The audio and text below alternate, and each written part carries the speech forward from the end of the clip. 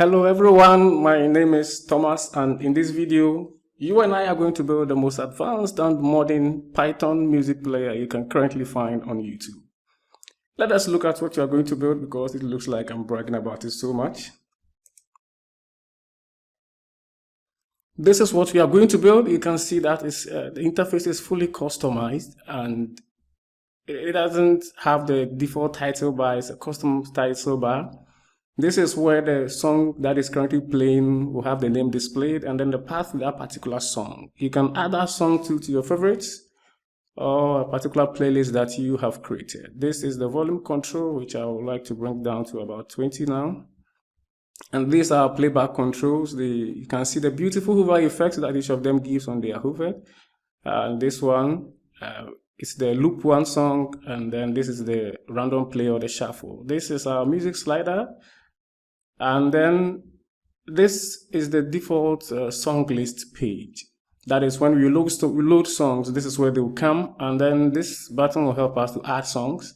This one helps us to delete, and then this one helps us to delete all. But if you look down here, you can see that there are some 3 buttons here. What they do is to navigate between several pages in the application. So if I click on playlist now, you see that the playlist page opens. And then I have some playlists here that I created. You can actually create your own or remove selected or remove all. I think at this point I may have to remove all playlists and then we'll create some from scratch. If I come to favorites too, I have some songs in favorites that I can actually click and play. So if I click on this one and then hit play,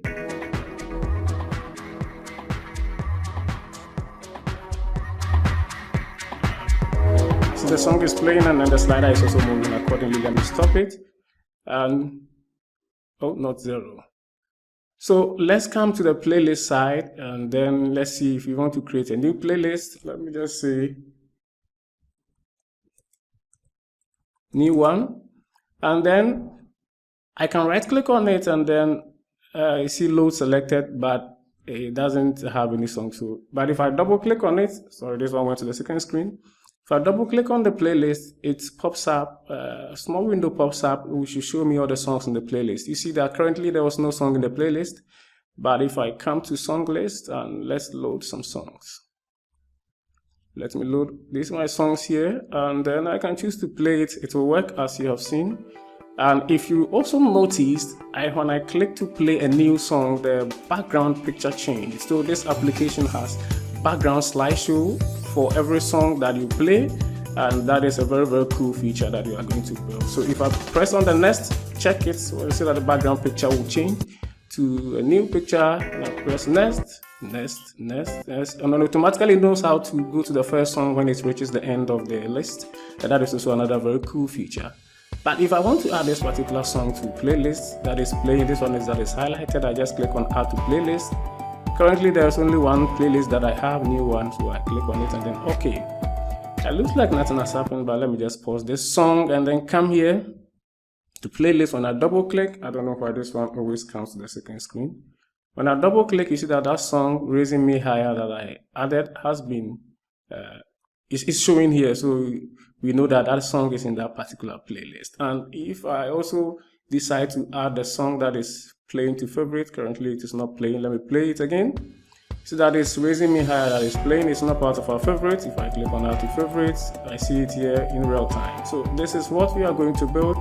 If you are excited about it, just hit the like button and then share it to your friends who also might be interested.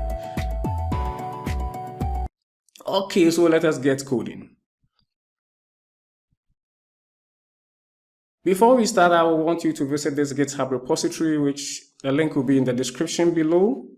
You will see that there are 2 branches, the starter and then the main. The main will have the complete application. The starter has the files that we need to get started. Be sure that you're on the starter branch and then clone the repository into any editor of your choice. I'll be using PyCharm for this tutorial as you saw. So any editor of your choice, and then let's get started. So when you clone it, this is what you see the file and folder structure here. The utils folder just contains a folder for the background images, and the images too that have been used in the app, or let's say that the icons themselves also. And then you see here that there is a main.ui file, and then the music.ui, there's the readme, and then the res.qrc. So this tutorial is targeted for beginners also. So if you are a beginner to the PyQt framework, it's also a right place for you to be. And I will explain everything as you need to know. So this is always the directory where my folder, my project is, sorry. And if I want to open the terminal here, okay, so this is a terminal. I will be using the Windows terminal, the Git bash one. If you don't have this option that says open in terminal, probably you have not installed the Windows terminal, you can go ahead and install it. Or if you're on Windows, you can just click this address bar and type cmd. That should open command prompt for you in that particular directory. And so that should also do, but I prefer this terminal, so that is what I'll go with. The only requirement after having Python installed is to have PyQt 5 and then PyQt 5 tools installed. So if you do pip list, whether you are using a virtual environment or you are using your default Python, if you do pip list, you should see that PyQt 5 and then PyQt 5 tools are all installed. Great.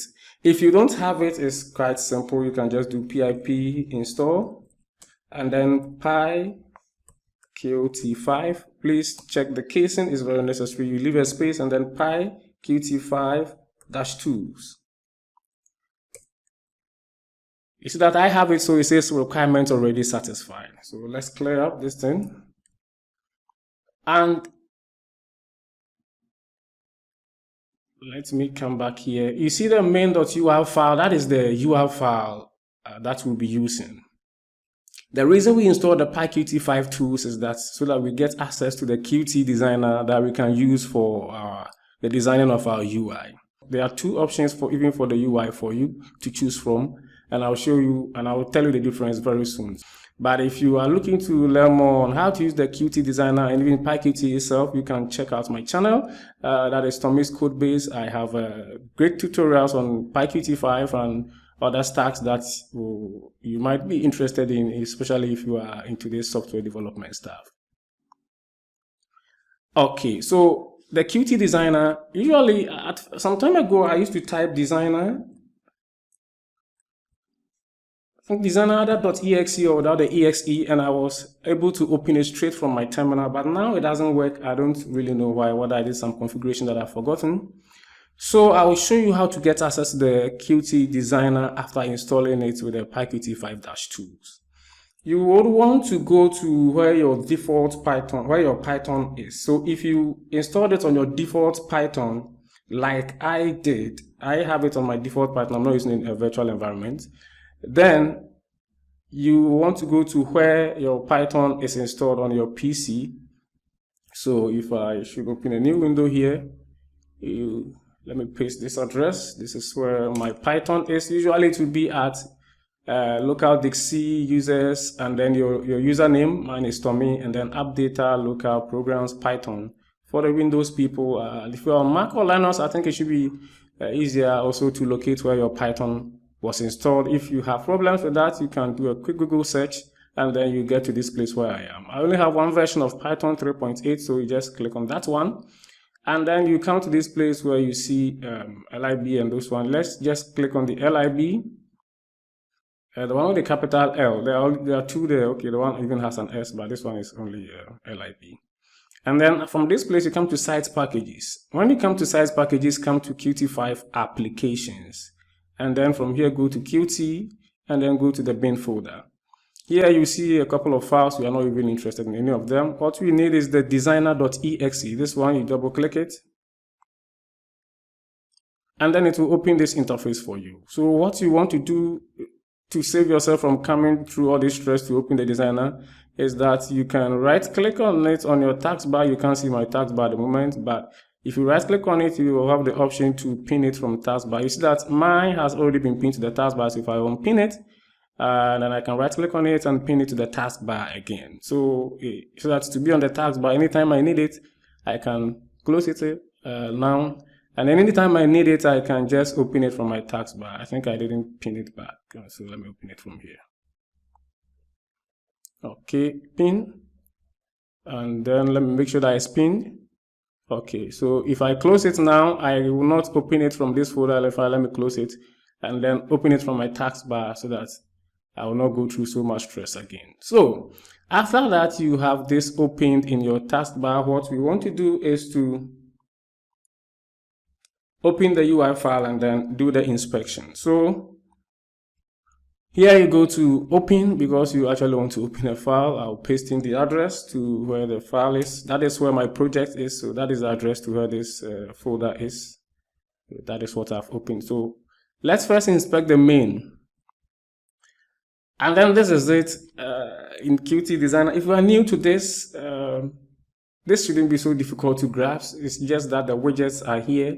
When we say widgets in PyQt 5 or Qt is just the other the things that you use to build your app. So the buttons, the slider, and everything that you see on this screen is a widget, the text and all. And this is where our object inspector is. We can look at all the widgets we have added, the names and the classes of each of them. And the property editor is where we edit the properties of any particular widget. So if I pick this song list widget, so that I can edit the properties of that. And then we have the resource browser that contains if we have any resource file, yes, we do have one for this project, and that is what is also the QRC, this one, res.qrc. And I really encourage you, if you are PyQt, you use PyQt, I encourage you to use the resource file instead of just the raw path to the images or the icons that you use, because it comes with so many advantages. One of it is that if you are even on a different operating system, to be easier to run the application without any errors. And then if you are also packaging it, you don't actually even need to add the images to it. You can do away with the images, and then once you convert it to the resource file to a Python file, you can even delete all the images if you want to, and then your app will still be running. Okay, so the resource file was just, if you don't know how to create it, you can just click on this pencil and then it will bring up the resource file. It automatically picked it from the directory where it is. I just added the images that are in this images folder here. Let me cancel this operation. So I just added them so that we can reference them in our application. There is also some actions that I wrote, because we will, along the line, if you saw the demo, I right-clicked on something in the playlist and a pop-up came. So the context menu, as it is called, we're using actions to create them. So these are the actions that are in the application, the action to play, pause, and all the other default stuff that music players do. There is also the signal and slot editor where I've created a few signals. So if you see this one, it says the volume dial. This is the volume dial. I've made it such that if it is moved, then I want to change the volume label to the particular number that so if this is moved, this is a label on top. You can see I click it, you see that the bounding box has come, and then it's different from the dial itself. I just put it on top of it. So what I'm saying here is that if the slider is moved, this handle is moved, you should get the value that it has been moved to. I set the minimum to 0 and then the maximum to 100, as you can see here. So if you move it, you should get the value that you are currently on and use it to set the number on this label. And then this minimize button at the top here too, this one. If I said that if it is clicked, then it should show the app minimized. And the close btn2, if it is clicked, it should close the app. These ones, so that we don't bother ourselves writing extra code for them. It can easily be done here. So this is the UI. It has this title bar, what we will use for our default title bar, because you realize very soon enough that we need a title bar to move the app around. And so we remove the default one, so we have to create our own. And it's called title frame, inside of which there is the name mbeats. My friend called Augustine suggested it. And so that the frame will help us move our app. And then this is the currently playing. This is place where our song name will go. These labels, each of them, when you click on them, you see that their names are here. If you go ahead and modify this file, because obviously my colors may not be the best, and make sure that the names that if you change the names of the labels and any of the widgets, make sure that you keep it in mind, because that is what we are going to reference to in PyCharm when we are writing the code. So just be careful of that. And you see, this is where the playback controls are, the hover effect, everything is done with style sheet. If I right click on one of them and go to change style sheet, you see that I can add CSS to this particular widget. That is what makes this Qt so powerful. One of the things, let me say, that makes Qt very powerful. You can add CSS styling to any of the widgets. You see these colors, they're all CSS that are used. So when it is hovered, just change this background color, and all that. And if you are wondering where the rounded corners of the hover is coming from, you see that this place, there's no border radius there, but it is inheriting from this parent that is inside. So that is very, very cool. So it's inheriting from this border radius of the parent. And this is the slider, has also been customized with some CSS just to look like this, because the raw one doesn't look like this at all. You see that I have to get the groove and then the handle. If I should change any of these colors, let me go for the groove. The alpha is 100, let me make it 255. So that's before. When I click on apply, so that it changes this color here. So I'll obviously not like it this way. So let me cancel out of it.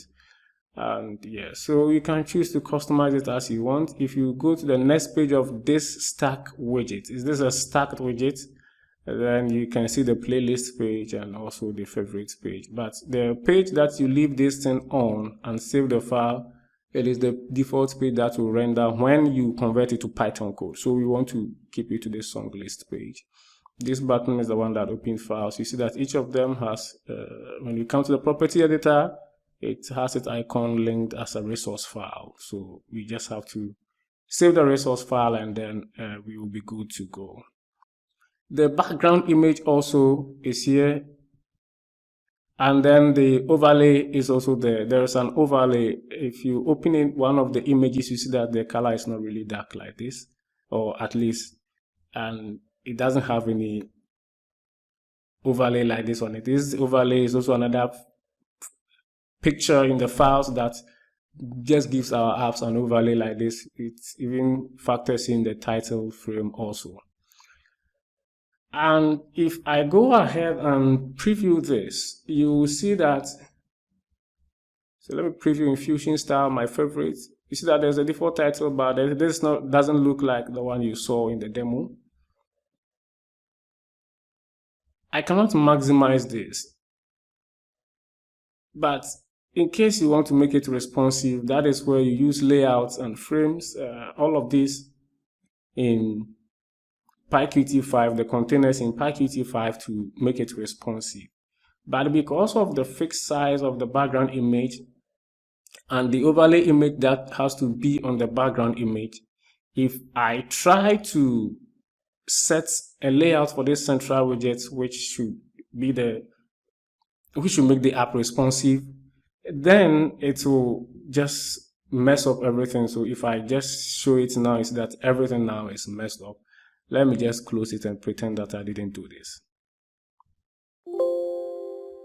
So I can open recent and then we have it back. So that is why I couldn't make this one responsive.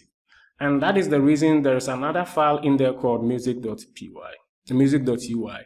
This one looks exactly like this one, but doesn't have a background image. If the background image goes off, then we solve that issue, because now I can make the central widget, give it a layout. And if I go to form and then preview, you see that I can maximize it. If I maximize it now, you see that it's actually full screen. So you can do that and maximize it. But here, you not get the background slideshow. So if you like it this way, I think some of our icons are missing. You can, let's just fix them. If you like it this way, then you can of course go with it. But if not, if you want the background slideshow, then you have to stick with the old UI. Let me fix this one so we can. So where is the icon? No, I'm not looking for the frame, I'm looking for this one. Okay, so choose resource, Why it always goes to the second screen, I can choose this one. Okay. And we'll use the same thing here also. Okay, so it looks nice. Okay, so these changes will be pushed. Probably the starter file will not have it, but the finished one will have it. So if I go ahead and preview, you'll see that they are all there beautifully. So depending on which one you want, you can choose between the two, but anyways, you still have a great application. So that is it about the Qt Designer. If you want more tutorials on that one, you can check out my channel. I have a great project that make use of Qt Designer and PyQt 5. So we can build those things from scratch.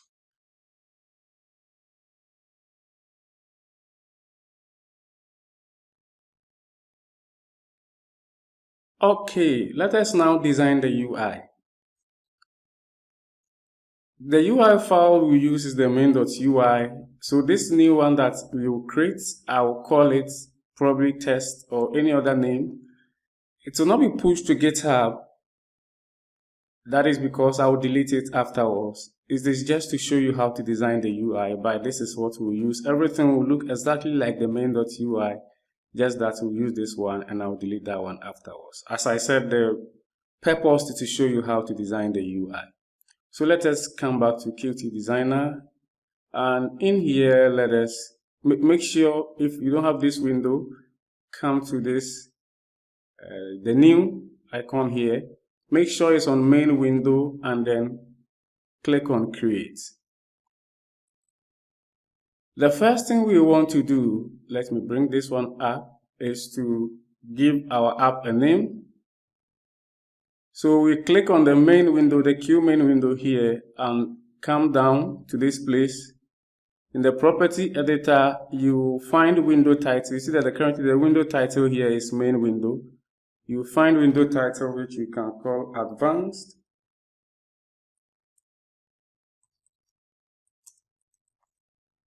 Music player, and that should change it for you. You see that changes in real time. We also have to name our class itself. So that's when we come here, the object name. So you see the object and then the object's class. So the object name should be UI, no, should be music app, sorry, music app. The UI is added there automatically. And you know that you cannot give space in here. If you want to give a space, it will not really allow you. So that becomes the name of the class. If you come back to PyCharm, okay, when we convert it, you get to know what this one is. Usually to add UI to it, and then that will be the name of the class that you will call in PyCharm. And so we want to also set the size of this, but before then, let me try and save it.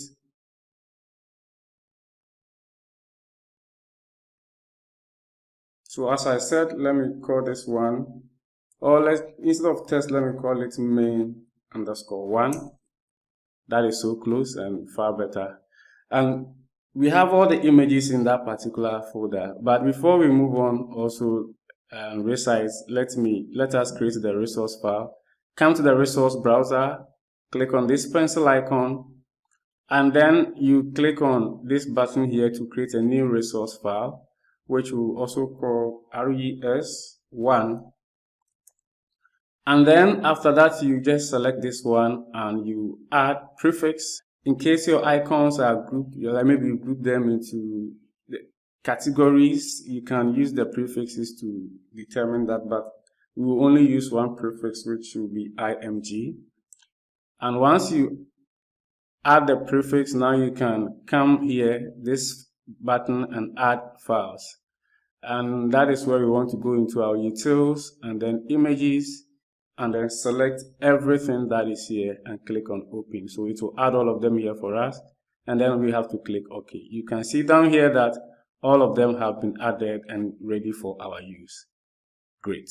So the size of our application will be 800 by 550. So because this one will not be resizable, we will make the minimum size and the maximum size to be the same so that the user cannot resize it. So that will be 880 rather by 550.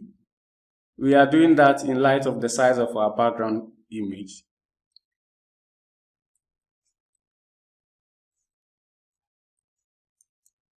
Now it has been resized for us. In fact, if we preview it, I can go to top here and preview my favorite style fusion so that I cannot resize it. But if you change the size now, you can actually resize it.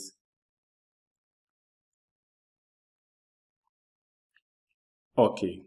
The first thing is for us to add the background image. So let us bring in a label. So you come to this widget box here. Usually it becomes difficult to scroll through and find. If that happens, you can come to the top here and type in whatever you are looking for. So if I'm looking for a label, I type in label and I bring it in. Make sure you resize the label to fit the size of the app like this.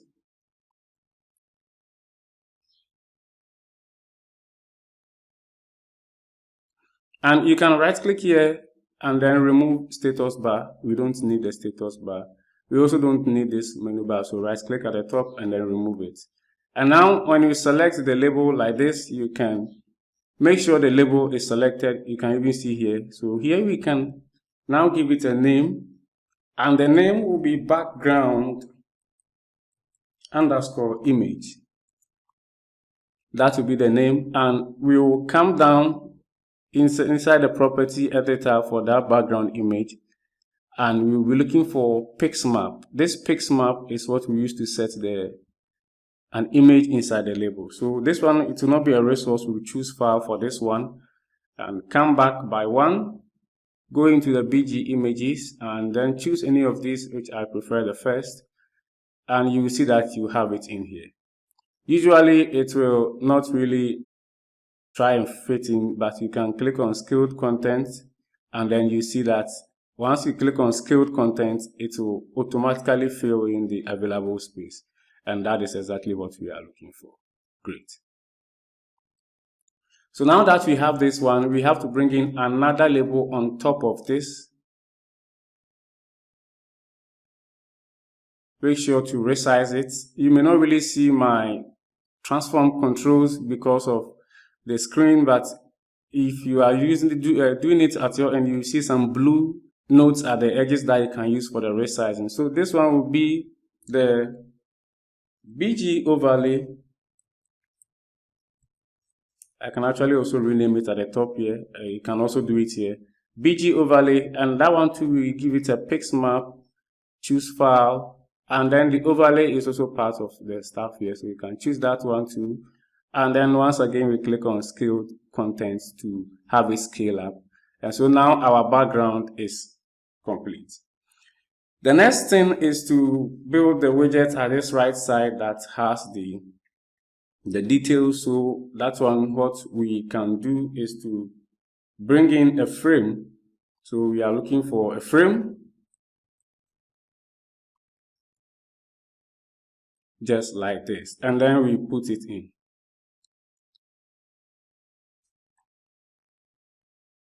Or we should start building the top first. So it will still be a frame, just that move it up and let it fill this black section of the BG overlay image, because we want to use this part for our title frame.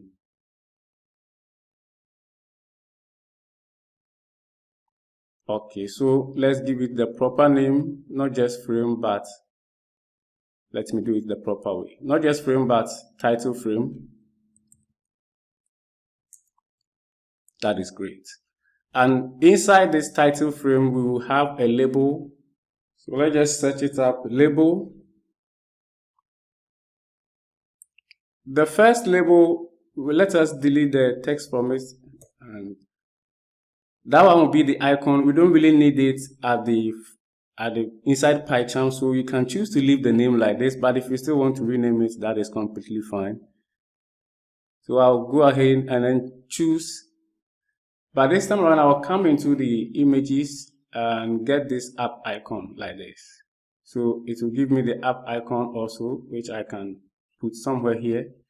And then the next label we need is for the name of the application, which we will also not need inside PyCharm. So we can choose not to give it any name here. You can just leave it at the default label 2.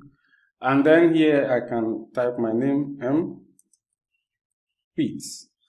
You can choose your name as you like. And so you click on it, make sure it's selected, and then come to this place where you see font. Let's change the font size to something large. I think 15 is okay. And you can choose to make it bold also. And then right click on it and choose change style sheet.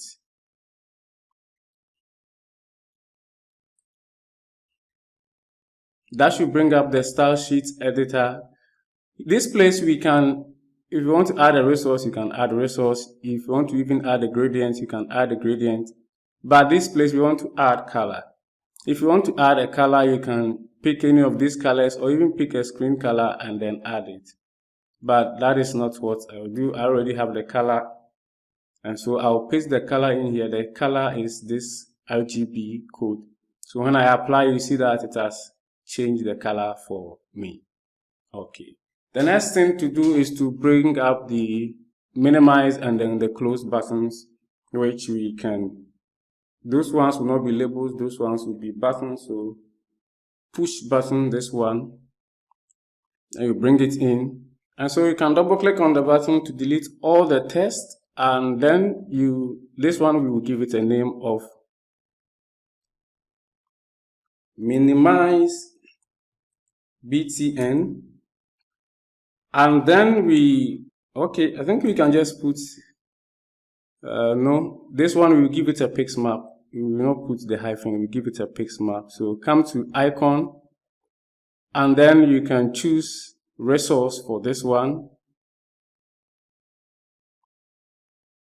Because of the background white, it's difficult to get that one.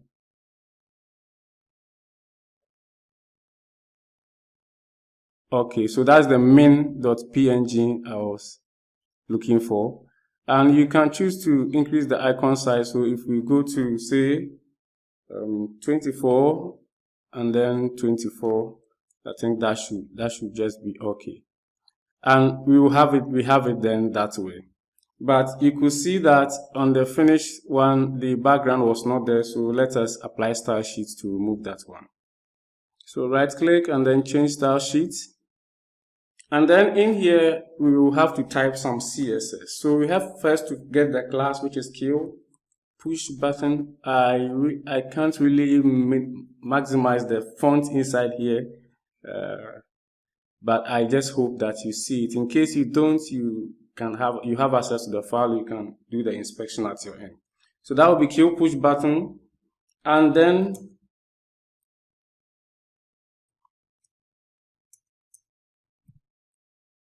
we can say that the background color, we want to take the background color off. So one of the tricks to do that is to just give it an RGBA. We can choose to make it any color, just that the alpha should be 0, and you know that one will not show the color at all. So if we choose to make it white, which is 255, 255, 255. And then we can click on apply. You see that it applies it, and we can't even see the minimum again, the sign. But if we add the alpha of 0 and click apply again, you see that the background is gone because we are not showing the color at all. So that is one of the tricks to how I did the background color not showing. And then we can also bring up other things like the hover effect. So I can just copy that one I have up there, paste it down here. But after the kill push button, I just, like CSS selector, I select the hover, and then when it is hovered, that one, I will not make it 0, I will make it like 130. So if I click on apply, it will not work in here, but now when I close the style sheet and I hover over it, you see that the style has been applied. Let's come back to our style sheet. And so we can also give it some pressed effect. So that one too is a push button, and then if it is pressed, the background color should be the same. So but the border style border style should be insert. And then we also want to make the color black but 100%. But I don't think that will really work because this is an image. If it was the text that we put there, like the hyphen, that would have worked, so we can skip that part. It's not really needed here. But we have to also apply a border radius, so we can say border radius of 10 pixels. And then apply it, and then okay. So when we hover over it, we see that particular border radius over there. So what we can do now is to copy this one by Ctrl+C, if you're on Mac, Command+C should do, and then paste it in. Please make sure that it is still indented inside the title frame. That is very, very necessary. But this one, we will call it not minimize btn2. I think this one, the name was even, the n was double, delete one from it. And this place, we will call it close btn. So for the close btn, let's first change the icon. Choose resource, and that is quit.png. And that one, we now have to just change the style sheet and make it red when it is hovered. So once again, I have that color, which is 255 for the red, and then 20 for the green, and then for the blue, let's make it 12.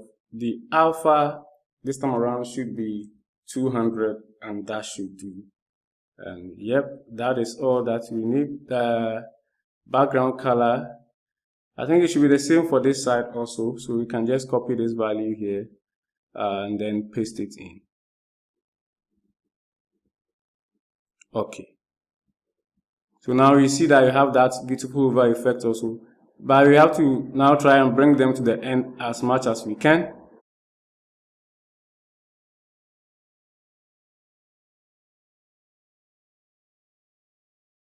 Okay, so our title bar is done. Let us now bring in our frame.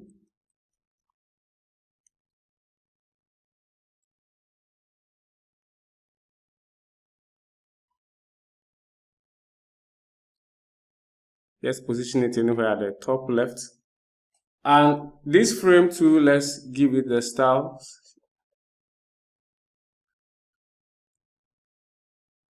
Sorry, change style sheet.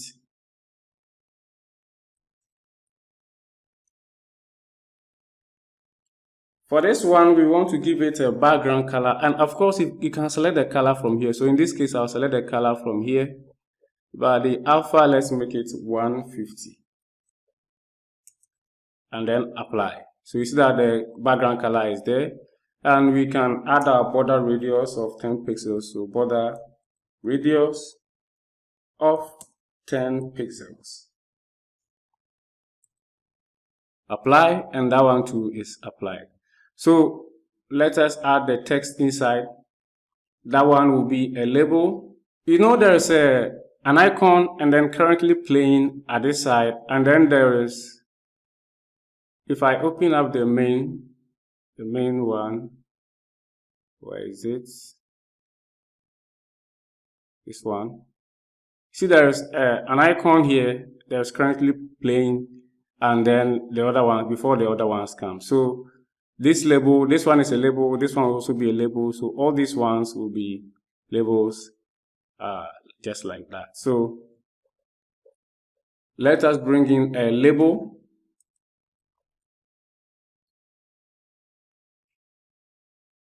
We will not use it in Python, so we can just choose to forget about that one. But if I bring it here, you can see that it's inheriting from the parents, and it's also getting some background and all those ones. So what we will do is that we change the style sheet specifically for this label, and let's say that the color, background color, even if whatever it is, we want the alpha to be 0, because this one shouldn't have a background. And then, okay, the border radius, we can leave it. It will not really matter. It will not even show. So Now let's bring it here and then select, where's our pix map. You can choose a resource and the name is current, can't see it for, I think currentmusic.png. So you select that one and you will see that it is so large and you have to expand it before we see. So how we can go about fixing it, I'm sure you've already guessed it, is to click on the scaled content and that will scale it inside whatever parent it is in. So we can put that one at this side and then let us just duplicate. Okay, we'll not duplicate it. Let's bring another label and then call the text inside currently playing. Okay, let's resize it.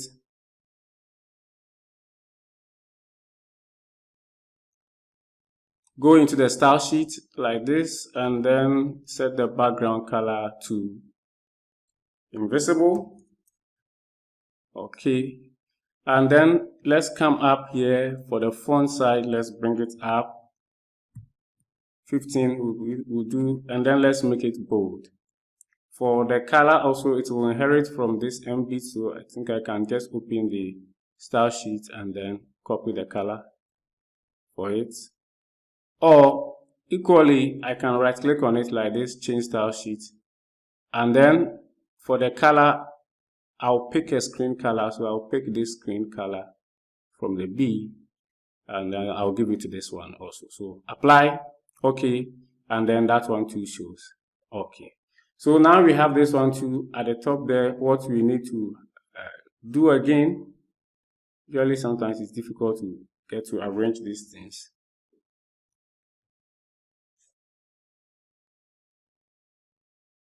Okay, I think that this is okay with me. Bring it down.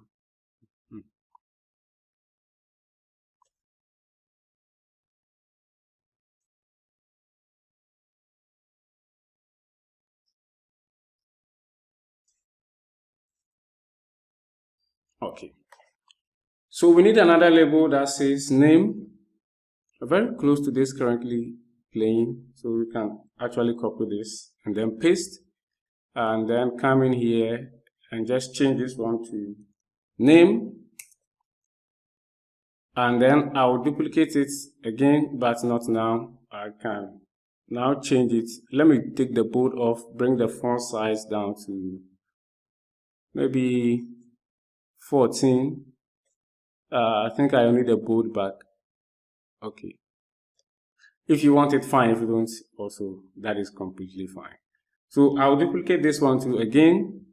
And then this time around, I'll put it down here and say, song name goes here. Expand it to fill. And this one, you have to make it white. So go to the style sheet. And then from the color, we delete this one. Go to add color, choose this white, and then okay, so apply, and then that is it. And then we repeat it for the song path also, but before then, let me change the name of this one to current underscore song underscore name. And so after that, I can select the two of them by holding Control Command on Mac, and then I can paste them down here. And this one will be path. And then finally, this one will be song path goes here. Okay, that is great. I think we have to increase the size of our frame a bit. So song path goes here. And this one will be current underscore song underscore path. Then we are left with the two buttons, the add to favorite and then add to playlist. So let's bring up a push button, put it here, and then automatically it inherits from the parent, but we'll change things very soon. So let's just go ahead and then do the styling before we even put the icon there. So change style sheet. And then for this one, the background color will be white, so let's pick it. And then the foreground color, which is the color. Let's try this orange. It's not actually this orange, but we modify this one. We still need a 255, and this one, instead of 170, let's make it 140. And then instead of 0, let's make this 164. That's the color I used. So when you click on apply, you see that the text shows there nicely, and that is great. We don't need to apply the border radius because it's inheriting from the parent. So for the font, you can come up here and then bring it up a bit. Maybe 12 is okay, and then it can be bold. It happens to be that we can also add an icon plus the text to a button. So come here, choose resource, and then this one is the add to favorite, so we will do it that way. But the text also, we have to change it. We can also change it here equally. So add to favorites. Great. Let me reduce the size a bit, but I can make this one to 24 by 24 just to make it large. Okay. And this one, we have to now give it its proper name, which is add to fav underscore btn. Great. And then we can just copy this one and paste it inside here, and then change this. Now for the favorites, we only have to flip the colors. So what is now the background color will be the foreground color. So we can just cut this one and then paste it in here, and then this place will be 255, 255, 255.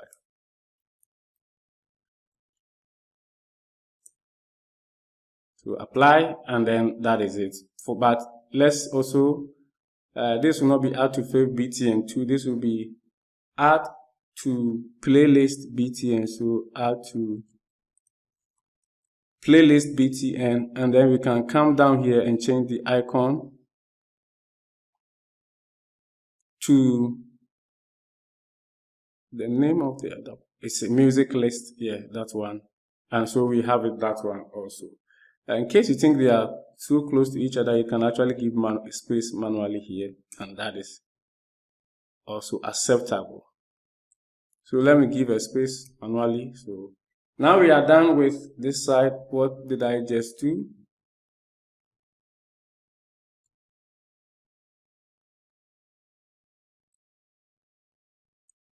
Okay, it looks like I have done something I was not supposed to do. Okay. It's good to know. That's a great feeling. So let me save the work here. I think it's a caution for me to save the work. And then now the volume dial. That one is called a dial. So let me bring it up like this and then put it here. But I want us to move this frame up a bit. Great. So the volume dial, let's just enlarge it and then put it here also. When we come to the properties of this dial, you can find that we have, okay, let's put the name there before, volume dial.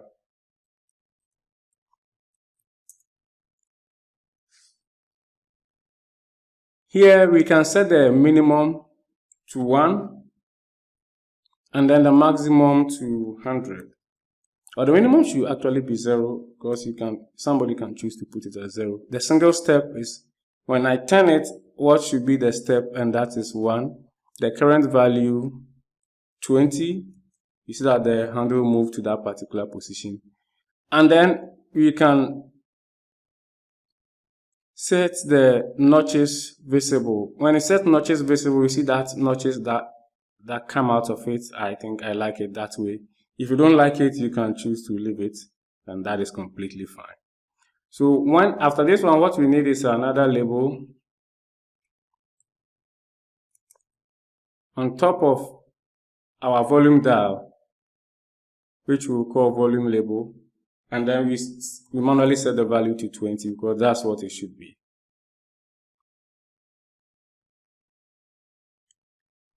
volume label. And then let's increase the fonts. Let's bring the size up. Okay, I think it's okay for me as it is. I want to center it, so I can come down here and say that for the alignment, the horizontal align edge center, the vertical align V center, so that it will be at the center just like it is now, and I think I like it that way. I may want to make this one too bold also. Where is it? Font and then bold. Okay, looks great to me. And what we are left with now, I think we can finish the bottom part, then now we tackle the stack widget. So let me open up the main again. For this side, we'll create one frame at the bottom, and then inside it there will be another frame for the playback controls, and then there will be this object also, or this other widget also, so that we can evenly distribute the space for them. For this one, this particular frame, it has, I think I gave it a fixed width. For the geometry, did I? No, I didn't. Was it for this one? No, but this one, I think it had, okay, for the height it did have, okay, for the height. So let us work on these ones. I think I can minimize it instead of closing it every time. Okay. So we need one frame at the bottom there. Usually it's hard to find here, that's why. Okay, but frame is just down here. Let's try and set it wide and open it up also.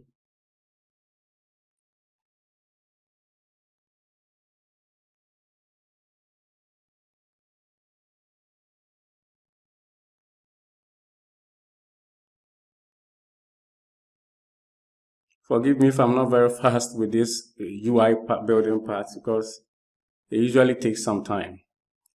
And then I need another frame inside it. Make sure it falls inside. You can confirm from here. You see that frame 3 is inside frame 2.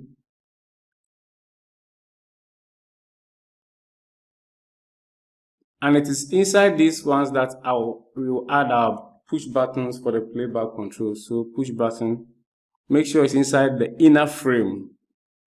And here you can delete the text, select it and delete it, sorry. Select the text and then delete it. And then let's come here. This one should be, let's give it the name. This one should be the play_btn. Come here, icon, choose resource, and then images. Play, where are you? Oh. That is rather the, it's rather, oh, forgive me, the names are interchanged. This is rather supposed to be the pause, but I made that one the play. So you select that one, and then you know that we have to make our background invisible. So let's change style sheet, and then choose any color that we want. Oh, no, sorry, background color. Any background color that we want. Just that the alpha should be 0. For this one, it will not really be 0, but okay. Let us apply the style sheet properly. What I will do is that, as I did for the minimize and close button, so we have to get the Q push button class.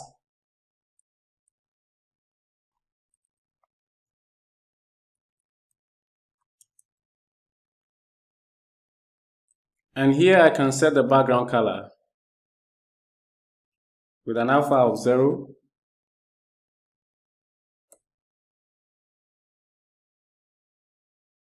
And then also set the hover. So I can copy this one and then say that when it is hovered, I want the same color, but this time around alpha should be 100.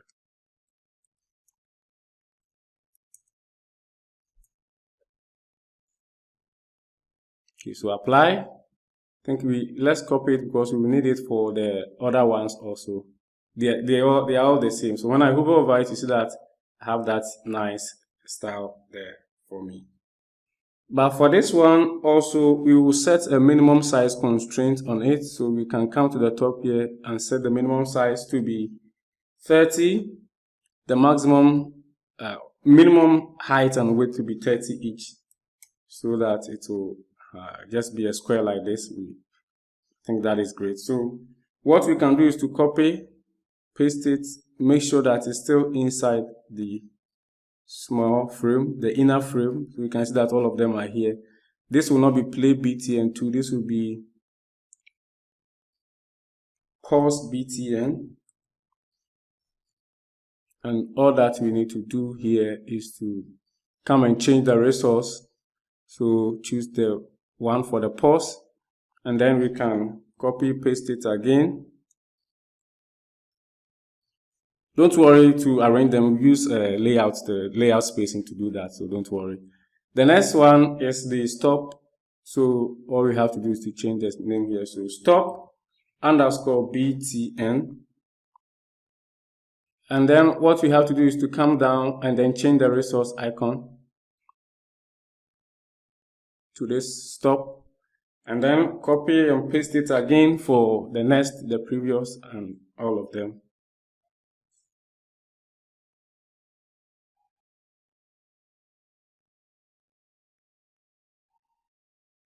So next, no, the previous comes first. So previous underscore btn. Let's copy paste it, then later we change it for all of them, their icons. So this one will be next underscore btn, and then after the next we have the loop one, and so this one will be loop underscore one underscore btn, and then we need it one more time for the shuffle underscore songs underscore btn. Great. So now let's change the icon. So when I click on it, this is the previous.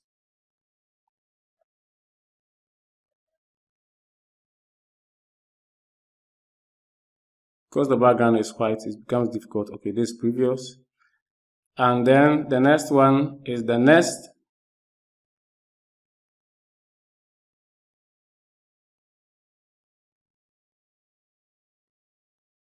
Then we have loop one.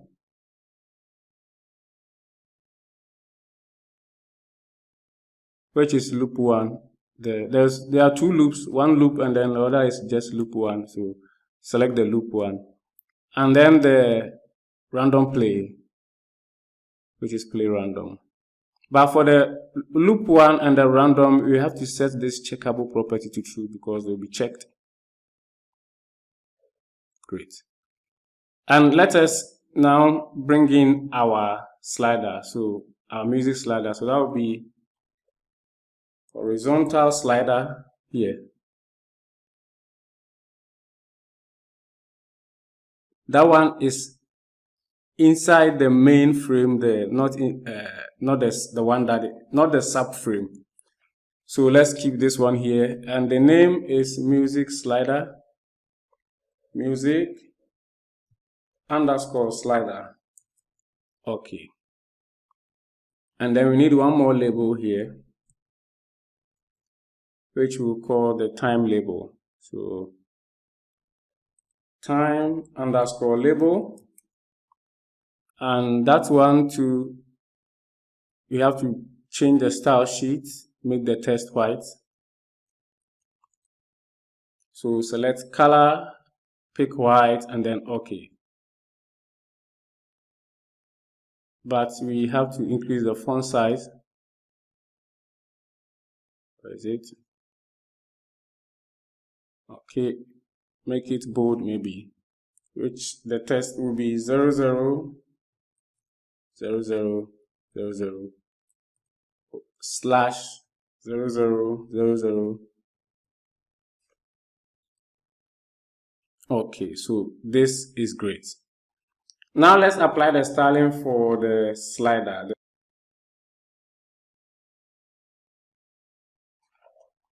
The class is QSlider,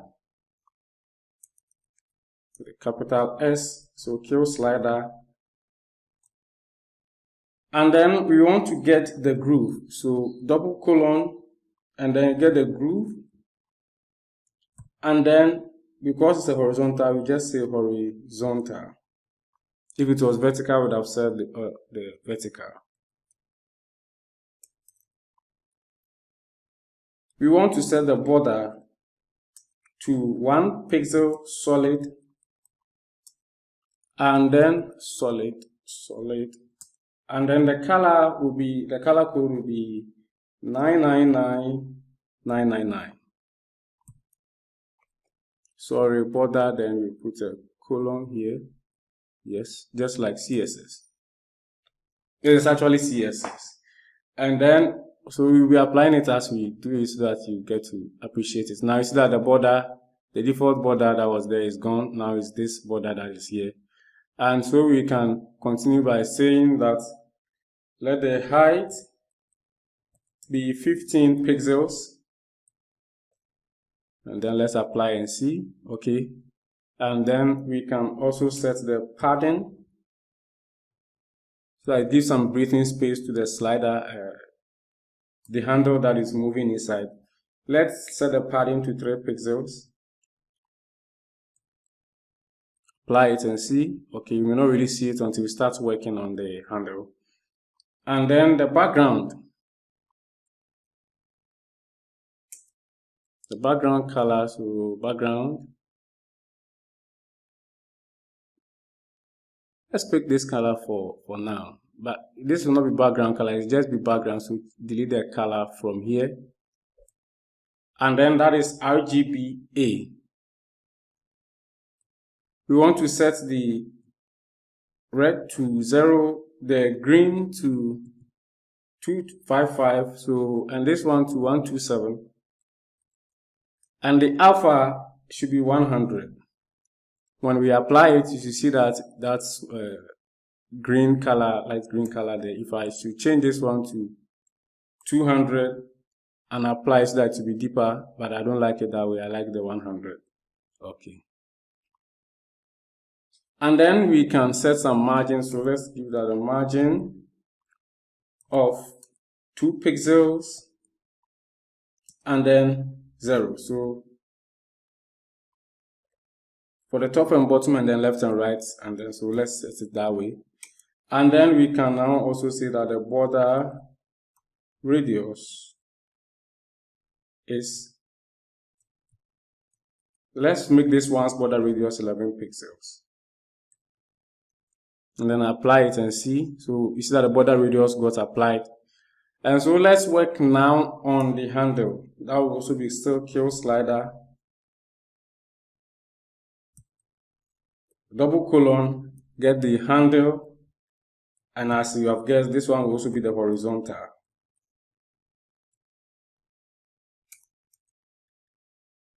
This one, the background, will be RGB. You want a yellow color, that yellow color, yellowish color. So that will be 255 for the red, 200 for the green, and 50 for the blue.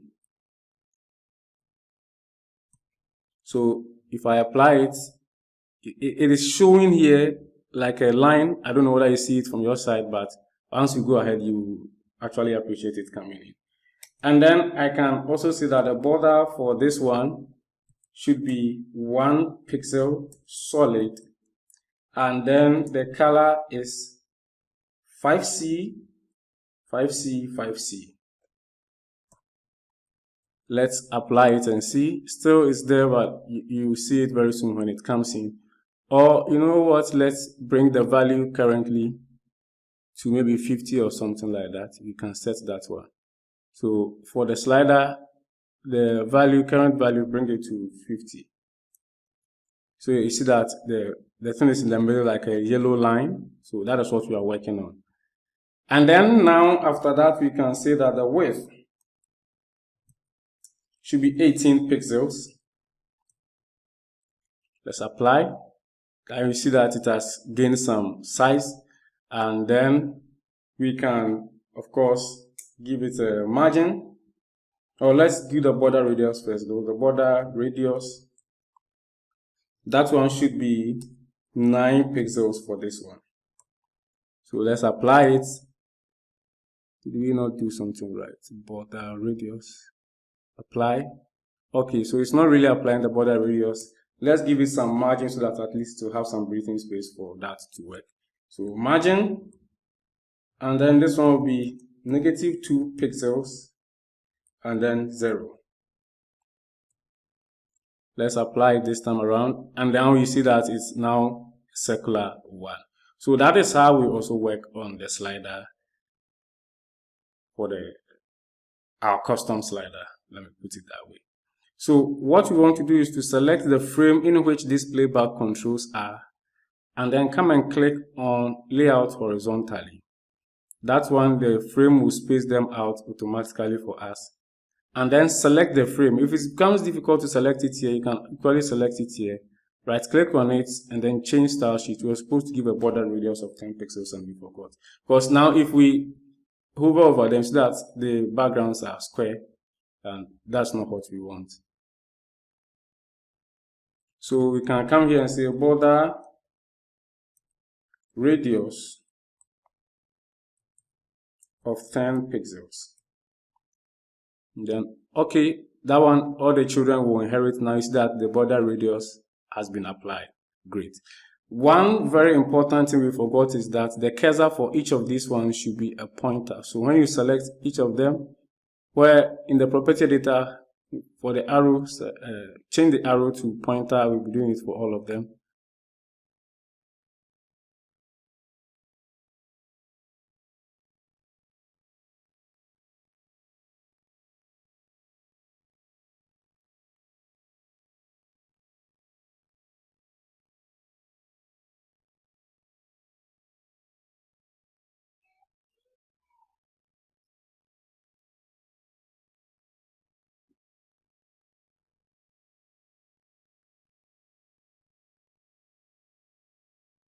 Okay, so now let's select the bigger frame like this and lay that one too out horizontally.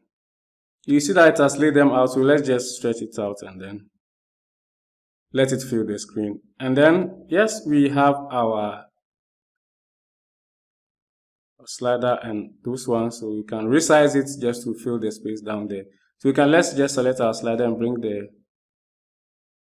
this one. We can also set this one's cursor to a pointing hand. That will not also be bad.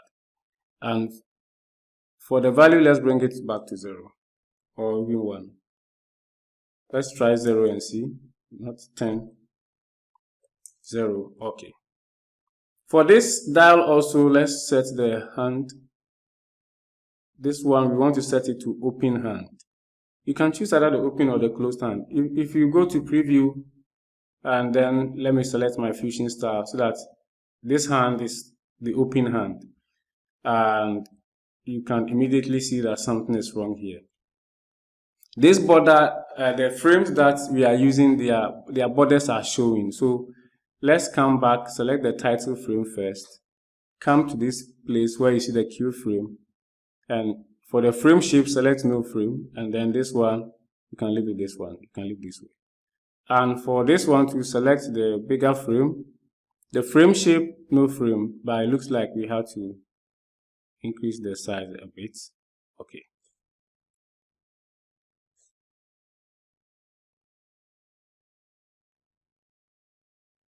Okay, so now let's preview it again. The shortcut on Windows is Control R. On Mac, I think it should be Command R. So now you see that the frames are gone, and then everything is also visible now. But I don't want this kind of cursor for the dial, so I'll come here. Instead of the open hand, I'll choose the closed hand rather. I think that fits the purpose better than the open hand. So yes, that is there. Great. So now let's work on the stack widget. For the stack widget, let's just search for stacked stack widget, and then put it in here.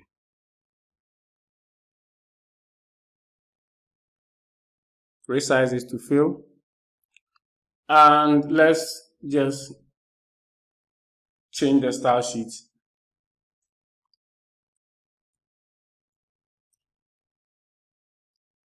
For the first one, let's just add a background color. I think we can copy from the one here, but I think the alpha, was it 100 or 150? Let's try 100 and see. Apply. This appears to be too much. Let's make it 50 and see. Okay, I think the 50 is okay. The icon, the image at the background is also showing as well. And then let's also apply the border radius, which all the children will inherit from,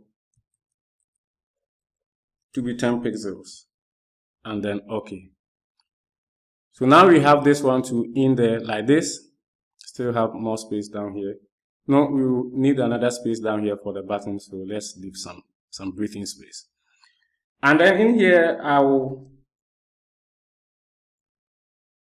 bring a label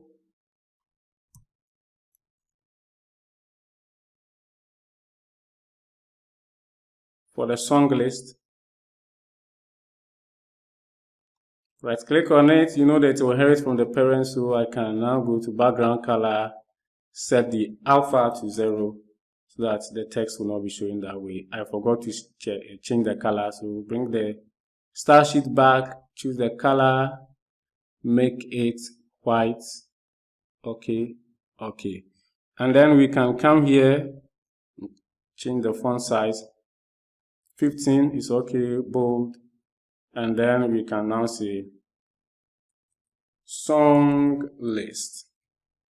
Okay, and there are some 3 icons here. Buttons here. So we just come and say button, or push button rather, push button. Select this one. The minimum size should be 30.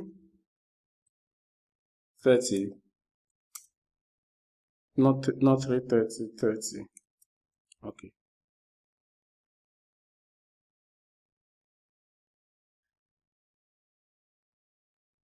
Okay. This one was the add songs BTN, so let's just add the name. So add songs _ BTN. Let's come and change the icon.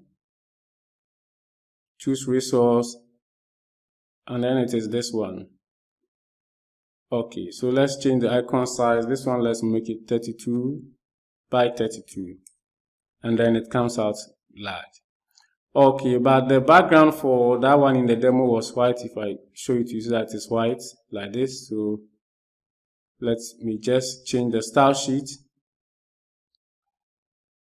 and then add color. Background color is white. I think white is already selected. Apply. But this one to the border radius is not really 10 pixels, so we can say border radius. Let's take it to 6 pixels and see. I think it's perfect for what we need it to do. So we can duplicate this one 2 times, Control Command or Command C, and then paste it in here. And the other one, the name is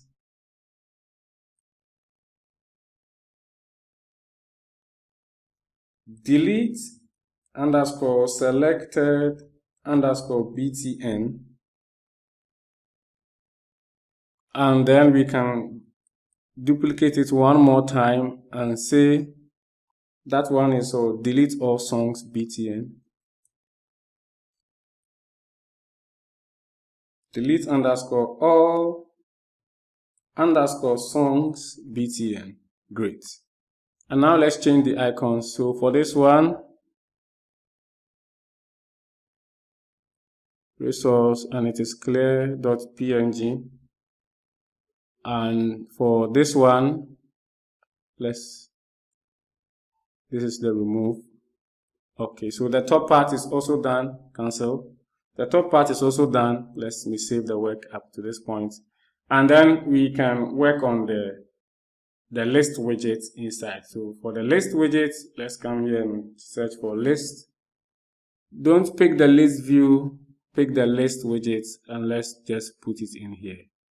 And that is so great because it's already inherits from the parents, and that's some of the things that we want it to do. For this one, we can add a few things here so that we check it. So we can say song 1, song 2, we'll delete them afterwards. And then this is song 3.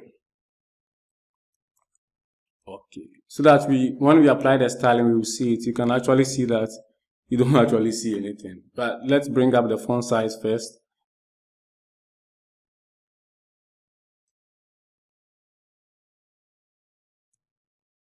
$15 is okay.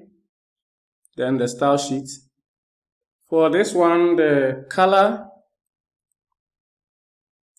will be an RGB of 86 red, 227 green, and then 194 blue. So when we apply it, you see that the song name has changed. That is the name there. And then the background color, that one we can get it from here. It is black, but we want to set the alpha to 100. You know the parent is 50, so this one will be 100, then it will become not color. This was supposed to be background color. The parent is 50, so this one is 100. It makes it stand out a bit so that it is easily recognized. So apply, then you see that one stands out a bit and make it easily recognized. And then we can also say selection background color. So that one is here, selection background color. Let's pick any color for now. And then let's change it to the proper one. So it is 255 for this one, 170, 140, and then 64. Remember the orange color we used? I think that is the same one. We will not see it until we do a selection, which we cannot do when the style sheet is open. And then we can also do selection color.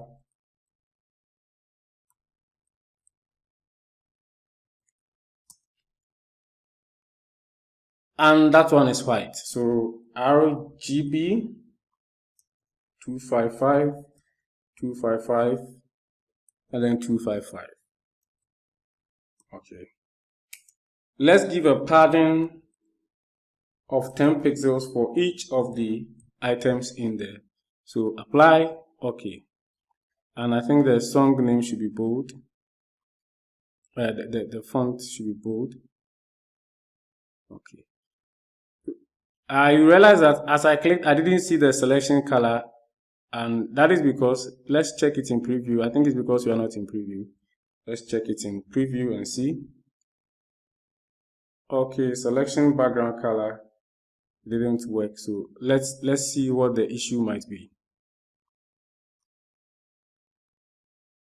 Change style sheet. Did we spell something wrong? Our style sheet is valid, but this one, I think it will only work when we are in the Python. So for the finished one, let's just add just one song and see. And then now preview this main. So that when we select it, still doesn't show, but if you check the style sheet for the finished one also, it has the selection background color and also. This one unfortunately works only when we are in Python. That is why it is not showing. So yes, we did it. But select the list widget again and then come down. The scroll area, Q abstract scroll area, just set all of them to off so that there will be no scroll bar showing. It doesn't make it nice. And then now for the last thing on this page, oh, why did I close out this widget? Widget box. For the last one on this, we have to now also bring a frame again. down here, down the song list widget, and then that is where our 3 buttons will be.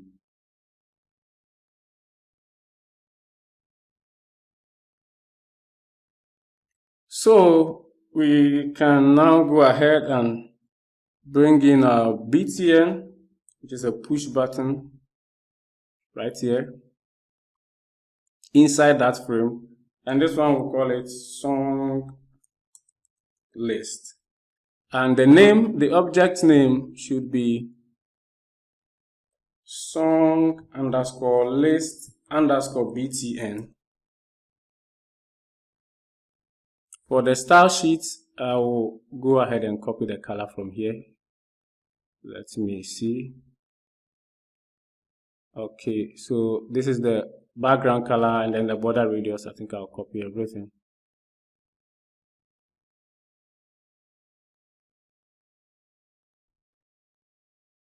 And then just paste it in. Okay. It's not really showing the border radius.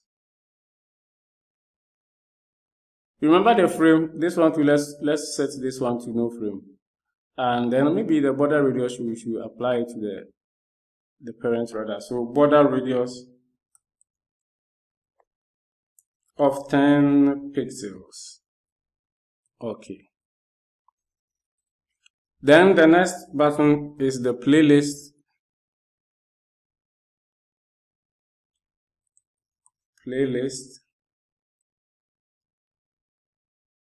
Which is also called playlist btn.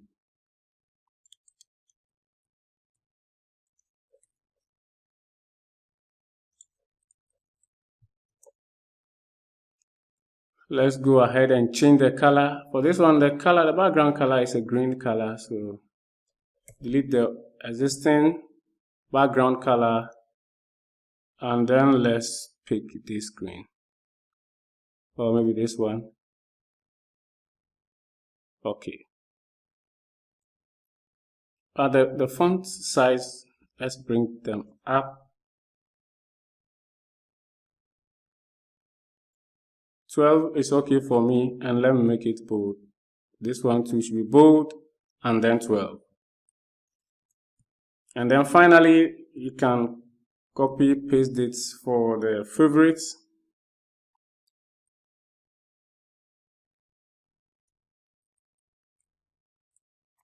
Okay. For this one too should be favorites btn.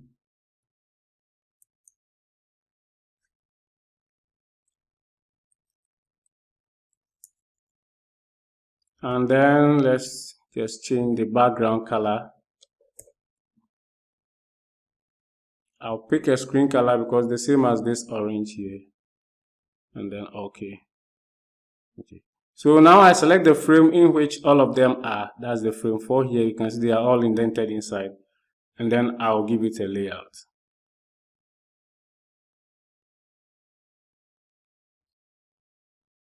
It looks like these buttons still don't want to show the rounded corners.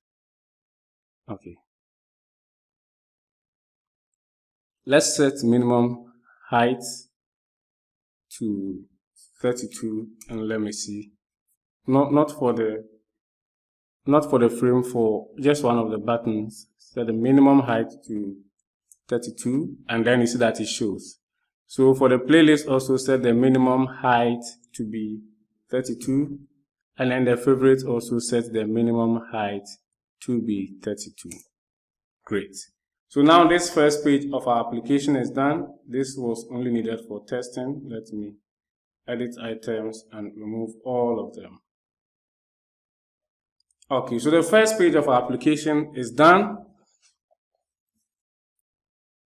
Our volume dial is not here.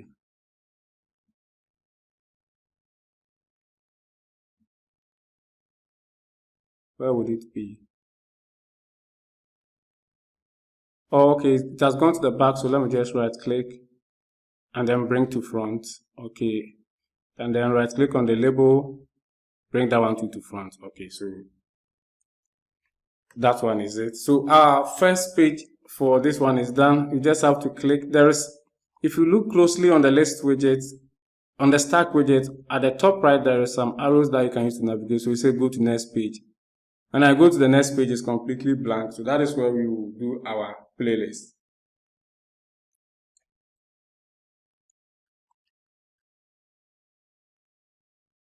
Things are very similar here, so I'll just copy this. I just need one of the buttons because it's just load selected that we do, as well as the list widget. And then,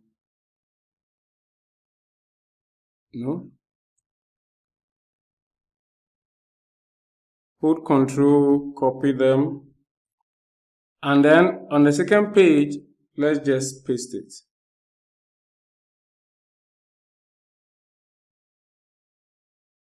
Okay, and this place will be playlist.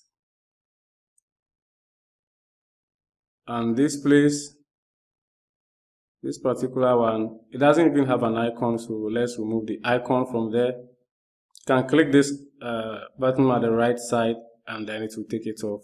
So we can here say load selected. This one, you don't really have to give it a lot of. The color, background color is some green color, so let's pick a screen color for the green.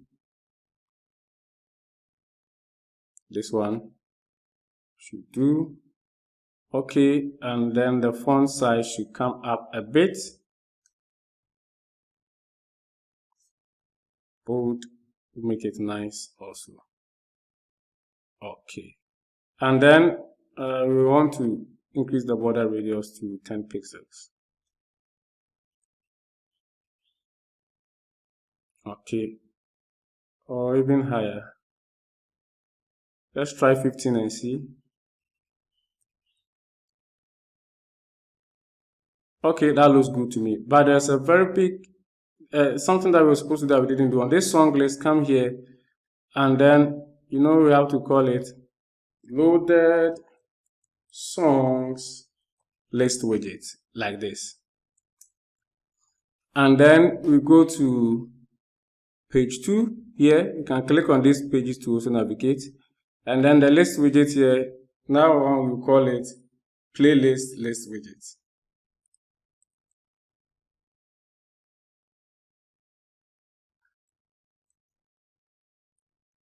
Okay, so that is also completely fine. And so we are left with the next and the last page, which is the favorites page. We will also employ something from here. This song list you actually need. And for the favorites, we need these two. So Control, you'll be clicking on all of them. Control Command C, and then navigate. Okay, we have to add another page to it before. So for the stack widget, you can just right click, insert page. Okay, let's go to the playlist because we can insert after the current page. So insert page here after current page, and that will become page 3 down here. You don't actually need to name the pages. We use the index to move around, so that one should be fine. And I paste what we copied in here.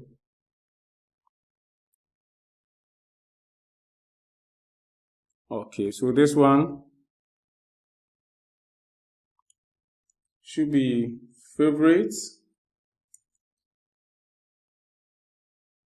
And then these ones, we have to change their names.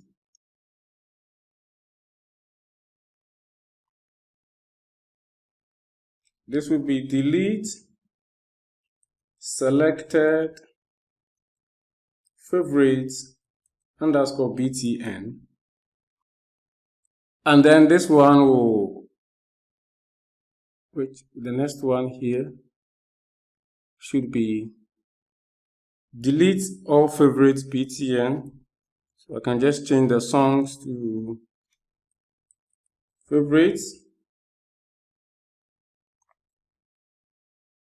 And then this one will be favorites list widget. So favorites list widget with a T. favorites, list widgets, just like that. So that is the app interface design. For this stack widget, whatever page you leave it on before you save it is the default page that will render when the application first opens. So we want to, you may have to bring this thing up a bit. Okay. We want to leave it on the first page just like this one is. So that is it. We can preview our app, and for the preview we can use this button to navigate, but inside Python we will have to write our own functions to do the navigation, and it wouldn't be a problem at all. Okay. So that is how I built the UI, or that's how you can build the UI. And let us work on the actions. The actions are what will come in the pop-up menu or the context menu. But for now, let's work on the signals first. For the signal, let me expand this. We want to add a signal. The sender will be our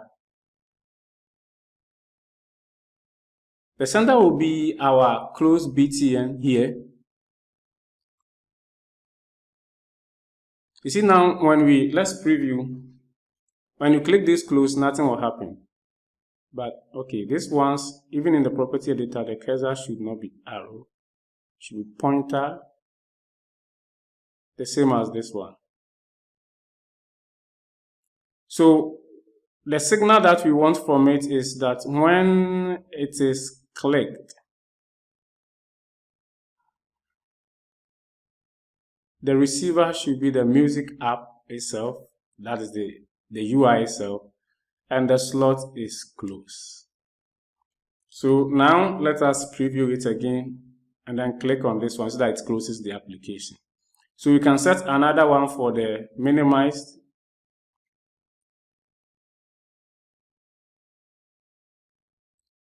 So we minimize BTN. Saw it here. Yes. When it is clicked,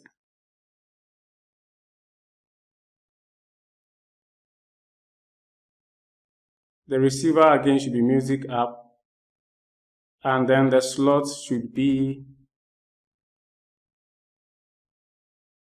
show minimized, like that. So that one too would work. The next one that we work on is for the volume dial.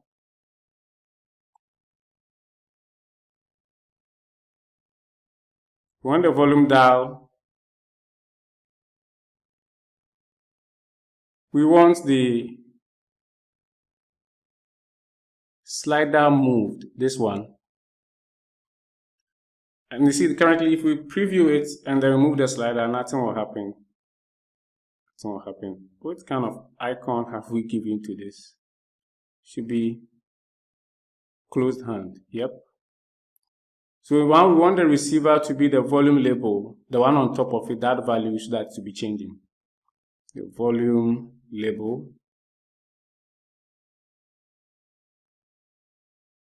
And then we have to set, okay, there's no set text, so let's pick the set num and then the int. Okay, so now when we preview this one and I turn it, you see that the value will also be turning together with it. So now let me show you the actions, and that will be it for the building of the UI. For the actions, we just click this one, and then this one, let's call it play. Is that will automatically give the name action play. For the icon, let's just click this place and then choose the particular icon here. If you want to set a tooltip to, you can say, you can add it to play. And then the next action will be pause.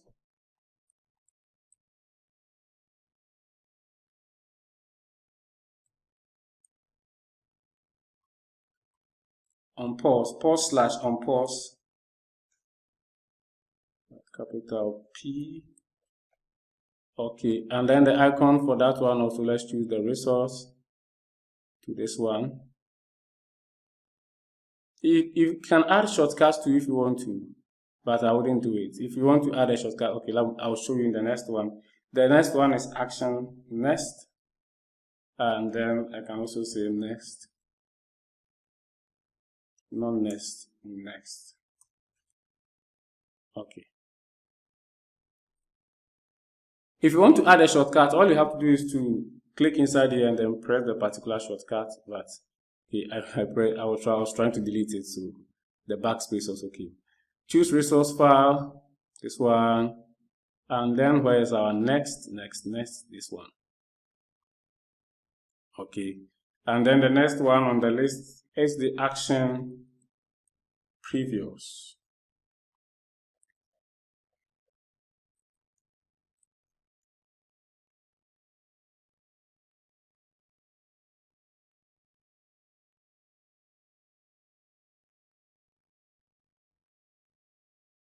Okay, so I believe you get the idea of the actions. I don't think I should extend the video any longer by creating all the actions, because this is not the file that we'll be using. As I said, we will still be using the main.ui, just that this session I was just focusing on showing you how to build the UI yourself. So that is it for this session. Let's go into PyCharm and see how we can convert this one to code and then start working on our great application.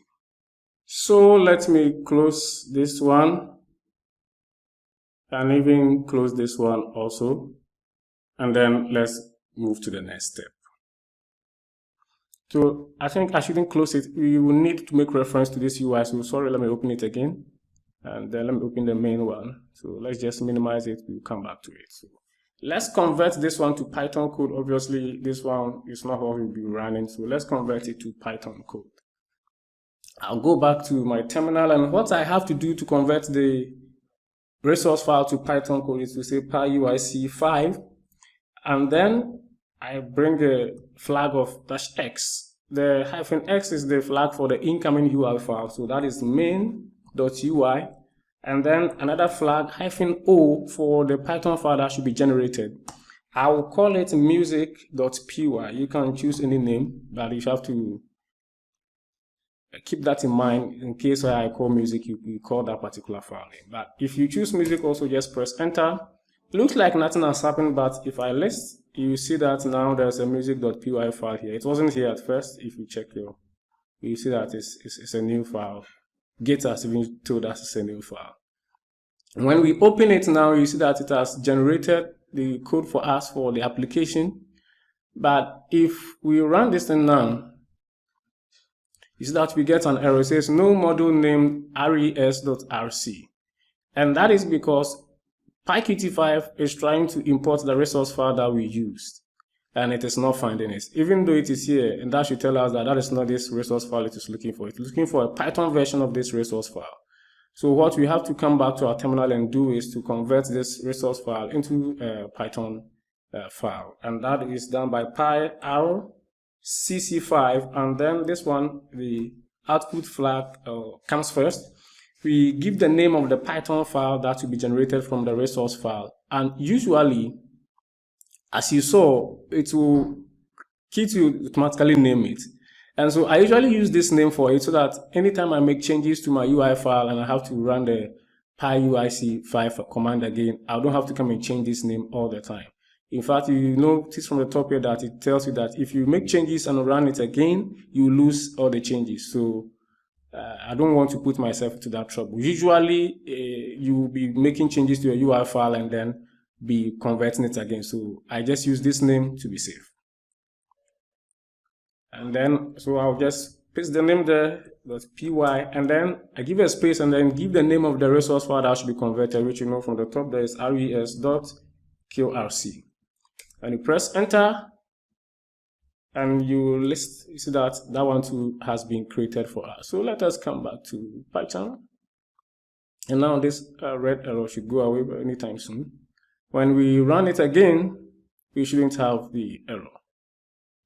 Okay, so now it has come. This is our file. You see that the default title bar is there, so that is what we have to get rid of. When you click on this one, you cannot move the app around, but of course this one will close it for us. Okay, so you see that I ran from this file and it was successful, but usually that's not how I do my PyQt 5 project, because this UI file, I may changing it anytime that I want, and I don't want to be pasting my functions here so that I'll be losing it every time, copying and pasting it again. It's a whole lot of stress. So what I do is that I create a new file, which I will call main.py.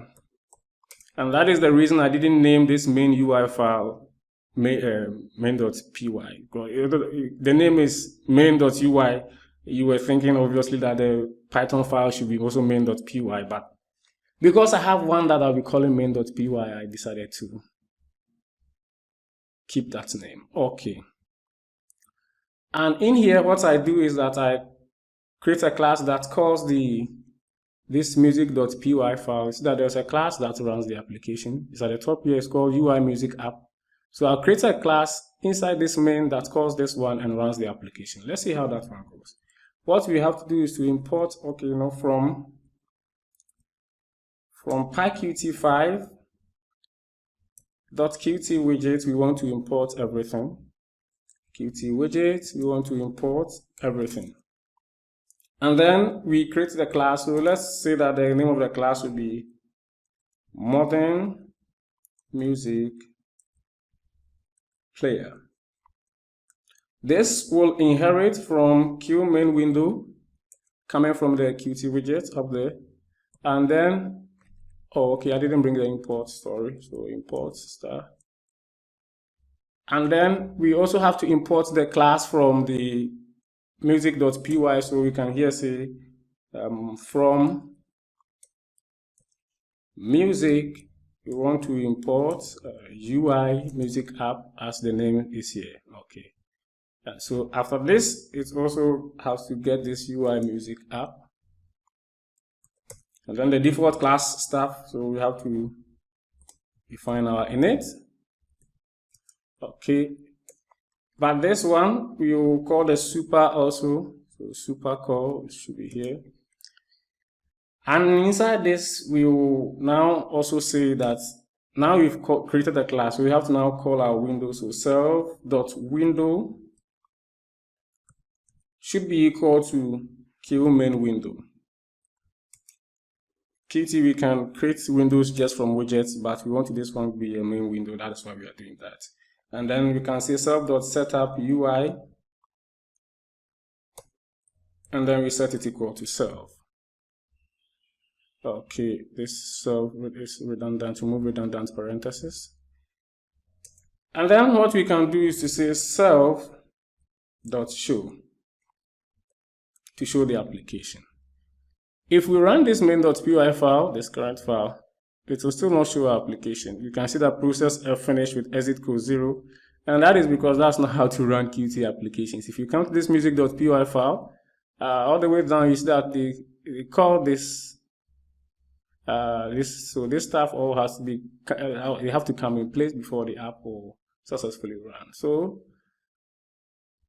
I don't do it also in this file, and that is because that's how I usually like to keep my things organized, so that I don't really mess up with the code. Sometimes the code bases can be large, and so if you mess up one, it really takes time to get back on track. So I usually create another file which I call run, which will now run the application. I don't want to add it now. And from there, we can just say that from main, we want to import the modern music player, that class that we created. And then from PyQt 5.qt widget, we want to import Q application. Of course, we need an application instance to run the application. We also need a system library, so we want to import sys.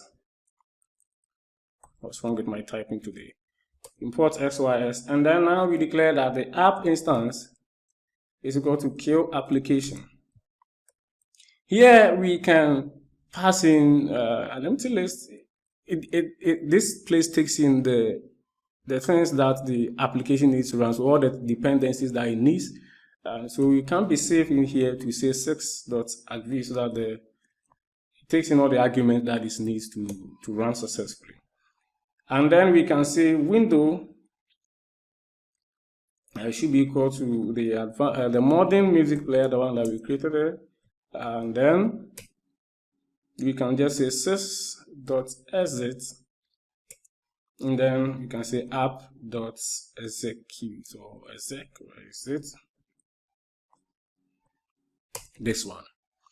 This is very similar to what we found in the music.py, because you have to create an application instance and then run that particular application. So that is what we are trying to do here. We are just trying to. So now if we run this run.py, of course, let me right click and then run. You see that our application now comes. Okay, so this is what we'll be using to run our application, but I like a style in Qt called the Fusion style. That is how I like all my applications in Qt, so I usually add it. And so I can now come here and say app.setStyle, not set style sheet. Set style sheet is another thing. We want to set style to Fusion. That is great. So let's run it and see. Of course, because this one has been fully customized, you may not really see the changes, but it does happen. I like it that way. So now all the rest will be coming inside here. This run, we may not even need it again. It's already in my configuration here. So let me close out from this window too for some time. I just hope the size of the font is loud enough. It's enough for you to see. Okay. Now, the first thing is to get rid of this default title bar, the default one there. So after the setup UI before the show, let's just say it's going to be a lot of lines of code, so I'll do my best to comment it out. So remove default title bar. Okay. And this is how we go about it. Self.set attribute. Attribute, want to set the attribute to Qt dot, and we have to import that one at the top here also. So we can just say from PyQt5.qt core. So from PyQt5.qt core, sorry, we want to import Qt like that. And then so we say Qt.wa underscore translucent background like this. And then the next one that we have to do is say self.set window flags. Set window, yes, so set window flags. Please make sure that you check the capitalization also. So set window flags, and then we can say Qt dot frameless window hint. This one should do for us. So if we run it now, our app will come, but the title bar will not be there. So you see that now I cannot move it around, even though I can close it because we set that option there. Other than that, we didn't have any of the way to close it. Maybe we would have used just the stop here to stop it, or if you're using the terminal, Control-C to break out of it. So what we have to do now is to write the function to be able to move our app around using our own title bar. We will need some few things. So let's just say initial position of the window. Okay. And let's get that one in a variable. So self.initial position. Let's set it equal to self.position. This one. I think it is yelling at me that I didn't spell something right. Okay. And then we will have to now write some functions to take care of the position that we want to set. All of it will happen before the show. So let's now define. Please check the indentation of this one is inside the init. Another function, the function is inside the init. So self is inside the init. We call it move up. Sorry, move up. Okay. But this one will take in events, not self. And then we can say that if event dot buttons. That means if buttons, the button that has been clicked on the mouse, if it is equal to Qt dot left button, if you want to be able to use the left button as a click and drag to move it around. If you want to use the right button, which I don't think you want to do, you can do here right button. Okay. So now we come to the self.move. We want to move the application and we want to move it by self.position, the position that we set up there. And then we can say plus event dot global position minus minus self dot initial position. Okay, so that is not all. We have to add some other stuff. So now we can say self dot initial position should be equal to event dot global position.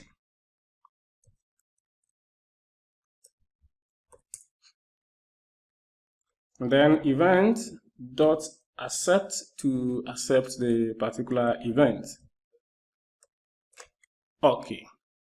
Hopefully this should do the trick, but we have to connect it to something. In Qt, we have something called signals and slots, like I show you how we change the label on the volume dial when it is turned around and all that. So this, you can think of it like something to be performed when an action is triggered, but we have not yet defined a particular action that will trigger this. So we have to now say self.title frame, which is the name of this frame here that moves our app, dot mouse move event. So when the mouse, it has a mouse move event, we want to set that one equal to the move app that we have up here, but we will not be calling it. We just use it like this. So let's just see how it goes. You see that it doesn't actually work. It doesn't actually work, and that is because we have to create one more function. That is how it's done in Qt. I did some research on it and found out how to do it this way. So that one will be after the show. Sorry. This one should come. The show should come before. I think that should be one of the reasons, because this show should be here. These connections, they happen after all. So the show should come. Okay.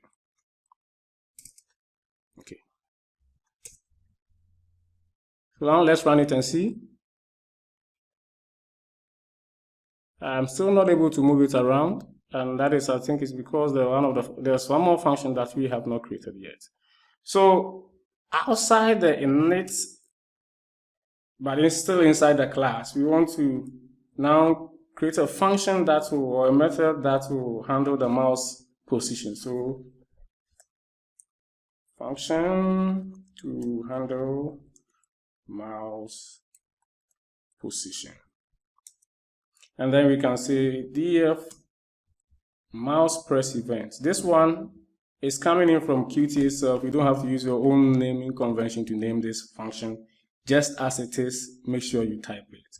But I can get rid of all of these things here and just put in events. Once again, I repeat, this method is not one of my own. It's coming from Qt. You have to type the name exactly before it will work. So you can now say that self.initial position should be equal to event.global position, just like this. And hopefully this should work for us.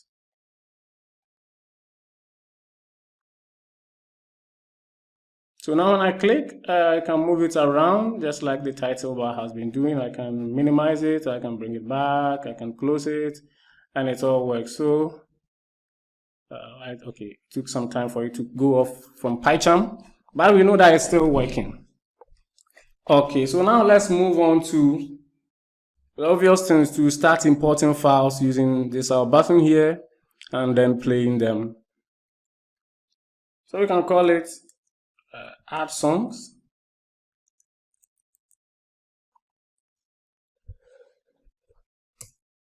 Okay, so the method's name will be add songs. Sorry, and then it takes itself because it's a method of the class. And then we can now say files. It returns, the returns are two. Let me just show you why I want you to really understand why I'm doing the things I do. So files equal to kill file dialog. This is coming from the Qt widgets that we imported at the top. Dot get open file name. Get open file name. Get open file names. So I was looking for this one. And then in here we can pass a couple of things. The first one should be self. And then the second one is the caption. So the caption is the title of the window that will come up there. So we can now say as a string, maybe add songs to the app. Okay. After the caption, we can also pass in the directory. And that is the directory that it should open to by default.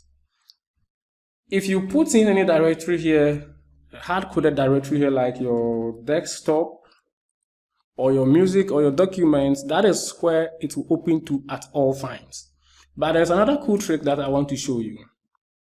If you put in a colon and then 2 backslashes like this, what it will do is that it will always remember the previous place that it's open to. So let's say for the first time you loaded the songs from your music folder. The second time you open the app and try to load, the second time you try to load songs, it will go to your music folder because that's the recent one it has visited.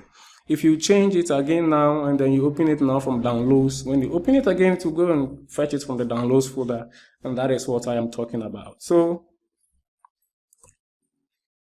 and the next one is the filter. The filter is to let it, okay, let me leave the filter here for now. But if what the filter does is it filters the particular files that should show in the window, the open window.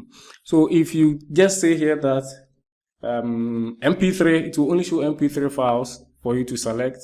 So it is a way to restrict the user from bringing in files that are not supported into the application. But for that one, I have it here. Let me copy it from the second screen and then paste it in. Okay, so these are the supported files that our application will take from MP3 to MPEG and all those ones. I also researched about this one and then saw that the Qt supports all of these file types. If there are more, I don't know, but these are the ones I found. And now we can say that if files, so if files, that means the user can actually open the window without selecting files. So now if files, that means the person selects, and I think I named it here fly. So files. Okay, so if files, what we want to do is that, let me now just print files. I want to show you something. And before this one will work, we have to connect this method to one of our actions or our buttons. So at the top here before the show, I will just come down a bit and then now give a comment here, connections. Okay, and inside here too, I will give another one called default page. I am doing this and you will understand very soon because I want to group things where they are supposed to be. And I can say self.add songs btn. That is the name of this one. If I click on it, you see that it's add songs btn at the top here. That is what is used to add songs. So .clicked, not .click, .clicked, .connect. When it is clicked, we want to connect it to self.add songs. Add songs. Okay, but you don't call it in here, just make it like this. Okay. Now when we run it,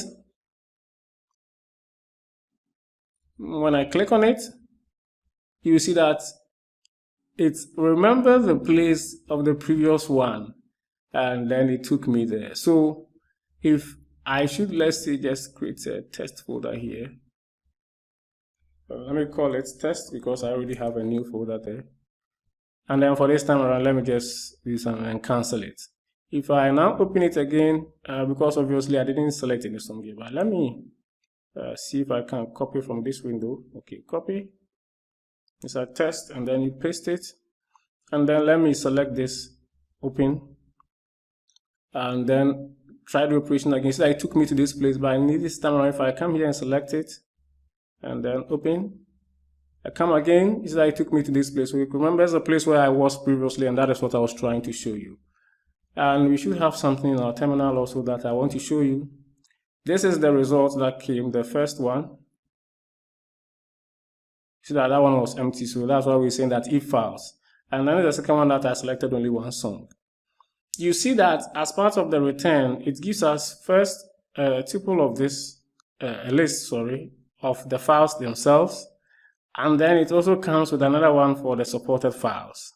So we only want this first part of the list of files. So that is, if we want it that way, we can easily cater for it this place and just say files, comma, and then usually they place an underscore there.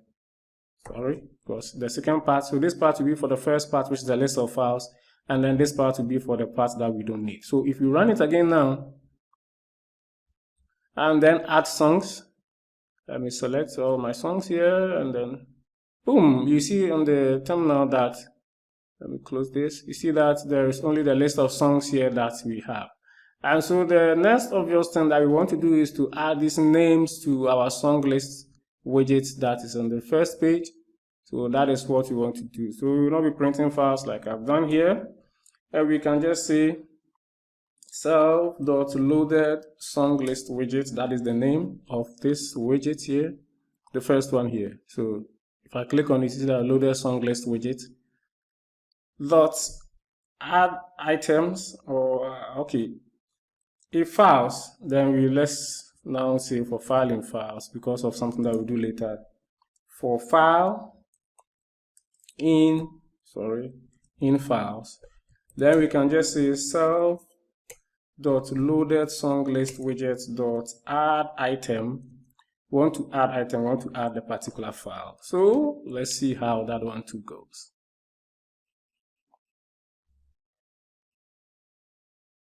Our favorite playlist. Okay, so you see that we have it added here. Obviously not in the way that we wanted it to be, because all the music players or media players that we know of doesn't show you the full path of the song. It only shows you the song themselves, or the song names as they appear in the folder, and that is what we are about to do next. This thing is too large. And we can easily do that with the OS module. So let me just, instead of just the raw file, I can just say os.path.basename. This will give me just the name of the particular file. And so if I run it now,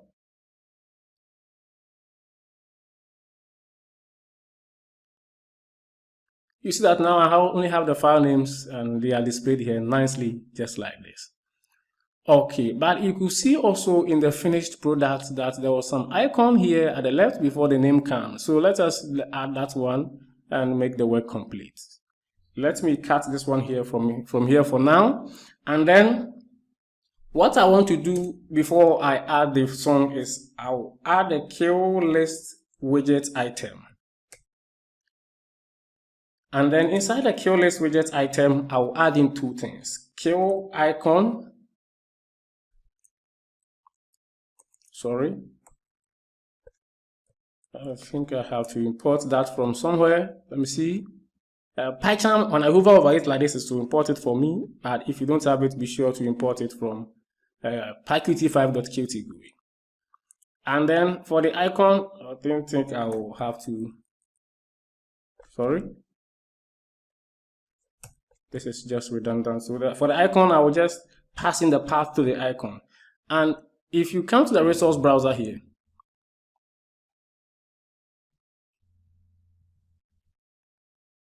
and I expand this side, you see when I click on the images, all the images here, I can copy the path. So if I am looking for, which one are we looking for? We are looking for this one. If I click on it like this and copy path, I will get the path to the resource file. And that can also, which will come from the Python file that we converted. That is how the resource files work. So I can just paste it in like this. That is the path that we need. And then the second argument here being the file name, which is the os.path.base name of the file. Okay, so that is why we didn't use add items or anything like that. We just wanted to iterate each of them and then add this one. Okay.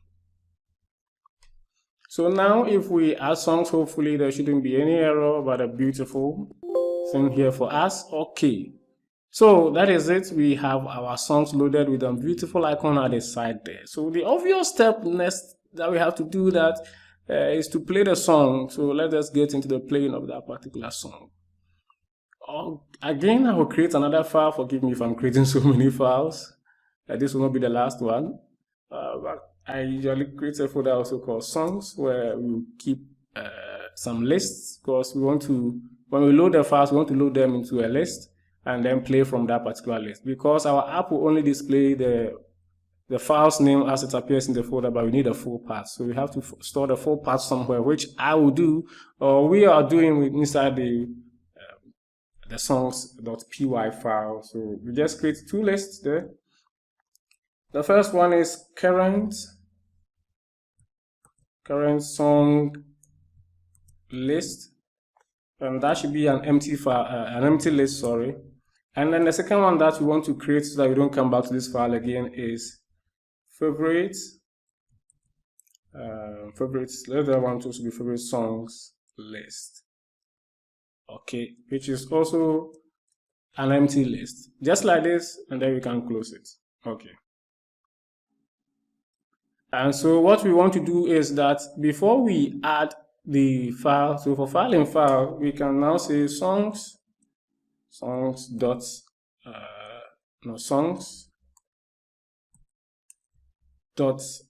current song list dot append. We want to append the file to it. So that we have it there. Be sure to import it. Most of these my things that I do, the PyCharm will import them for me automatically. But if you're using a different editor, you may have to do the importation yourself. So just keep track of that. I will try my best to alert you anytime that has to happen, so that you can import them. So now that we have it imported into that file, then we can now go and call it and use it. What happens is that if we now load songs like this,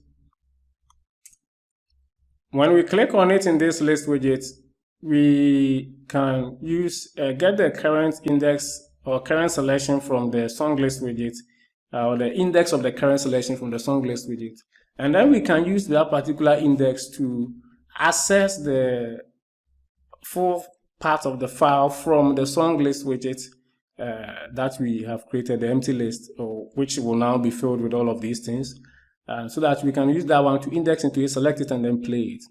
But before we can play the song, we have to create a player object or appear somewhere. Okay, so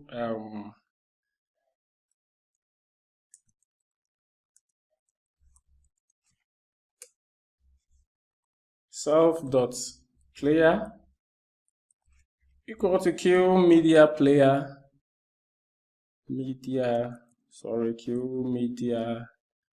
player, and then be sure to import that one also from PyQt 5.qt multimedia. We can now come here and then add a new method that will play the songs.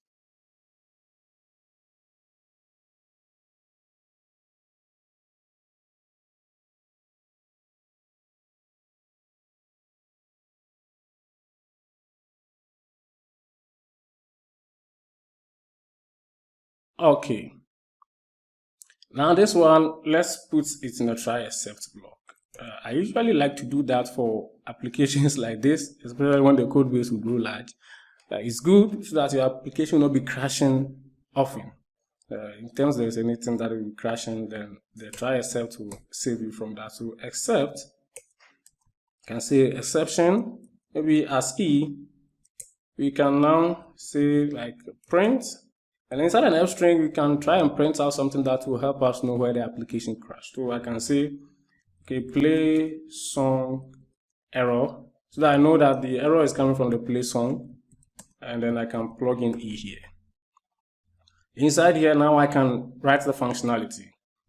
What we need to do to play a song is, of course, get a song, which we do by the index. So if you want to get the index, is you can say current selection should be equal to self.loaded song list widget, not this one, loaded song list widget dot current row. This will give us the index of the current selection. Then we can later use in accessing the file from the song list, the list widget. Oh, sorry, the list, not the list widget.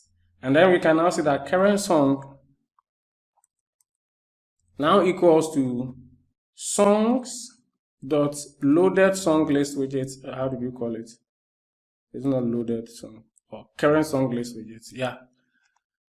And then we can now access the one at the current selection. When we have it like this, then now we can go ahead and play the song. What we have to do now is to create a URL. That is how it works in PyQt. So song_URL, that should be equal to QMedia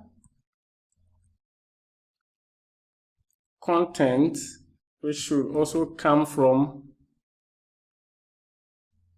PyQt5.qt multimedia. It's a QMedia content, then a QURL, which should also come from PyQt core.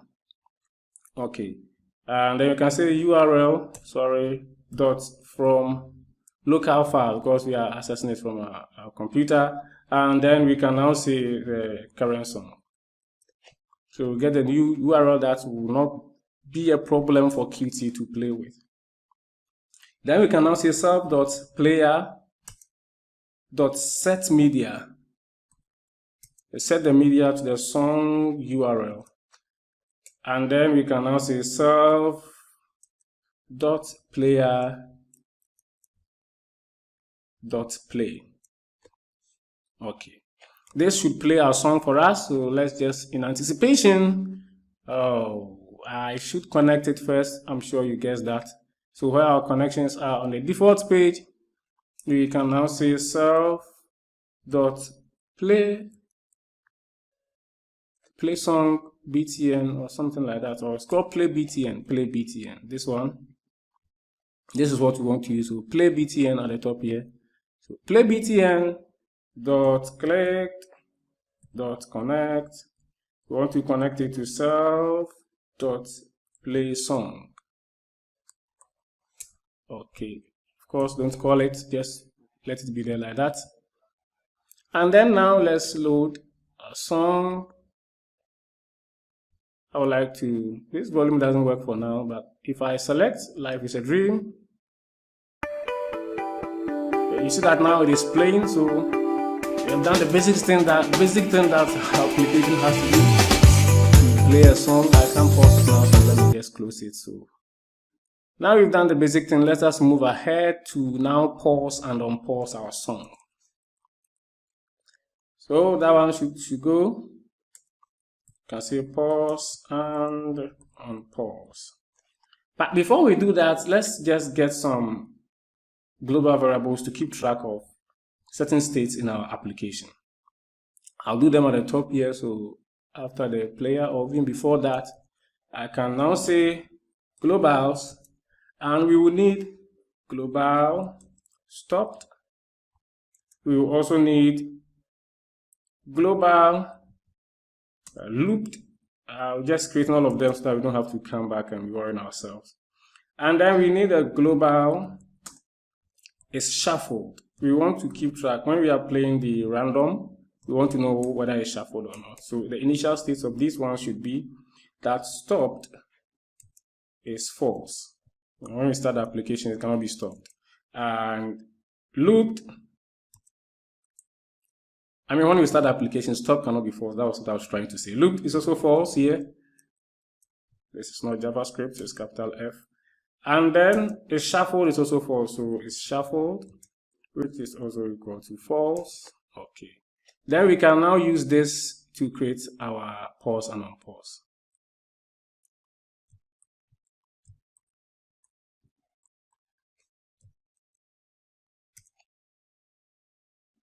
So here, what we have to say is we have to check whether there is a song playing. And this is how we can do it in PyQt. We will just say that if self.player.state, the player that we created up there, if the state equal to q media player dot playing state, that means that the song is playing.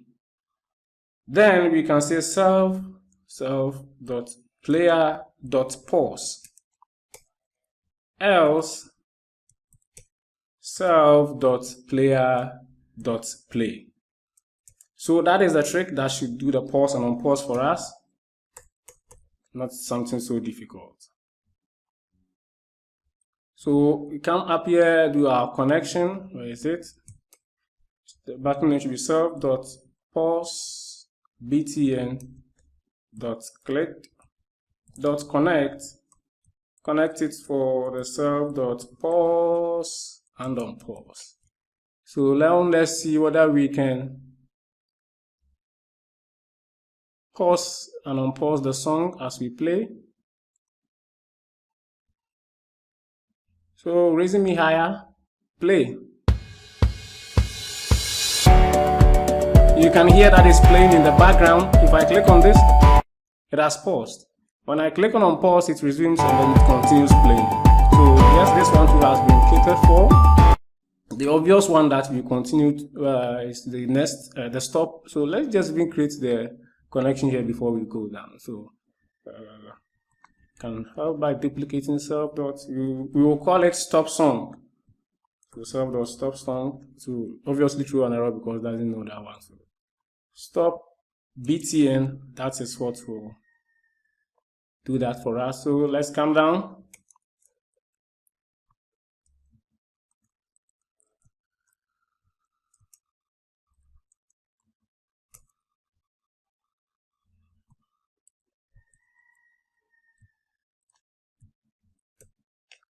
And this one is quite simple. So I will also want to wrap this in a try except block, because as we go ahead and then build the application, a lot of things will have to be considered before stopping the application, especially when we are playing from different places like the playlist or the favorites tab instead of the actual the default song list widget. So let me just safely wrap this one also in a try except block.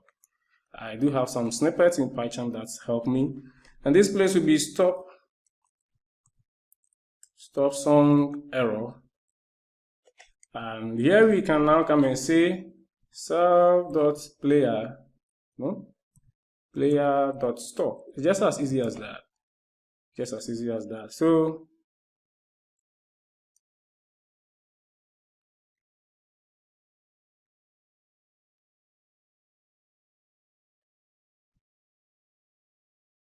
feeling happy.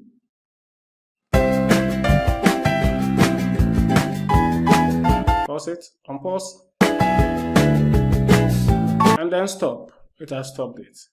We forgot a very important step. The song name should go here and the song path should go here.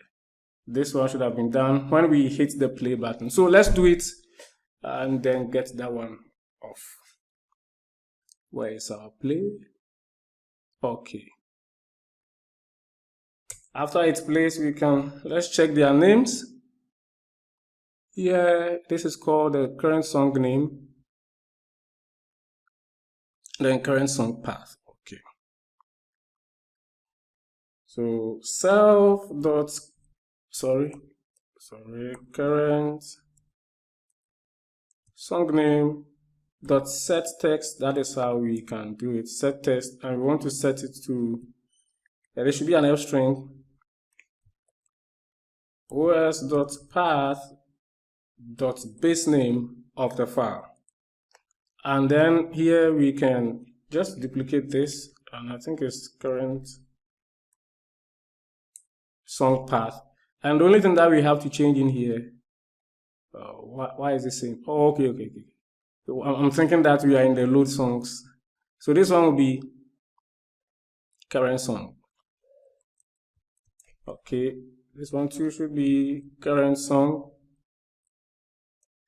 Okay. And the only thing we have to change here is that the base name will not be dir name. That is it.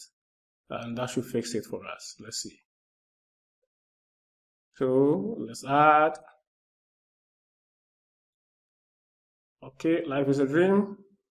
Play, and then we see life is a dream, and then the 4 parts is down there. If I play a happy Christmas, see that one is there. Well, then stop there for now. You see that this part is catered for. Okay.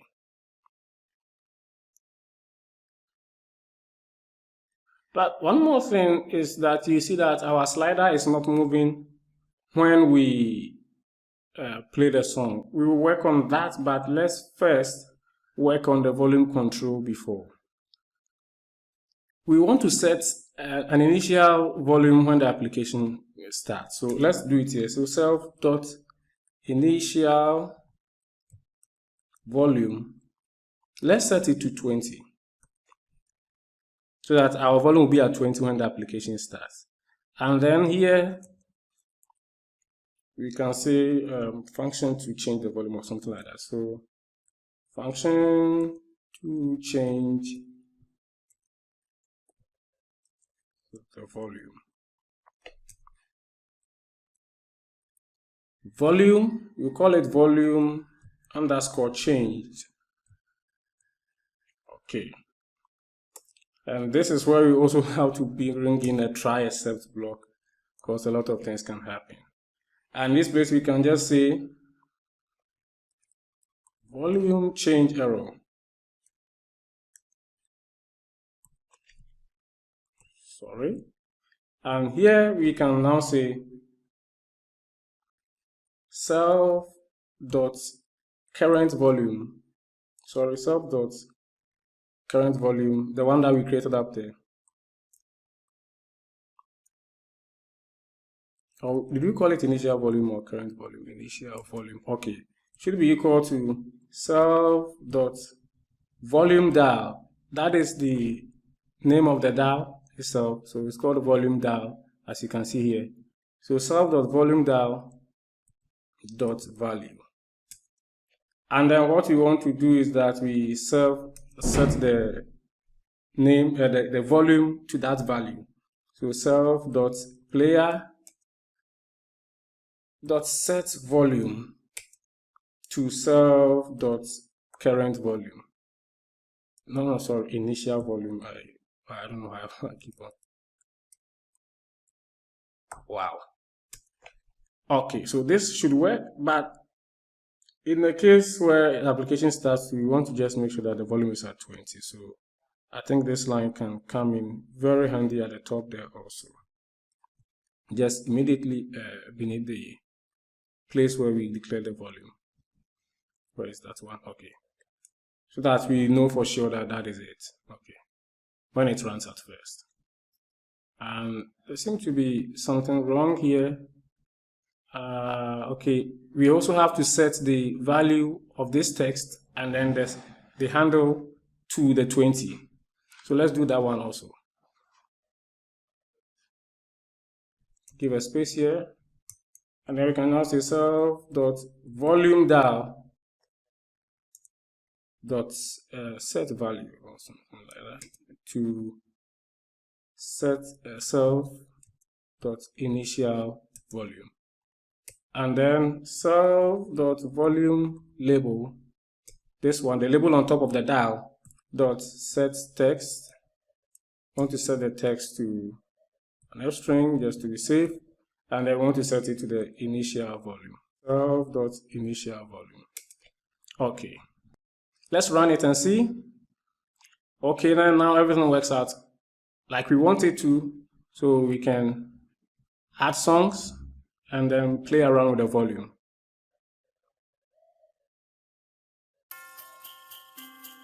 It is playing, but first I increase it. I hope you hear it loud. And then now let me play this one rather.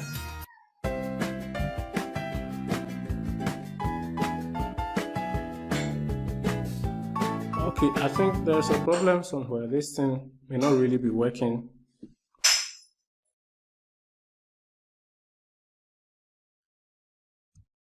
Let's comment out this line because my volume was not actually increasing. We still have the 20 set. Now let's see if the volume will increase. I think they should be able to filter all these ones out. Yes, it did. So 20.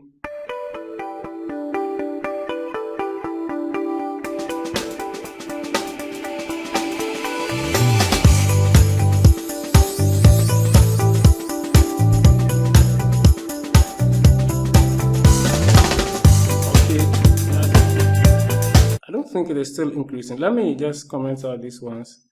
Oh, and I think you guessed the reason. I think you've guessed the reason, and that is because you have not made a connection. You have not really made a connection to that particular function that we created down there. That is very, very, very off.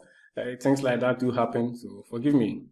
How we do this connection is a bit different from what we have seen so far, and then we can just go self.volume_dot_value change. This one we are not looking for the click, we are looking for the value change dot connect. What we want to do here is that we want to pass in lambda because it has to be listening, always keeping track of the particular value that the values will be changing as we turn the dial. So it has to be able to keep track of it and then use it. So that's why we pass in the lambda and then self.volume changed. And then for this one, we will bring in the parentheses like we are calling the function, and that's also one of the reasons we are bringing in the lambda, because if you have to pass any value here, then the lambda should be here. But in this case, the value will be gotten for us. The dial itself knows how to return it, and so we can use that for our player. Okay, so now if I play, okay, now the volume goes high for me. Very low, then high. Okay, so our volume dial is also working. The next obvious thing that we have to do is to get this slider to be moving with a song. And so let us get to that part and then see how that one also goes. For that one, we will create another function here to move the slider. I want us to bring it to this place just after the function to handle the mouse position. So function to move the slider. Sorry, the slider. Okay. And this is how we move the slider. We will get the position, the length of the song itself, sorry, and we will set the length of the slider to the length of the song in seconds, of course. And then we will now be keeping track every 1 second. Move the slider by 1 second. Every 1 second, get the position, move it, and then move the slider handle to that position. So this particular function that we're about to create will be connected to something like a timer, so that at every 1 second, it will get the current position of the song. It also knows the full duration of the song, and so it will set the slider length to the full duration of the song, and then get the current position of the song every second, and use that current position to set the place where the handle should be. I don't know whether I've been able to explain it well, but I think the code will do the explanation better. So let us get into the writing. So we define move underscore slider, and then we can say that if stopped, return. You remember the stopped global that we created up there. So if stopped, that is, then we have to return, because if the song is stopped, this thing should not even be moving in the first place. And then we can say else. Can now update the slider. And then we can say if self.player.state. You know, the song can be playing for a while and then it will be paused. So at that time that it has not been paused, the slider is still moving. But if it is paused, you also have to pause the slider. So we have to keep check of that. So now queue media player This one you have seen it before. You know that you are trying to get the state of the player, and then you can just say that playing state. Then that is if and only if it is playing. If it is paused, don't do it. Then self.music slider. That is the name of the slider here. You see, self.music slider. So self.music slider dot set minimum, not minimum size, set minimum here to 0. And then I know you've guessed the next step. So self.music slider dot set maximum to the duration of the song, which you can get by self.player.duration. And they all come in handy with PyQt. We don't have to write them ourselves. So we have set now the duration also. And then we can now say that the slider position should be equal to self.player.position. What this one will do is it will give us the current position where the song is playing. And then we can use that one. Okay, so in order to let you know what actually is happening here, let me now try and then print the duration. So duration, oh sorry, I forgot the F string. The duration here will be self.player.duration. Okay, and then the next thing that I want to print is the current time. So let me just say current, and then that is the slider position. And let's leave it for now. Remember I told you that before this one will work, we have to now connect it to a timer. So let's come up here where a lot of things are going on up here, but we can bring it before the connection. So slider timer, and then we can now say that self.timer equal to kill timer. It comes with PyQt 5, so we can import it from PyQt 5.qt up here. Where were we? Yep. And then what we want to do is we have to pass in self here. Sorry. What we want to do here is that self.timer.start, and I will put in here 1000, which is 1 second. It measures it in milliseconds, so that will be 1 second. So that means that every 1 second, do what we are telling you to do. And now you remember that you have to create a connection to it. So self.timer.timeout. This is how we create this one's connection. So timeout, and then we want to now connect it to the function that we created down there, which is called self.moveSlider. Yeah. Again, we don't have to bring this parenthesis. So when we run it now, bring up of course we'll be seeing some numbers down here.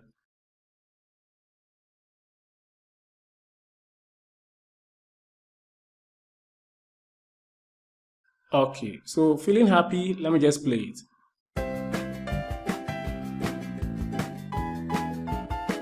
Okay. So you see that the values are, this value, which is the duration, is constant. You can see it from here. And then this value, which is the current, is increasing by 1000. So that is the calling of the timer. So you see that this is 1599, 2599, 3599, but the duration stays the same. So that is what we'll be doing. So at every 1 second, what we'll do is that we'll move the slider handle to these current positions, and then the length will be the same. So it will be like a fixed length but a moving handle, and that is the trick that we are trying to use here. Why is our slider? We are doing more, of course, than printing it. So let's get rid of these, and then what we can say is the self.music slider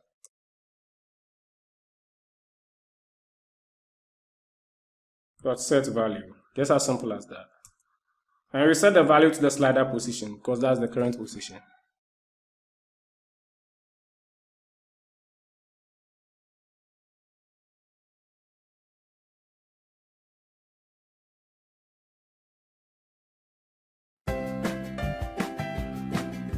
And then you can see that our slider is now moving, but you can see that this one nearly tricked us into thinking that the slider is not moving. So let's fix that one. The time should be changing. Minimize this one. What is the problem here?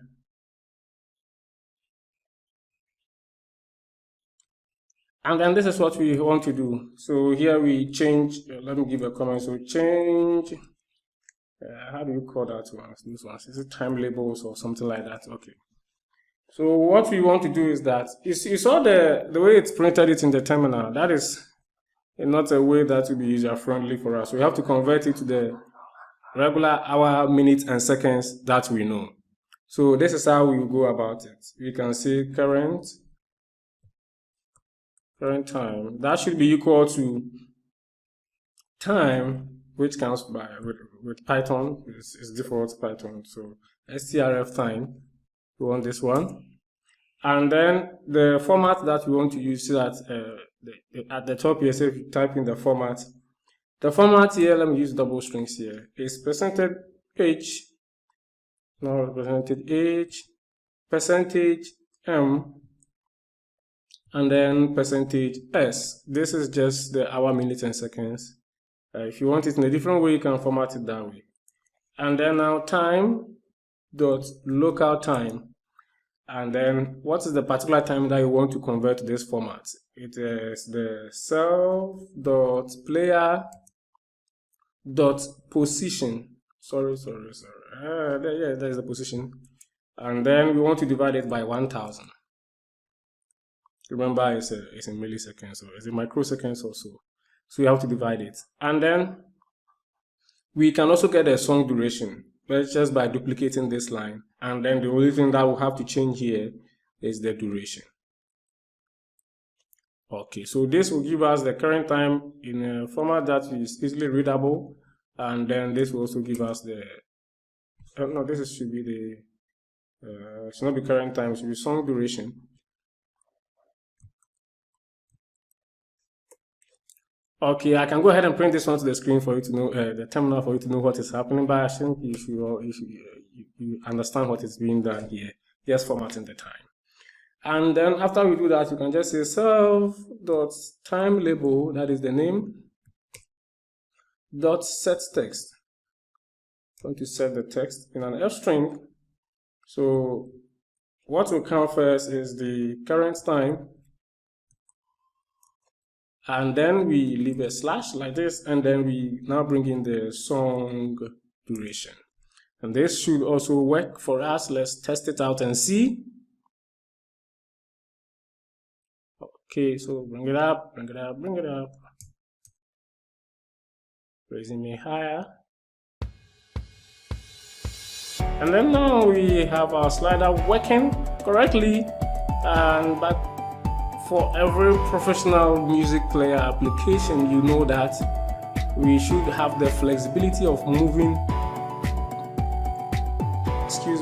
moving to any particular position in the song and have it playing from there. But you see that this is now proving very stubborn. When I move it, it comes back because every second it is checking the position and fixing that position. So how do we make it such that it actually also gets, if I move it here, it will stay there and then continue playing from it. If I unpause now, it should come back to where it was. So let's fix that one also. That is quite easy. We don't even have to write our own code for that. We have to just create some simple connection for it. So up here, I still at the default page. Yeah, that's where we are. We can, let's bring it at the top. That should be self.music slider dot slider moved. Slider moved. This was what we are looking for. And then we want to take it as an integer.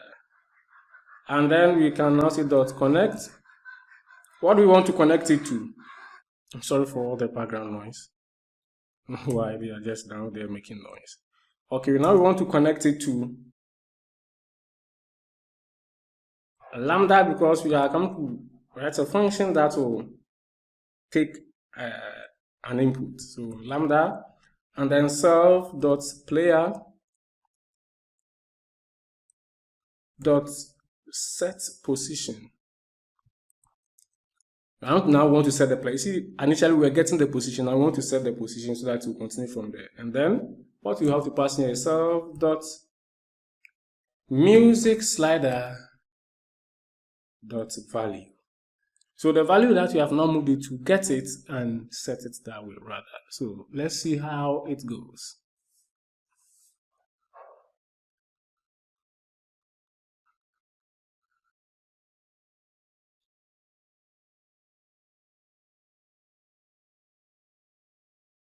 And so now you can see it is playing. If I move it here, it stops and it continues from there. So I can bring it back and it stops and continues from there. So that is what I was talking about to make this one behave in a professional way, like the professional players do. So of course, you are building an advanced player, so you should have these features.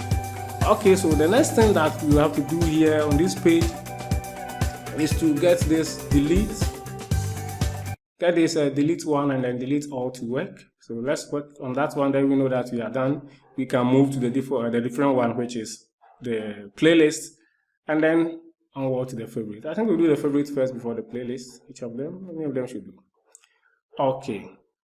Oh, we have not worked also on the next previous. Okay, we work on that one, but since I've mentioned this, let's just finish these ones. The next, the previous, and these ones before. Okay, so that'll be play next song.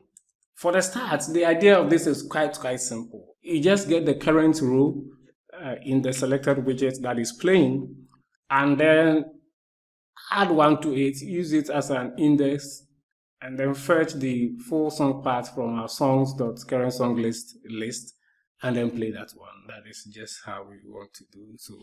And so let us see how that one goes. So define next underscore song, and then let's just say that this is also a place where we have to put try set.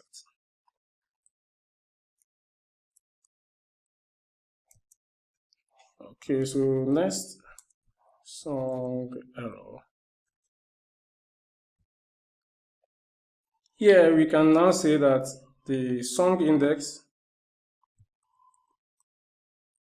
equals, which is the current song that is playing. So that should be, or the current selection of the song list widget. So that should be self.loaded song list widget dot current row.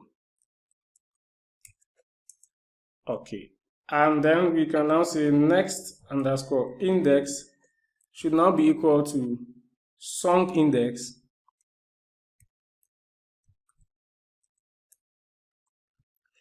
and then we have to add one to it. And then we can now say that next song, is it? I think we can get a lot of things from our play here. I think these things should remain the same. Let's just go down, down, down, and then paste it in. So the next song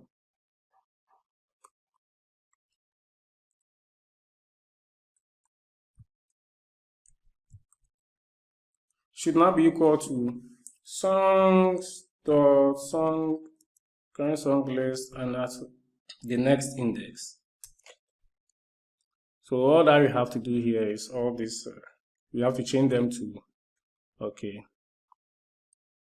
You have to change it to next song. So next song.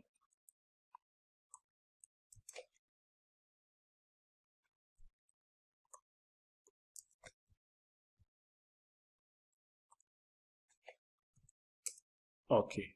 So this should work for us. And yeah, let's see how it goes.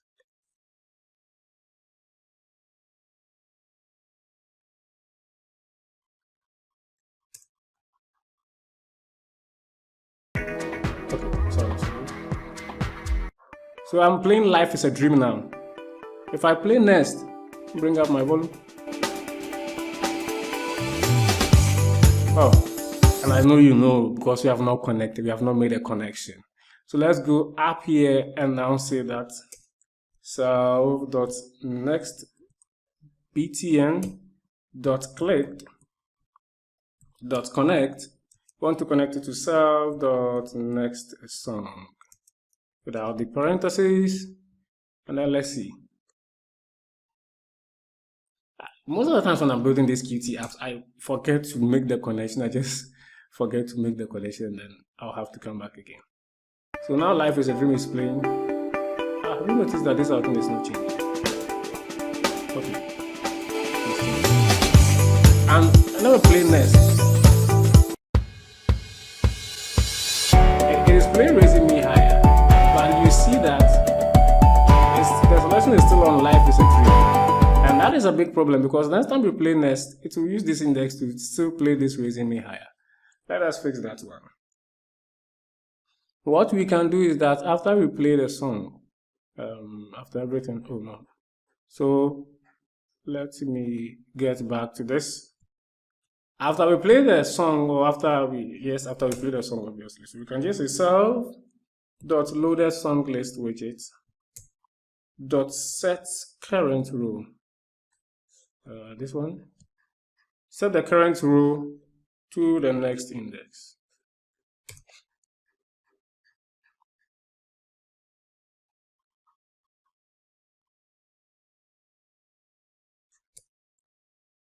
So now Feeling Happy. Next, and it plays Life is a Dream, and then moves the selection to that one, and to Raising Me Higher also. And now to Tech Vibes, I'm expecting that I should get an error if I click on Next again. So yes, it is inside here. This index is out of range. But the app didn't crash because of the try accept. The try accept that we use that caught the error for us. And that is why I really encourage you to use that one. We will fix this one very soon, so that when it gets to the end of the queue, it will automatically restart. But for now, let's see how it goes. Okay, so I know you've thought of the previous, which should be just like this one, but you subtract one from it. So permit me to just copy everything like this.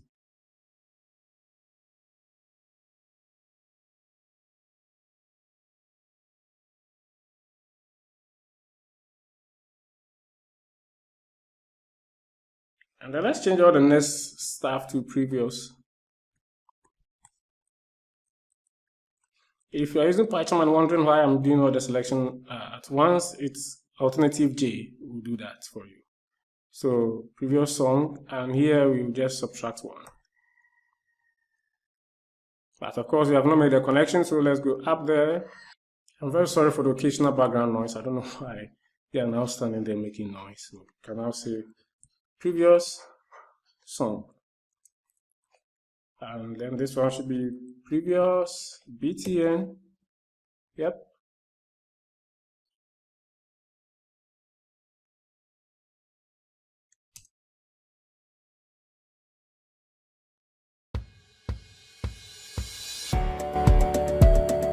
So previous.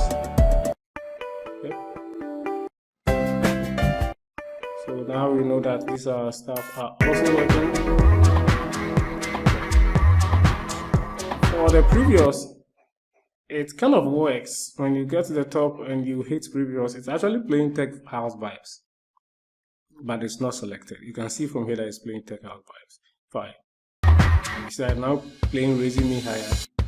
When I get to, but it doesn't go again. Yeah, because there's no selection. But when it gets to A Very Happy Christmas, check it. When I click previous to play Tech House Vibes, just that the selection doesn't go.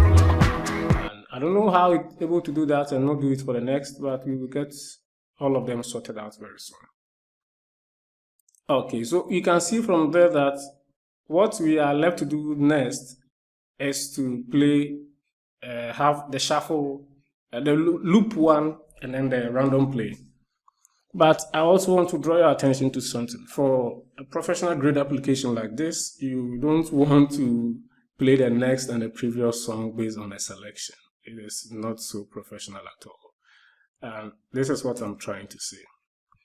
If I click on Feeling Happy and I start playing it, and then I mistakenly come again and click on A Very Happy Christmas, or let me say Raising Me Higher, and I click on the next button, it is playing Feeling Happy. And so I expect that the next song will be Life is a Dream, not Tech House Vibes. Because if we base our next based on the selection, then we have to be playing Tech House Vibes instead of Life is a Dream. So let me show you a way to get around that and make this app even more professional. Where our next song is, let's come to the function. And then we will now have to get the current song. And this is how we get it.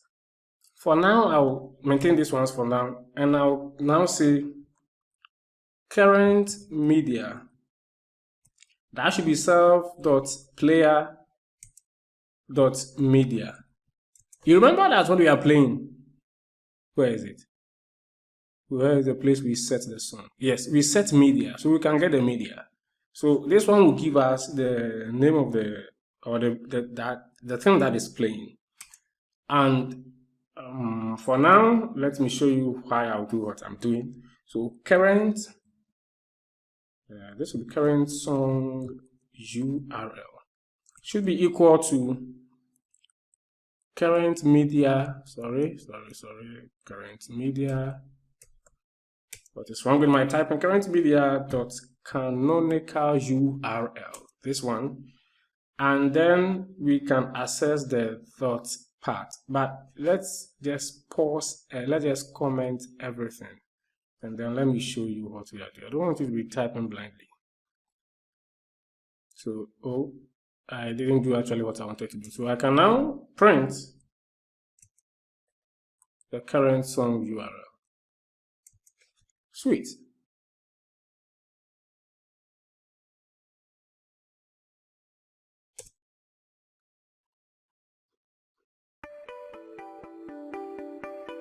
Next. I don't think it did mind me. Okay, it did. So this is what we get from the canonical URL. It brings up a QURL object. It's opening it. When I click it, it's opening it on my default player on my system. So we have to get this URL inside. And so how we do that is to say the dot path. Just give us the path. That is what we want. So let's see how it goes now also.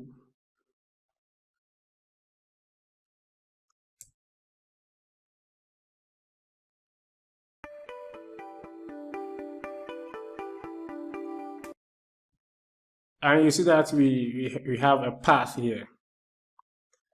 But there's something wrong.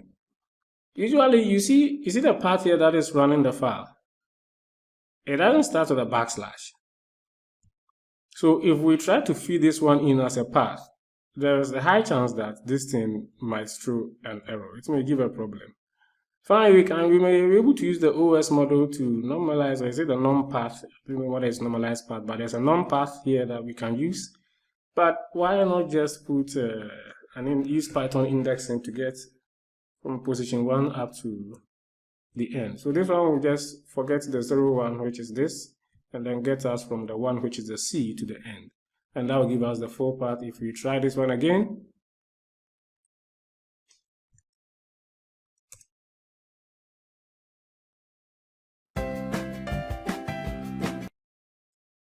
now it's super clean that we can use in our program. And so you know that we now have to compare this path to the existing files which are in songs.py. Where is that one? This one. The songs will be loaded here. So what we have to do is to compare, get the index. This particular path will be inside this song because the song is part of what we loaded. So all that we have to do is that get the index of this path or this song inside this particular list widget. Sorry, I keep on confusing them with the list widget. Inside this list. And then when we get that index, we can now use that index to play the next song. I don't know whether I'm explaining it as I ought to, but I hope, and I do hope that you understand. So let us get to the writing of the code. That one will do the job better. So all these things are not, some of them will be useful. So this one, of course, will not be useful. What we need to do here is that the song index now becomes song list, which is the current row. This current row will go away, and then we can now say dot index, which means that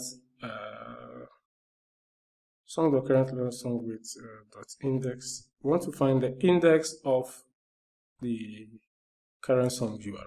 That's this one. Is it the right thing that I'm doing? No, this is not the right thing.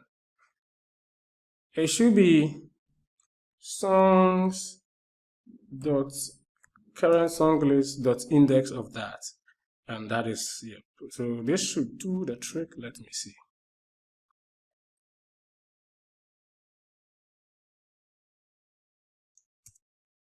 So I'll be playing Feeling Happy, but I'll intentionally select the Raising Me Higher and still go next. So if what we did is correct, then we should play Life is a Dream and not Tech House Vibes. And of course, it is playing Life is a Dream. If I select A Very Happy Christmas and go next, it is still playing Raising Me Higher because that is the song. So congratulations, now your application is professional grade 1. So we're still building it. We still need this particular piece of code, remember, in the previous also. So where did we get to? So let's just paste it and see where we have to do the edits.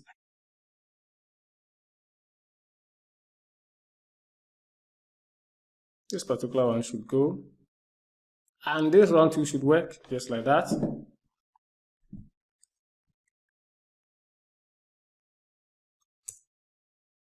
So for instance, if I play Tech House Vibes and then put my cursor on Feeling Happy, I will not expect the previous to play A Very Happy Christmas but Raising Me High.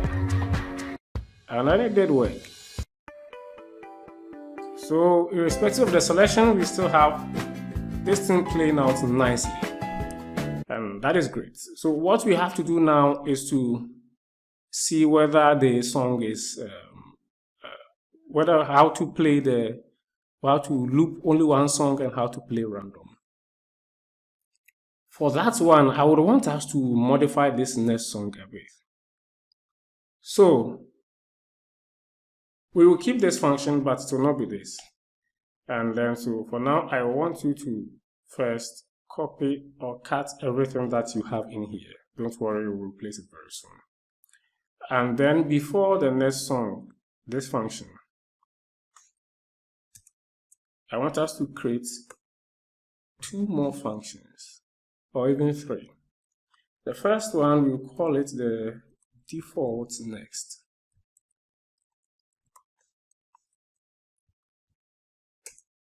For now, let's do it this way.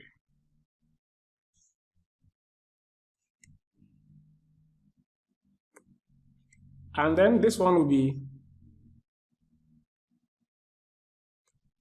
looped next. And then this one will be, shuffled next. Okay. So what we are trying to achieve here is that if the default next, at any point in time, only one of these next functions will render. And that depends on what the state of our application is. So if the person has clicked on the loop 1 button, then it's the loop next function that will render. If the person has clicked on the random or the shuffle, then it's that one that will play. Other than that is the default next. So this function, this code that we did cut, we have to now place it in here. So you can say default next error, and then safely paste it in. So that will be our default next. Now let us work on the looped next. For the looped next, it wouldn't be so different from the default next. In fact, if we let's say looped next and then paste it in, we just made some slight modifications. So for that one, we don't even need to bother ourselves with all of this because but there's a high chance that a person will click on the loop and then make a different selection from the select a different song from the list other than the one that is playing. So we still of course need our canonical URL, but this time around we will not add any next index. This is not needed.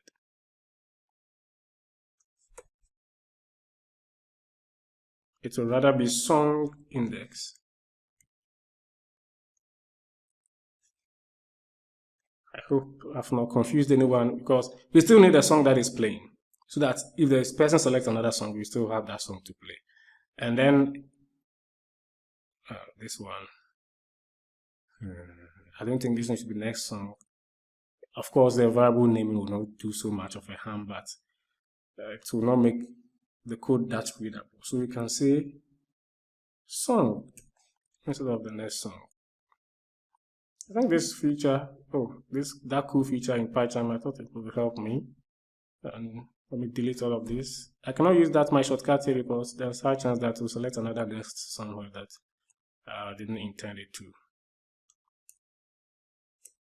Okay, so this should work for the looped nest. And then for the shuffled nest, where's that one? Shouldn't also be so different from this one, just that for that one, still now try except to be safe. So shuffled next error. Do we need a current media? No, because this one we are even playing it in random. So we have to delete these two, and then we can, this is it. So song index, this one we don't even need up to this point. Delete up to this point, we don't need it. The next song should be a random figure. So we can now see that the next index here that we are making reference to here should be random. So random, which is a module that comes with Python by default. So random dot, we want a rand int, we want an integer. We are using integers to do the indexing. So rand int, and then we have to declare we want it from 0 to should be within the length of the song list, which the song list. If I say the song list without adding widgets, I'm referring to the one in here. So I may not say current all the time. That is why I'm still referring to it. So that up to the length of the songs dot current song list. So any number from A to B can be the number that we pass in for the song to play. So that is it also for this one. It shouldn't really be a problem. But how do we know that? How do we know? I think there's an error somewhere. Highlight. One error. Where?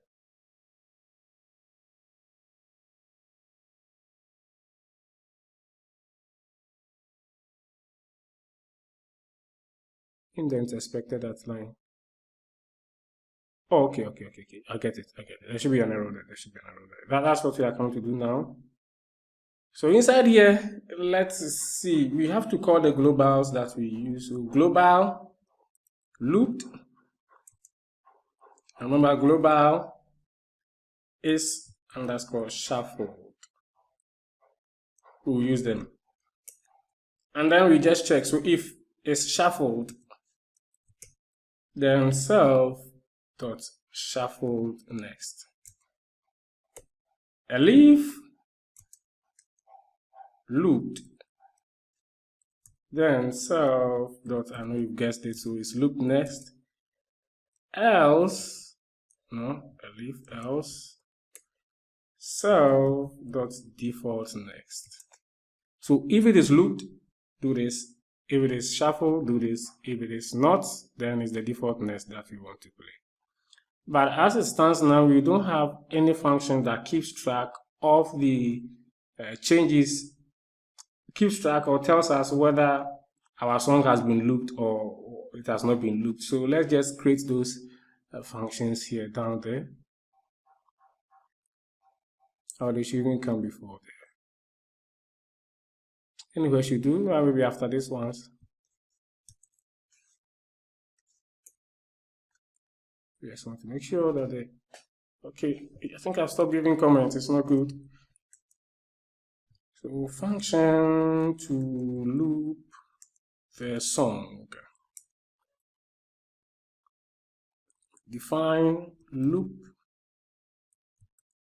one song. Okay. So for this one, it's always good. I like this try except, forgive me, but it's a good practice.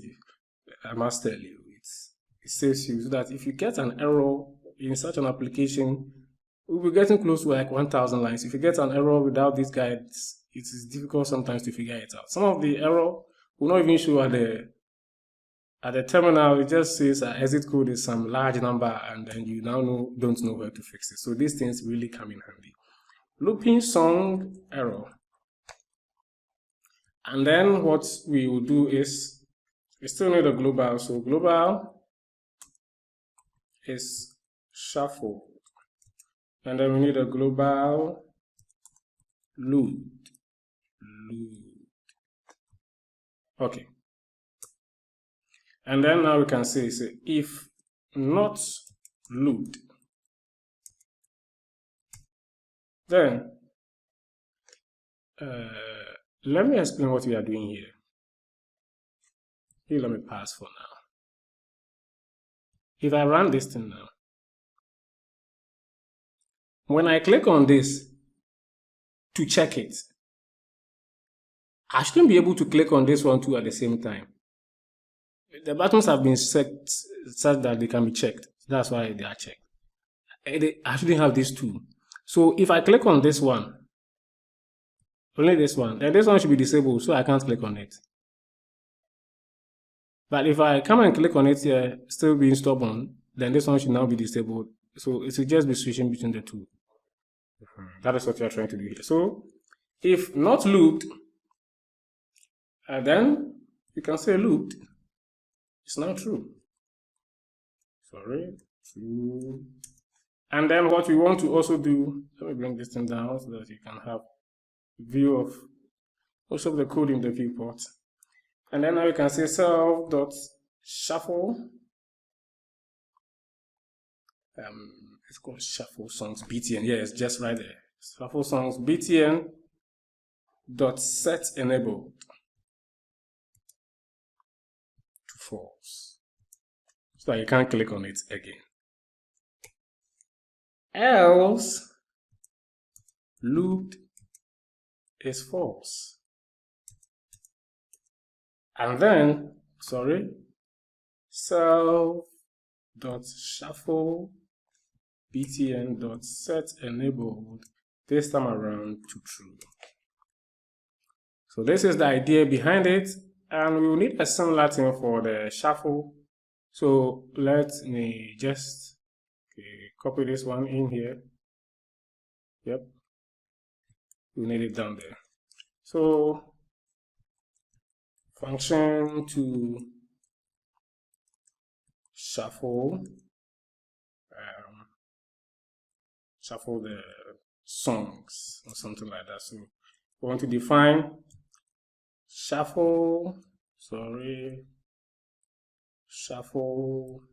underscore playlist,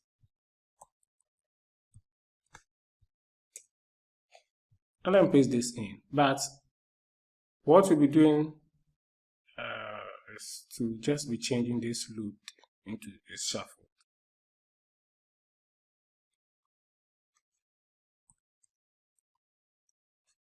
Again with my shortcut alternative J. I think that is for Windows. On Mac there should be that equivalent, the same thing. And then here it will be loop 1 btn. So loop 1 btn, that is the name that we gave in the UI file. So if you change it, just be sure that you use those names appropriately. So if I click on it to see loop 1 btn, if I shuffle, so that shuffle songs btn is there. Okay. So for the shuffle, it prevents the loop button. For the loop, it prevents the shuffle button. What is so that we get an error, we can shuffling. No, that should do. And now we have to connect them up here.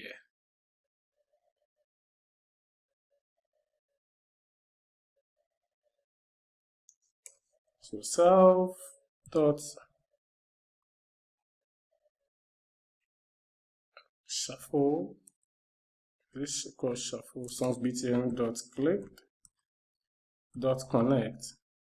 Want to connect it to self dot shuffle playlist, and then in similar manner self dot loop 1 btn dot click dot connect. We want to connect it to self dot loop 1 song. So let's try it out and see. Now if I click on this, you see that when I bring my cursor on, usually when it is active, the cursor should be a pointer and the hover effect should happen. But when I bring it, it's that it's not. So I cannot click on this until I uncheck this. Where is it? I uncheck it before I can come and click on this. And now this one too, I can't even click. If I click on it, it will not deactivate this. Yes. But you can bring in that logic such that if a person comes to click here, it will deactivate this one.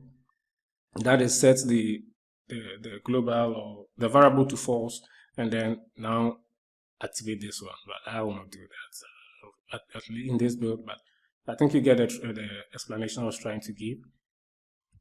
If you want it that way, you can now be setting the states here. So, but that will make the condition a little deep and complex. But I think I'm okay with how it looks like now. What is left is that we have to now try the next playing of the nest actually. We are just testing the buttons. My songs are not many, so the random may not really play like we want it to, but let's just see. So I'll click on this and then now press next. Okay, I know immediately that it did work because Escape Life is a dream and played Raising Me High. Let me see. Playing Feeling Happy again. How is this vision? Okay, now it's playing A Very Happy Christmas. Again, it's playing it again. So now we know that the random works, at least because my songs are very small. If you have plenty songs, that should do.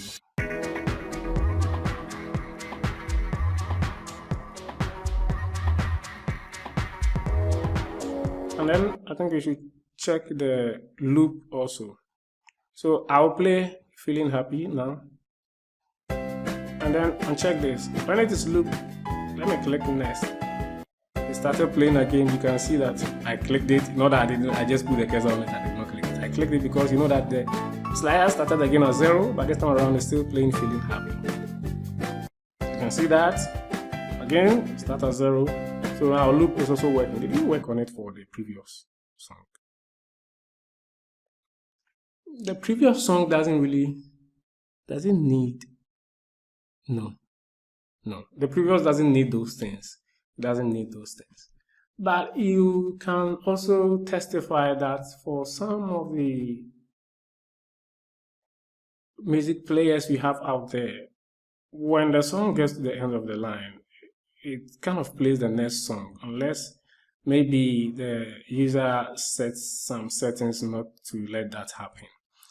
And because we are building an advanced player, we can do that also. So now if I click on Feeling Happy,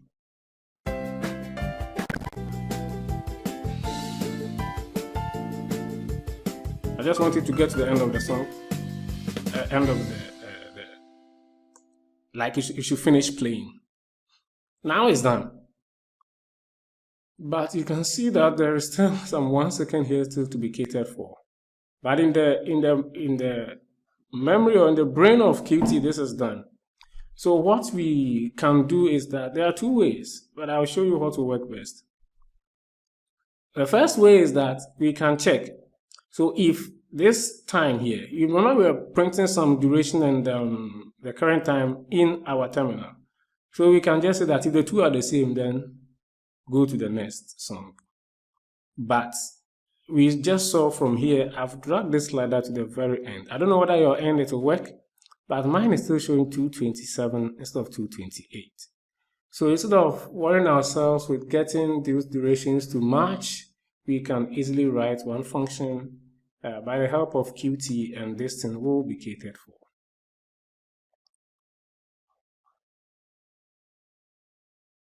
So that function, I'll put it before the move slider, and I can say function to determine the end of the song.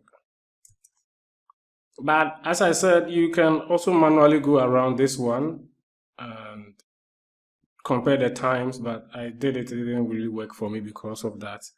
1 second, usually that has to be catered for. And I think it does it in microseconds, and you saw when I printed it that it didn't start from 0, it started from 500 and something. And so it may be that at the end, it didn't really match up to the value. Maybe it was 200 milliseconds short, but because that time is so insignificant to, let's say, the whole 5 minutes or the 10 minutes or the 3 minutes of the song, and nothing may really happen. But in the cases where we want to do exact comparison, like compare the times and move on to the next song, that particular thing is very, very significant because the computer can process up to that minute detail. So this function, we'll call it song underscore finished. And then we need to keep track of something, so we can say status here. And then we can say if status equal to kill media player dot end of media, and it's just so simple like that. So that one, Qt can easily tell us that I'm done playing the song. So that one I can just say self dot next song. So it will now trigger the next song, which if we come to look at it, it's just that we'll be checking all these things and then playing the next song. So we just have to make a connection here. And this one would be self dot player dot media status changed. Media status change, this one. So when the media status is changed, we want to connect it to self.song finished. You remember that we created a function just a few seconds ago. Finished. Great. So this one should work.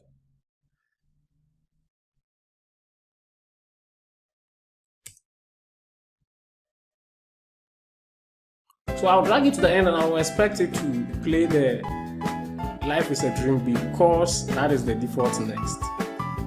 Okay.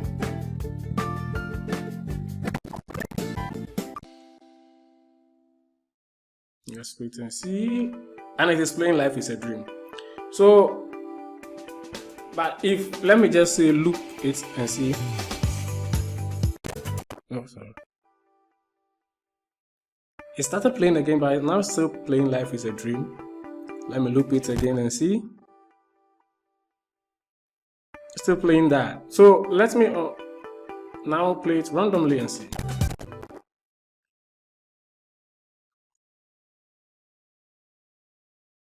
Did I click pause somewhere? Okay, it's now playing.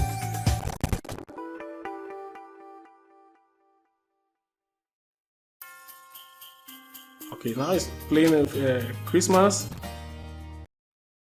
Let's see. Now it's playing the Raising Me Higher. So the random also works.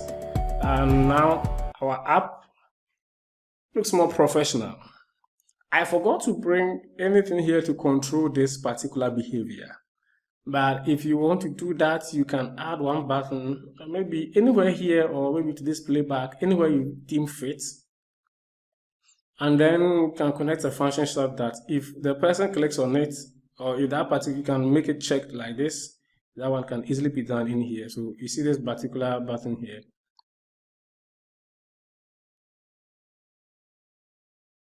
You can now come and set the checkable properties to true, and that will do it. So when you do that, then you just run the PyUIC5 command again. You have the button showing, and then you can now keep track that if the button is checked, like we've done for these ones, if it is checked, you can give a global state to keep track of that also. So if it is checked, then when the song gets to the end, you should go to the next song. Other than that, it should just stop, or it shouldn't go. Or like you should call the song finish function, something like that. But I wouldn't be doing that for this video. But I hope you get the idea I'm trying to bring up. So now we have all these ones down here sorted out. The only thing we have to do on this page is to create functionalities for these two buttons and also these two buttons. And for the favorites and playlists, yes, we have not done it because we can only do it when we get to these places. I just want to do it one step at a time so that we don't get ourselves confused. But if you have not liked the video yet, please be sure to smash the like button and share it to your friends who also might be interested. Okay. So what we have to do next is the songs that are removing and those ones. That should be quite easy to do. Let's come down.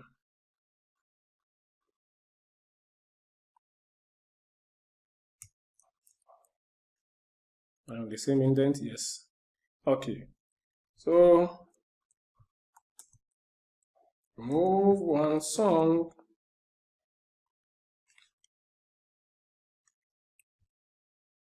And then we will call it remove selected song.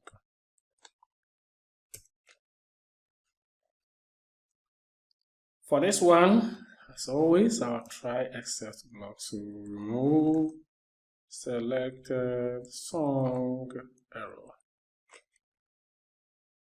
And here what we want to do is current index now equal to, sorry, this one we need the index, so self.loaded song list widget dot current row.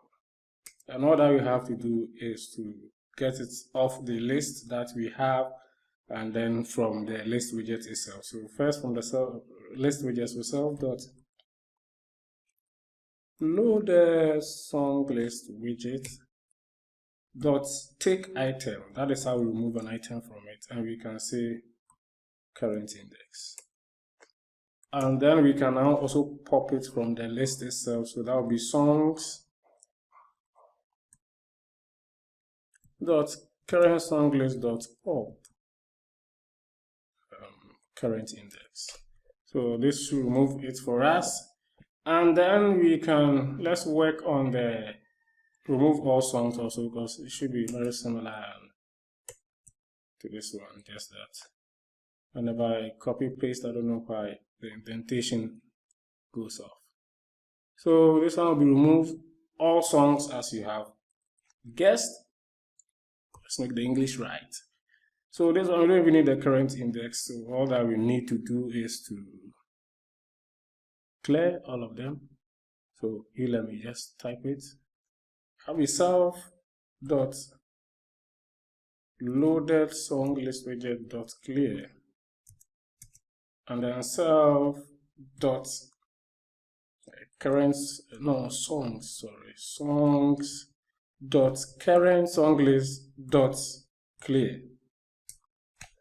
But there's one very important thing we have to do before we clear these ones. We have to stop the song, because we can clear it and there will still be a media in the memory of the player for you to play.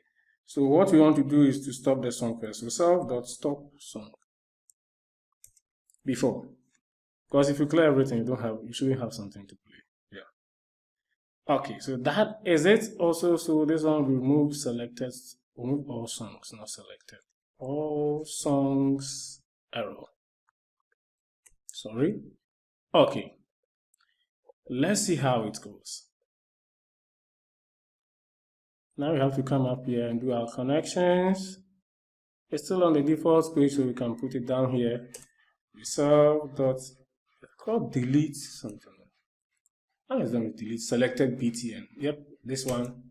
Let's confirm the name. Yes, delete selected btn dot clicked dot connect. We want it connected to self dot say remove one song. Remove selected song, yeah. The code is growing large and I'm beginning to just forget things that we just did a minute ago. So this one will be, I think it will be delete all songs btn. This one will be remove all songs. Okay, so let's just run it and see. Bring in and then make a selection, feeling happy. It's gone. Tech House Vibes is gone, and all of them are gone. But this, of course, is not the way we should do it. Because what if the user was just testing the functionality without any intention of removing the song? So we can put some checks, maybe a pop-up asking a question if you want to delete it or not before we go ahead and then do that. So that's our app will be professional grade as it's supposed to be. Okay, so what we want to do first is to check so if self.loaded song list widget dot count is 0. That means there is nothing in there, nothing has been loaded, the app has been opened fresh or something like that. We can now say kill message box. This is the first time we are using this thing here. Kill message box dot information to show the user some information. The first that we have to pass in is self, and then the second is the title of the window that should come. So we can now say that remove selected song. And then the next is the message that will show in that particular small window. So now we can now say that playlist is empty. Okay. So let's test out the remove one and see. No. And after that, then just return. It's very necessary. So let's test this one out. So we know that playlist is empty, and that is great. But if we have songs in there, then this one around it should work. Tech House. Okay. You have guessed right. This same thing should be inside the remove all songs. So we have to check those ones also. So playlist is empty. But this place, we also want to just give some small caution to the user. In the case where the playlist is not empty, you shouldn't go ahead and immediately remove all the songs. So we have to throw a question to the user, and then if the user agrees to that, oh, it's not a mistake, I was not testing the button or the functionality, I'm just deleting everything, then we go ahead and then delete it. So that's one. This is how we are going to do it. Let's just call it question. You can name it anything. I just want to name it so that the code will be readable. Question equal to kill is the same kill message box, but this one we are asking a question. Self as always, and then the title here should be remove all songs. Disadvantage of copy and paste, remove all songs. Okay, so change that one also, and here we can say this action will remove all songs from the list or something like that, and it cannot be reversed. If anything like that, let's just click the backslash n, or you can put whatever English you want to put there. That is what I want to tell the user. And here I can now say continue, that means if you want me to, do you want me to continue? That will be the question. So we can come down and say that if question equal to, sorry, that this is not JavaScript, kill message box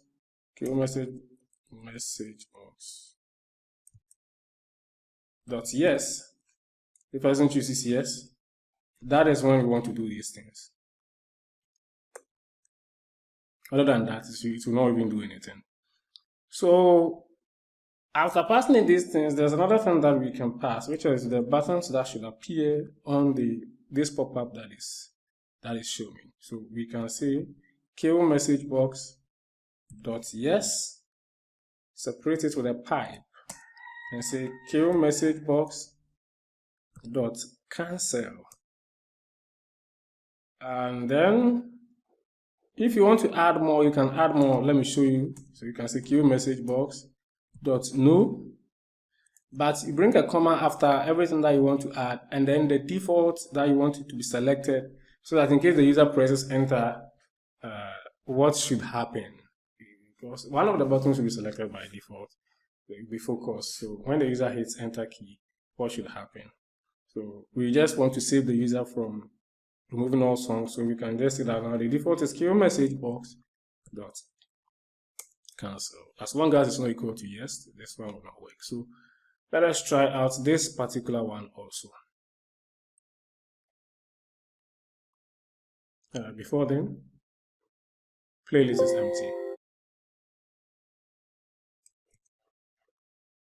Now playlist is not empty. I click on it and it says remove all songs. This action remove all songs from cannot be reversed.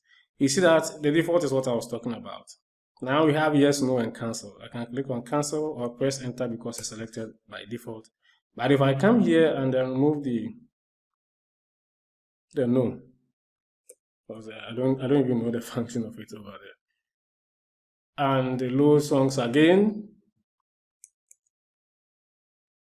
you see that the no did not come. So if you want to add any buttons, you can add them there. I think I have forgotten all the buttons that are there, but you can test it and see kill message box dot, usually using PyCharm or any editor should give you all this pop-up.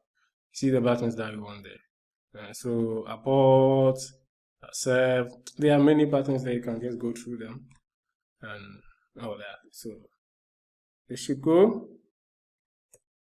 Now it's okay. So let's see what is left now here to do. I think for now what we have to do is, for this page is done, except this add to favorites and add to playlist. So now you see now when we click this, it doesn't move us to the playlist page, it's still at the song list page. So let's create the functions that will move, that will help us navigate the different pages. The first one will be switch to favorites, and the name will be the same thing, so switch to favorites.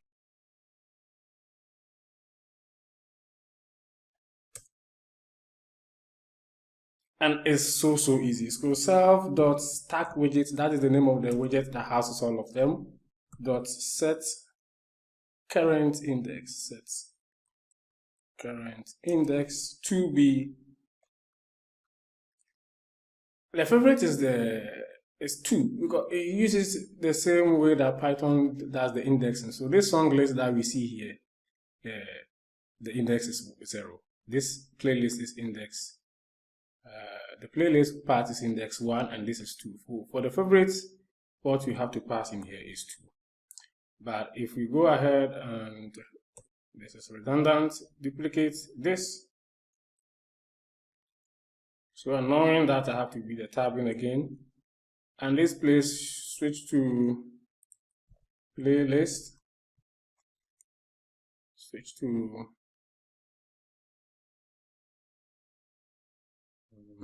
playlist. Let's just add the word tab so that we know that that is what we are doing. So switch to tab, okay.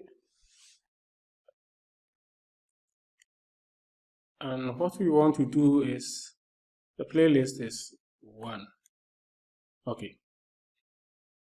And then the default page, so that is, you can call it the song list tab. So switch to song list tab, playlist tab, favorites tab.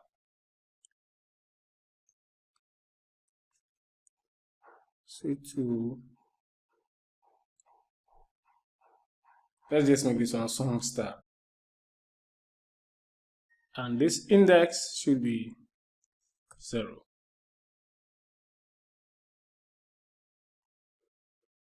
Just hope that we've done everything right. Okay. And then now we have to now connect these functions to the buttons that are handling them. Where's our connections, our connections, our connections. Still on the default page, which is the song list page. That's what I mean by default page here. This one was the name, song list btn, playlist btn, and then favorite btn. So self.songlist btn.clicked.connect to self.switch to songs tab. This one. And then we can duplicate this and then say playlist btn.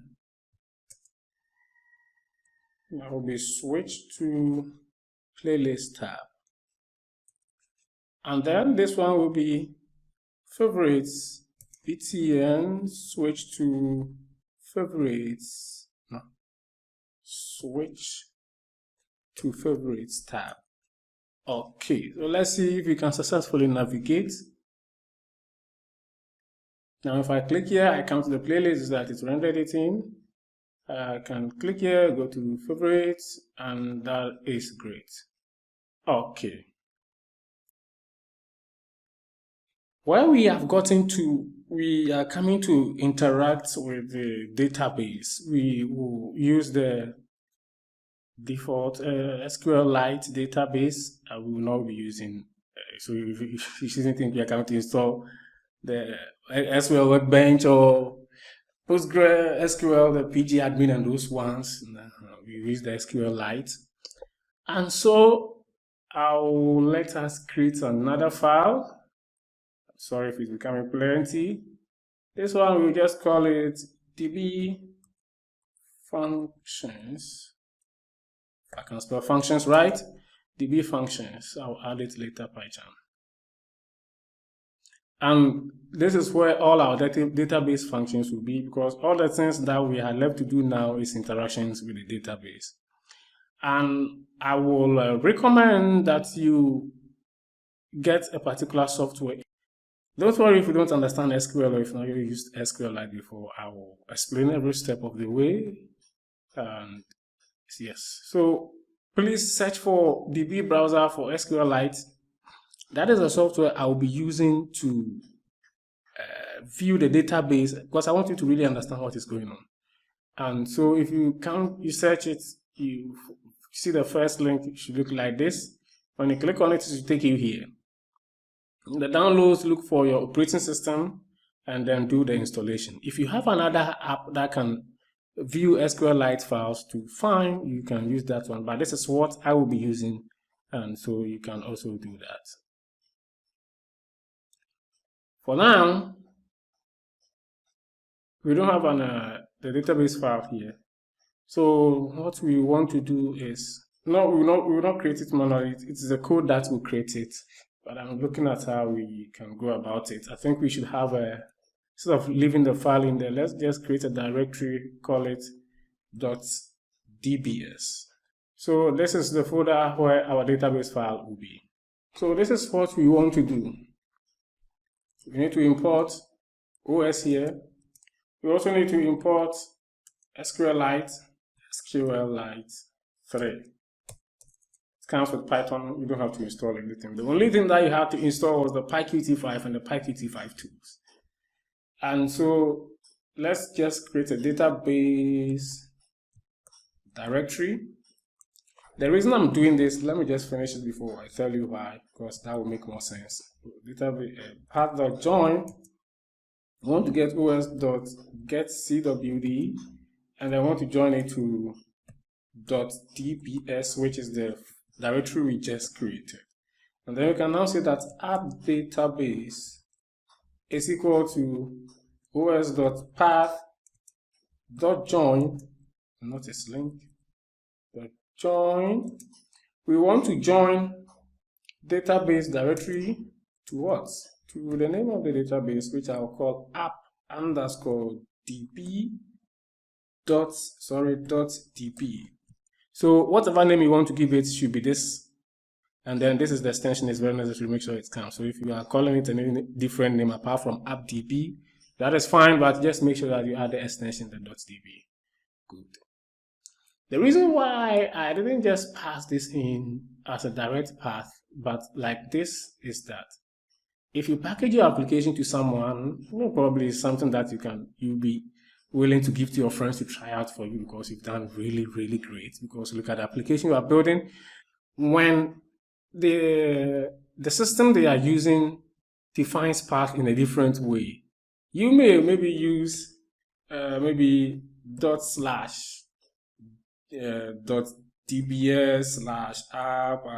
blah blah blah blah blah. What if some of the paths actually use this /? So if you use it hard-coded, you may fall into trouble. But if you do it this way, the program will look at the system's style and then use that one for you, so you should be safe all the time. So the first function that we will create here, the comment will be create the database or a database table, and you will understand very soon. And so the function is to define create database or database table shop, and then it will only take in the table name here. I want to restrict it to a string. Okay, this is how we do it. So you can say C. People usually use C and all those ones, but I just want to make it connection. It defines the connection. It says SQLite.connect, and then we can connect to app database. What this one will do is that it will connect to it if it exists, and if it doesn't exist, it will create it. So on the first instance, when we run the application, to create a database, but for other times that the database exists that we have not deleted it, it will connect to it. So that is why the function's name is create database or database table. So I've explained the create database part. Let me explain the database table part.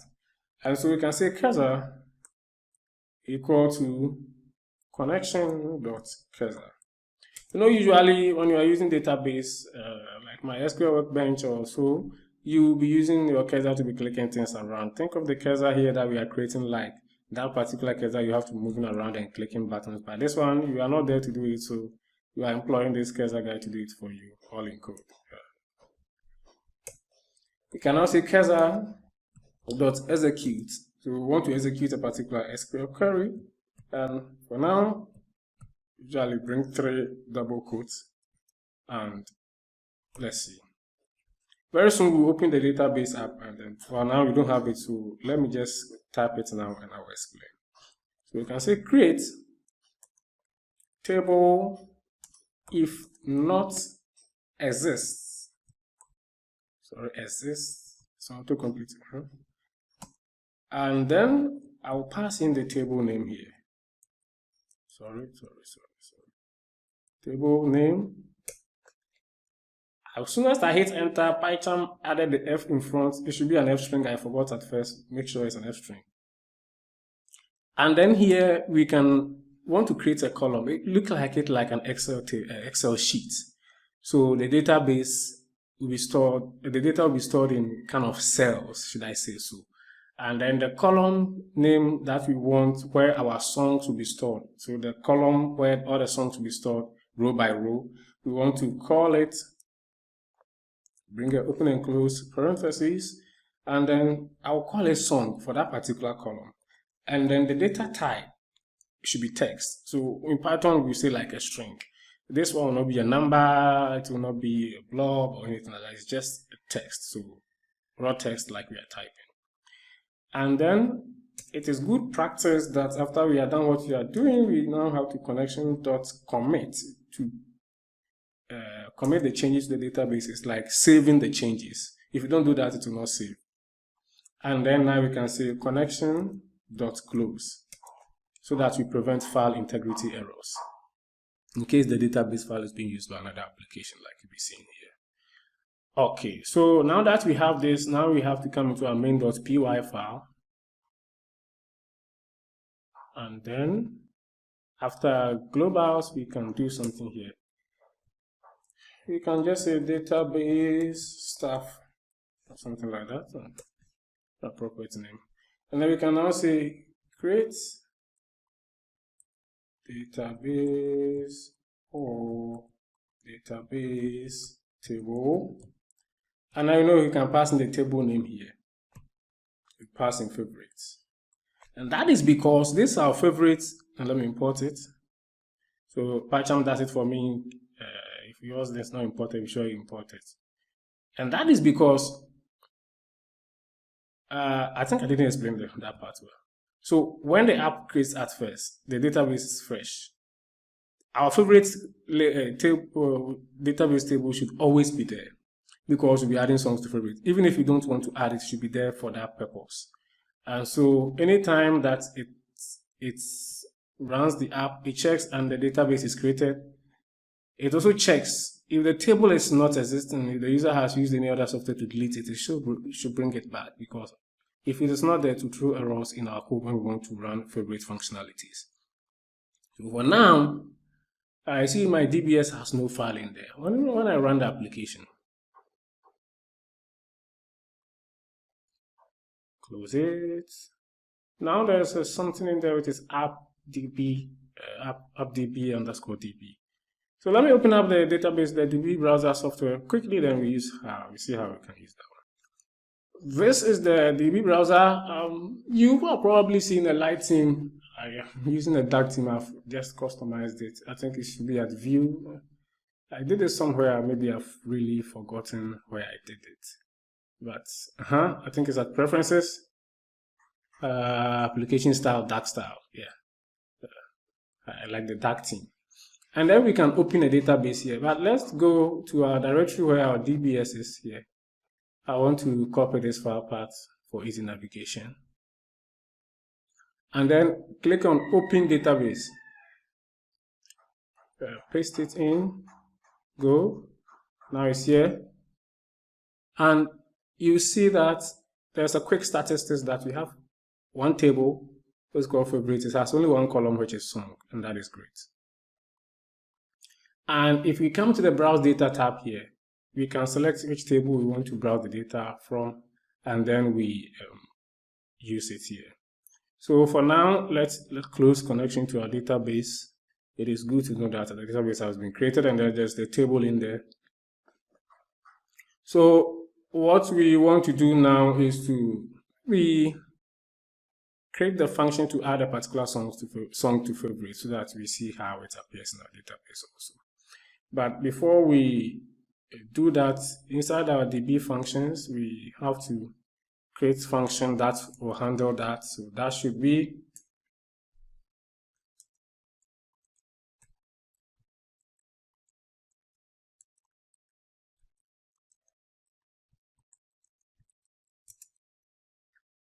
okay. So add song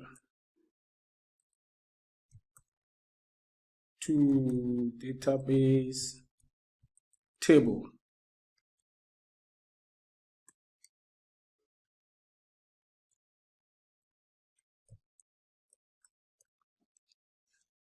I didn't correct this database table. Here, we will take in the song, which is a string. We will also take in the particular table, which is a string, but the the database, sorry, the database, why do I keep on forgetting the A? The database should be equal to the app database. Okay, and these things will be very, very close to each other, so permit me to copy and comfortably paste it here. This is this part that we change. So and the execute, we can just get rid of this. And then what we want to do here is say insert into, and this is the SQL, the language to interact with the database. So it's just very close to English, more simpler than Python itself. So insert into, and then what we want to insert, the table name, we give it here. Of course, it should be lowercase. So insert into table. Oh, I was expecting the autocomplete to do it for me. I'm going to do it myself. Insert into table, and then what we want to insert into the table.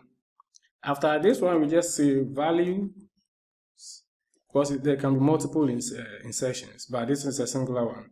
We want to insert, and then we bring this open and close parenthesis and put a question mark inside. And let me explain it. If our file or our database had maybe 3 columns, we put 1, 2, and maybe 3. We separated by commas. You get what I'm trying to mean. We would have been putting them there.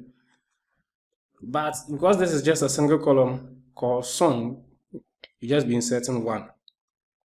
And this is, of course, also the thing we are inserting. But after this string, we have to put a comma here and tell the database what is it that we are inserting. We've told it that this is the data that is coming, but to which particular column, or sorry, this is the table that's the target table. If I should come in simple terms, this is the target table. But where is the data that is coming? The data is the song, but you have to put it in a tuple here as a song. I forgot the caps lock. Song. But don't forget to bring a comma afterwards. So that's the SQL. This is the parameter. So SQL, the code that the database will understand, and this is the parameter that is going in. Be careful to bring this comma, other than that you get a lot of errors. It is a single file, but you still have to treat it like multiple or something like that. So that should do for us. You commit, you close. Yep.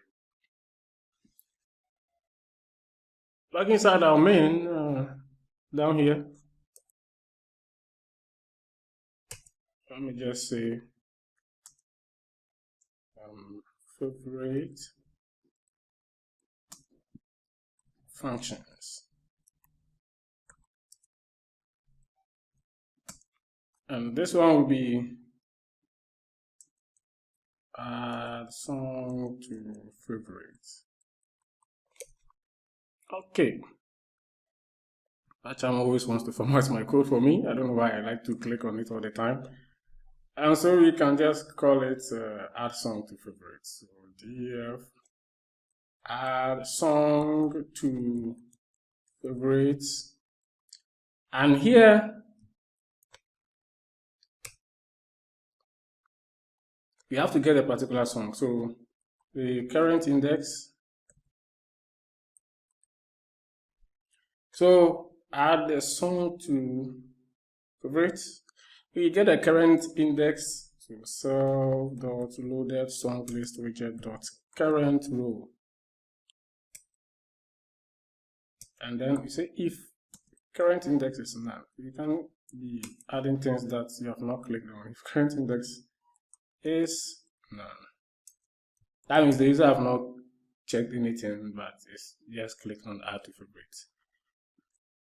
Then, because you can right click on some place where there is no song and the person will use add to favorites. So you want to prevent that. So kill message box dot information. You can make it a warning too, but I don't think I would use the warning. So self, and then here we can say the title will be add songs to favorites.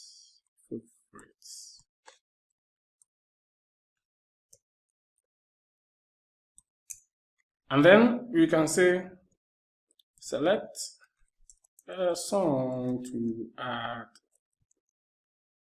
to favorites. So you should select a song. And then as usual, we return so that we break out of this particular operation. Okay. But if that is not the case, then we want to try. And then here we can say adding song to favorites, error. Okay. Here we can just say that the particular song, we have gotten the index already, song equal to songs, songs dot current song list widget, and that particular index. So get that particular song at that index. And then here you can say add, we call it add song to database table. I think so. You can see here that song equal to, Python import it for me. So be sure to import that one. So you can see the song equal to, let's be safe, and pass it here as song, an F string, and then we can say table should be equal to favorites. Yes, so this should do. Usually, if it is successful, you may want to show some info here, information, maybe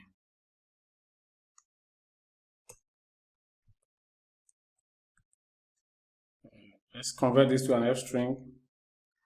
We say os.path.basename song. Oh, where is this? Was successfully added to favorites. So that we know that the operation was successful. This is not a button that should be handling this request. This is not a button. This button will be handling the request of adding the particular playing song to favorites. But for now that we don't have the context or the pop-up menu to select the one that we will actually use, the action, let us use that button for now. So now we will come away from should be at the favorites. Let's just keep it favorites so that we know that we are keeping track of. If you are looking for something, you just find it easily. So self dot, even though it's at the default page. Okay, let me put it at the default page. But at the bottom here. After this one. So self dot, what's the name?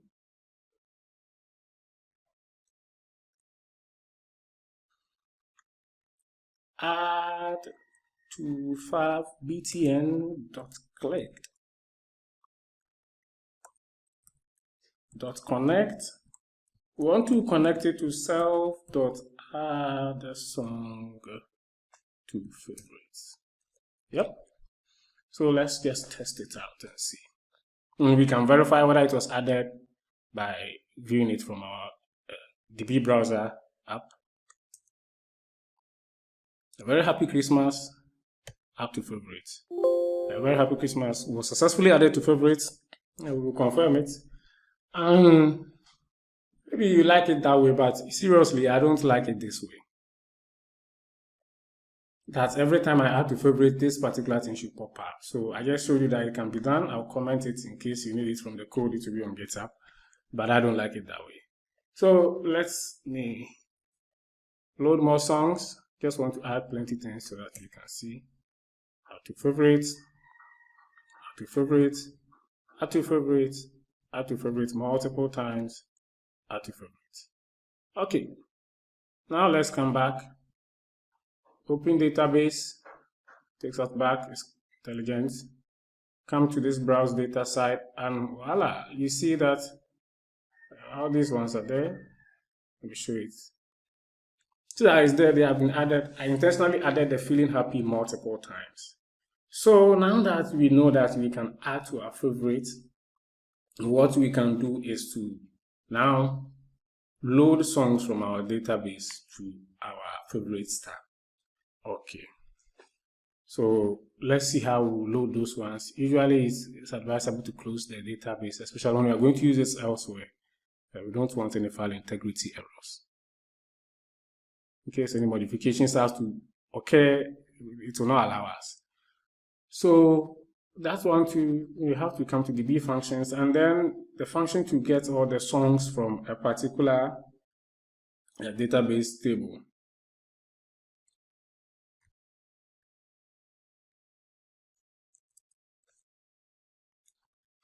Or we should just go ahead and then write all the DB functions. I'll be explaining them, and then we will not just be switching between files. That will save us a lot. I think so. Yeah, so now we can add to favorite, create database, those ones. Okay, so the next one that we want to do is, so the one is, we want to delete song from a database table. So we want to delete a particular song. That one I'll hold on to it for now because I want to show you some SQL trick, a problem, and a solution. And so we can go ahead and delete all songs rather first. Delete all songs from the database table. Okay. The same old stuff. So permit me to copy and comfortably paste it here. So define delete all songs from database table or something like that. And this one too, we need a table which is a string, and then the database which will be equal to app database. And so let me paste what I copied. Connection is the same, but here we just have to say delete from. We don't need this. So you say delete from, and then the table name comes. That is all. We have no parameters to pass. Okay. And this will delete all songs from the database table for us. The next that we are working on is to fetch all songs from a particular database table. So since they are almost all the same, let me just duplicate.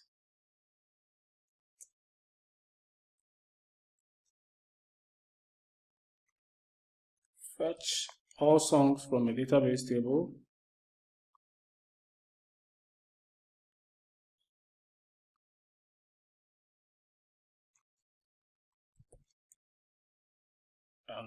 We will still need the table and then the database, and this one will now be select, and the column name should come. So select the column name, excuse me, should be song from then the table name. But how this will come is it will bring it as a tuple of tuples. So this is how it will come. It's a list, a big list, sorry, of tuples or tuple of tuples, something like that. But in any case, it looks like this. So item, and I think it's either the index or the row or some kind of ID. But this is how it brings them for us. But I've forgotten the second thing here. But this is the item that we are looking for. Then the ID or some index or row will follow. So we have to now find a way of getting only the items into a particular list, and we'll use a list comprehension for that. So we can say that now songs should be equal to, or let me say song data. Song data should be equal to cursor.fetch all of them for us. And then now you can say data equal to now let's comprehension. So song 0, sorry.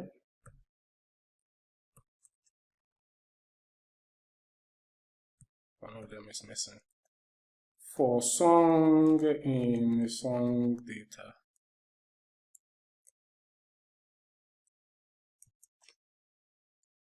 So as I showed you the structure, is that will fetch the first item for every item in the song data. And then we can now return this data after closing the connection. So return data. So that will come in as a single Python list, and that shouldn't be a problem to work with. Now we can, there's a place where we also get all the tables in a particular database, especially when we are creating a new playlist. I don't want us to really come back to this file again. So let's get that function also done. And that will be get all tables in the database. And so we define get playlist tables, because we only use it for the playlist, so we can just name it like that. And this one will not even taking anything. And if you are actually giving this here app database here, I don't think this particular database will be necessary. Yeah, because it's just redundant. We are not using it for anything. Yes, we don't need a database. In fact, if you can use that particular parameter inside the byte, it will still be redundant. So, because it's just this file, there's no way to get it from. But the usual times we go on to our connection will still be equal to SQLite3, and then dot connect. We connect the app database, and then here, because also go to connection.keza. There's the execution that will be a little different. So keza.execute. And in here, this is how we write it. This one, we're not fetching from a particular table or anything like that. In fact, I think you should appreciate it more if I do some of these things in the DB browser. Now let's open the database. And there's a place where you can bring a query builder or something like that. Execute SQL here. So if I say select, I just hope you see it clearly, select star. That means everything from favorites. And I think Control Enter should execute it for me. Of course, because this place is this particular software, you may not really see the tuple and tuple stuff I was talking about, but if you fetch it in Python raw like that, that is what you see. So we see all the things here returned.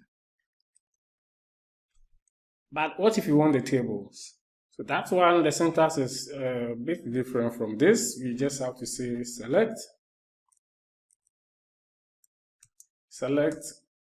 star, the same star, that means we want to get everything. But this one from SQLite underscore master, and then we can now say where type equal to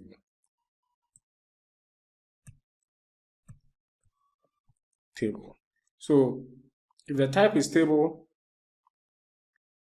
then get it for us. So let's see.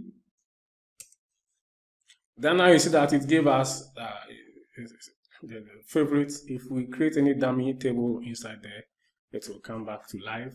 Let's just try and see the database structure tables. Can we create a new table from here?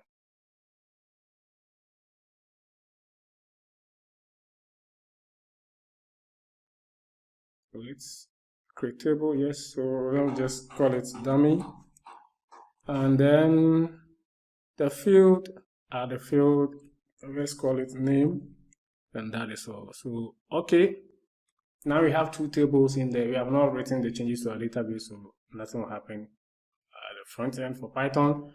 But if we come back to our SQL and now execute it again, so that now we have two things returned. So this name is what we'll be targeting and then using in our program. So let me revert changes. Yes, so now when I come back, I shouldn't see that particular table again. And then, so that is the syntax that will get us. Can copy it and then come back to Python. Where is it that we are getting? Just paste it in here safely. And this will get us all the table. So you saw how it came, so we have to now work around it. So tables equal to, you saw that it came as a, this one will return, if we are fetching it raw like that in Python, to return like a tuple of tuple, each of these 1, 2, 3, 4, 5, 1, 2, 3, 4, or 5, 1, 2, 3, 4, 5. Each of them will come in, so a tuple of tuples, each tuple represents a row, and each row has 5 elements in it and all that. But we now also have to get it by a list comprehension. So we can say table underscore name, and you see that one was the second object, so it's the second one, so we can get it by the first index. So that's the name. You can get it by the first index. So table name, the first one, for table name in tables. So that will also give us just that particular, oh, I didn't get that one, so no. Okay, let me just go table names should be equal to cursor.fetch all. And then this one should be table names. Great. So this one will just give us a list of all the tables and it will be easier for us to work with in Python. But you can actually see that this is a very dangerous, potentially dangerous code. So what we want to do is to wrap it in a try except block. So let me just paste this one in here. So error getting table names. But this exception will not be a broad exception like this. We can actually target it like SQLite dot error. So if there's any error, you should just let us know. Error fetching table. And this one will have a finally.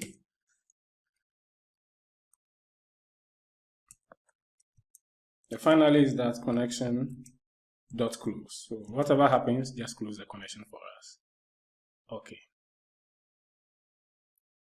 But if it is successful, then we have to return tables. So return tables so that we can use it. Great. And the next one that we want to do is to delete from a database table. So no, delete the table itself. So delete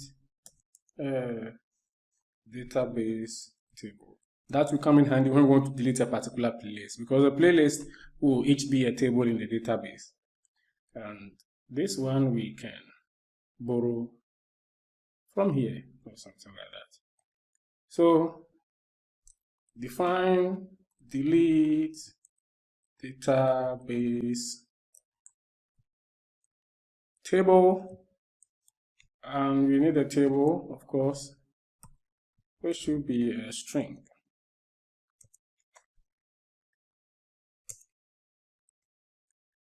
And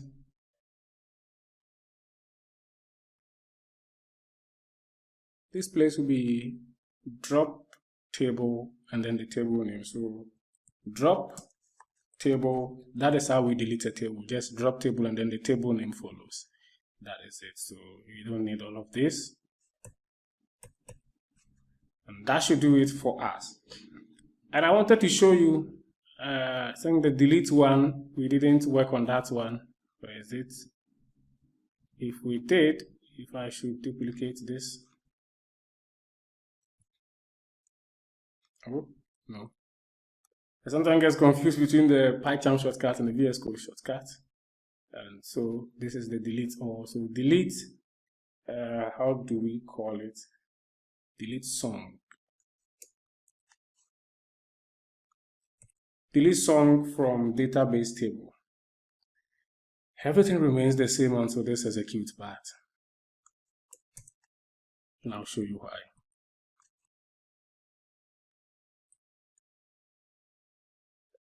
Now let's come back here. Hope we have not closed it. Yes, we have not closed it. We have to delete by the item name. So let's also select everything from favorites.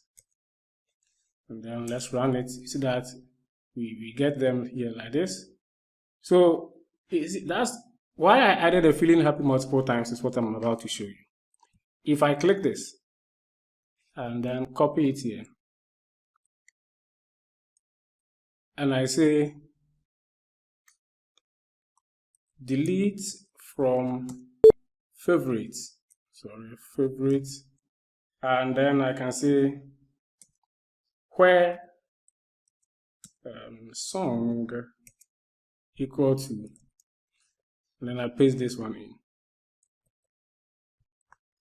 That's if I write the syntax like this, I'm telling the database to delete a particular song from this table where the song is this. That's what you have to pass in, because you are not keeping track of it by IDs. That will be a little bit difficult. But if you want to do that, you can do that if you understand the database language. But I just want to show this one also. So if I run this query now, and then let's say afterwards you want to select everything from favorites. So select star from favorites. Okay, so let me select this line and then control enter. It has been executed successfully. And now let's run this one also. You see just what just happened. It removed every instance of that particular item from the database. So even if we right click on an index in our favorite list widget that we want to remove, as long as that particular index, we will fetch the particular song from the song list. If there are 5 of them in there, to delete everything, it will not use that, because we use the song name, not the index. So we'll pass the song name in here. And how we will get it is that we get an index that has been clicked on in the favorite list widget and use it to fetch the particular song from the list, and then use the list, the value we get to delete it like we have passed in manually here. But how do we go about it if we want to add a song multiple times to favorite? Because maybe we just want the song to be playing for 100 times or a number of times, and we can work around that one. So let me revert all the changes. Yes. And then you will see that we have our feeling happy here. Is that there are a total of 12 rows now. So feeling happy comes in. Let me show you how we can delete without causing this particular trouble. So delete from favorites. The song is what we will cut for now. Delete from favorites. Oh, why am I not coming back? In this place, we can see where row ID equal to. We can open and close parentheses here. And then we can now say select the minimum of row ID. This row ID comes in default because the database keeps track of all the items we place in by their IDs. It gives it to them, even though it may not really show it here, but it does give it to them. You can think of the row IDs as these ones at the left-hand side here. And now we can now see from favorites, and then see where song equal to. Okay, I think I should be bringing things down to the next line. So where row ID equal to this, favorites, where song equal to this. where song equal to this. So let me try and explain again. So we are deleting from favorites where instead of passing the song in directly, we want to get all the row IDs, they will all be returned. So for the feeling happy, that particular object will have the row IDs from 4 to 11. And so it will get all of them for us. So we want to select the minimum from it. You can actually select the maximum here also, or something like that. It will also work. But in all cases, we are targeting to select only one value from it. So if it should take the minimum, to take the 4 from that particular favorite, and then it will delete that one. So it uses this to check how many rows have this. Oh, I got 5 rows. Okay, starting from where? Starting from index 4 to index 11 or index 4 to something. And then, okay, then pick the minimum row ID. What is it? And it is 4. Okay, then delete the item at 4. So hopefully, if we did this thing very, very right, if I select this, terminate it with a semicolon, and I run it, okay, execution finished with errors. That means we have some errors in our code. Delete from favorite where row ID equal to select minimum row ID, and this one was not supposed to be there. Apologies, because there's not even closing anywhere. So when we execute this, still getting us some error. So where row ID, okay. That one should be here, but there should be another one that closes it here too. Yeah, there should be another one that closes it here too. So I think that in this case, it really makes more sense. So delete from row ID where, and then which of the row IDs do you want to delete? So row ID equal to, and then all these things will be executed. So get this particular value, all the row IDs for the value, and select the minimum from it. So now I think all the errors have been fixed. Forgive me for the errors. And now we have execution finished without errors. You remember they were 12. Now let's run it again. They are 11 now. If I revert changes, yes, and select everything from favorites, we get 12. But if I run this, select, now we have 11. So now we've worked around when there are multiple songs in the playlist and the favorites, and the person just wants to delete one of them. So let's just copy this and comfortably paste it here.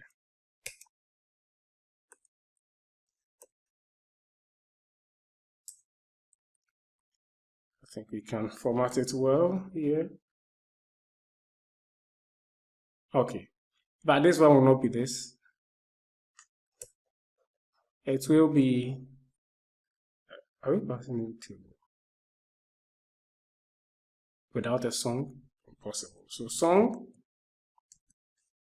but the song will also be a string. Okay, so delete from, this is where the table comes in. And then here we also pass in the song. That looks good to me. And I think that is all that we have to do here. If any of them is left behind, we'll come and do it, but I think that is all.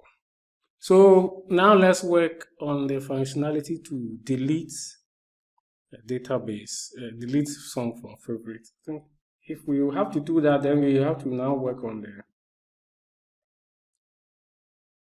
the pop-up menus or the context menus. But for now, let's just make sure that whatever we have in our favorite can be loaded into our application. So before the add song to favorite, we can say load favorite songs, and then the function will be load underscore favorites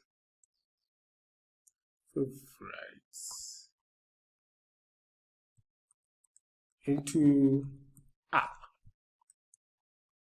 Okay. And then favorite songs, so we can say favorite songs will be equal to, remember we created a function that says fetch all songs from database table. That is what we'll be using. So fetch underscore all songs from database table, and then we pass in the table name, which is favorites. So be sure to import this. Oh, fetch all song. This is not how we named it. From database, I didn't bring the A. Fetch all songs from database table.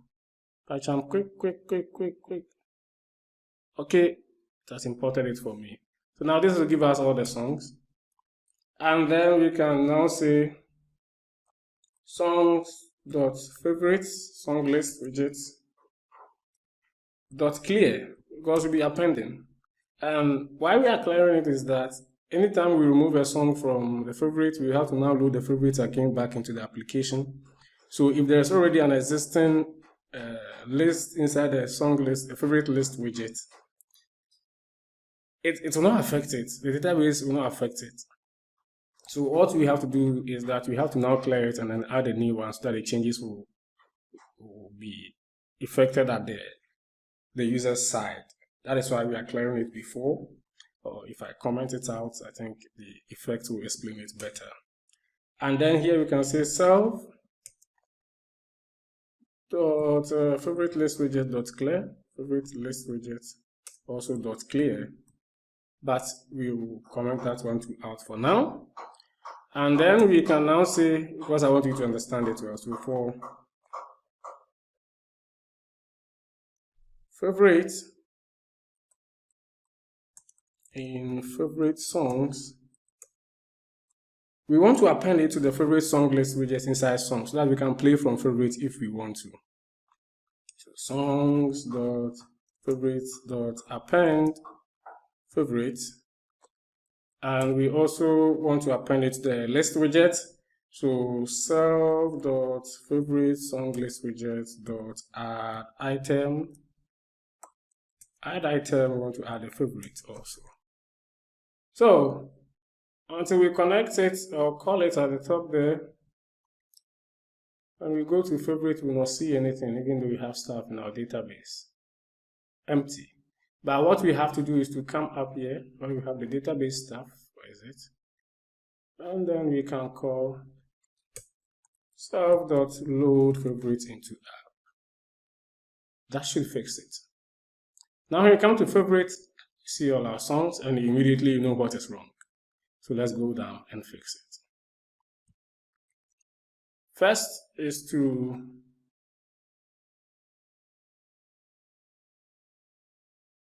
where is it? Here.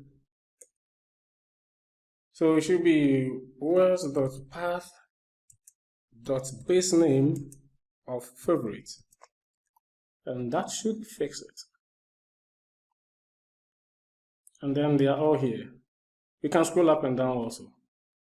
And yes, that is it. But you can see also from the finished version that there was some favorite icon here. And you know how we did it for the song list widget. So let's just bring this one down. Okay, you know that we have to add it to a kill list widget item, which will take the kill icon, and then we can go to our Qt designer and copy the path. But for now, let me bring this. Okay, I think I forgot the shortcut. Let me just copy and paste it there. Okay, so let's go back. Look for the icon. It's this one. Copy path, and then paste it in. So this should work. Let's see. And then everything is now beautiful like that. Sweet. Okay. Oh, okay. There's a button here to delete the favorite. So let's just work on functionality to delete some song from favorite, and I'll you understand why we had to bring these things here. So add song to favorite. I think this thing should be very similar to the delete song from favorite or remove song from favorite. But I will not copy and paste. So I think we have one indentation in, and then we can now say remove song from favorites.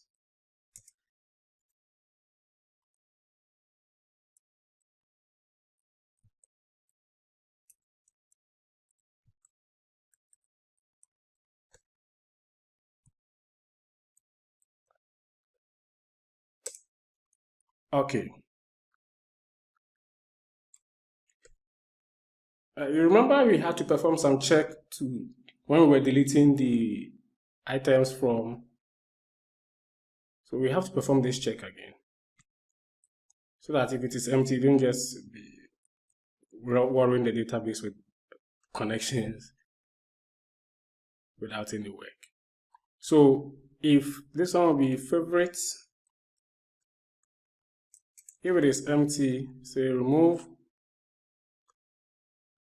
song from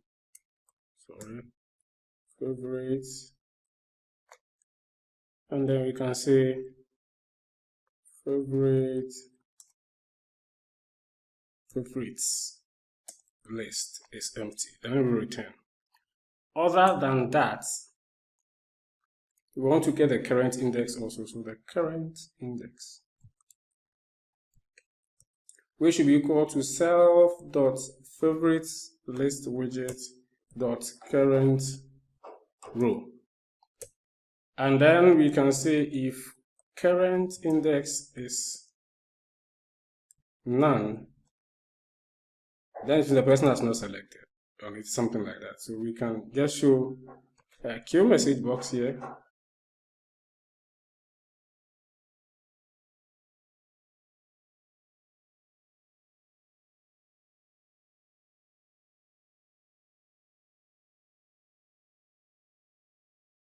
Once again, I'm sorry for the background noise, occasional background noise. I think some work is going on. And remove song from favorite. This place will be select a song to remove from favorite. Okay. The return, okay, we can keep it there.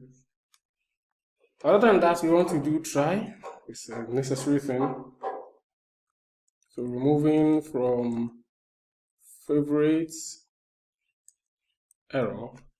And here we can now say song, the song that we want to remove now. We have the current index at the top there. So song equal to songs dot favorite list widgets. Remember, we're playing these ones from the favorite song list widget.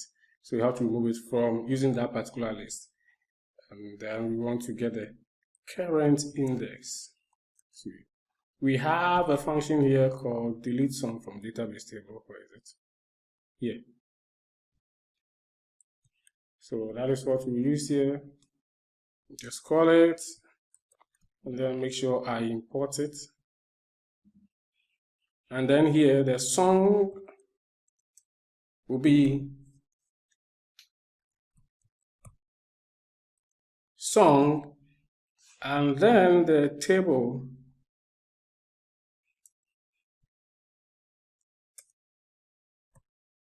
favorites.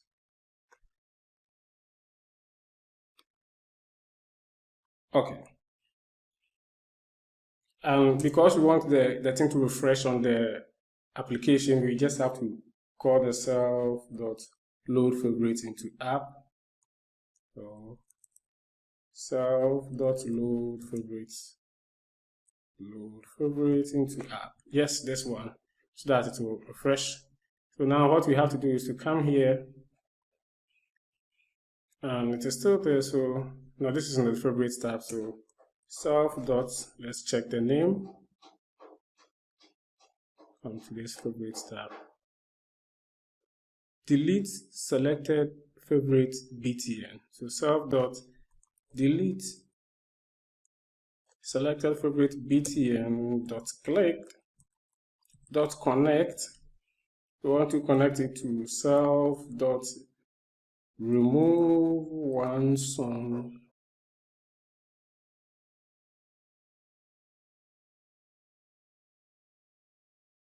Okay, remove song from favorites, this one. So let's see.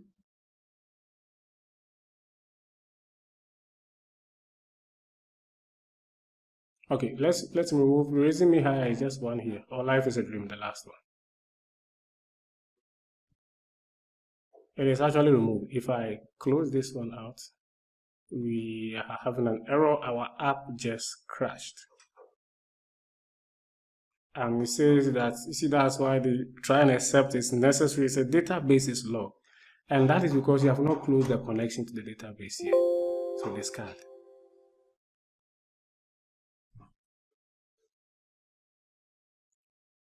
Back to our favorites, select the Life is a Dream, delete.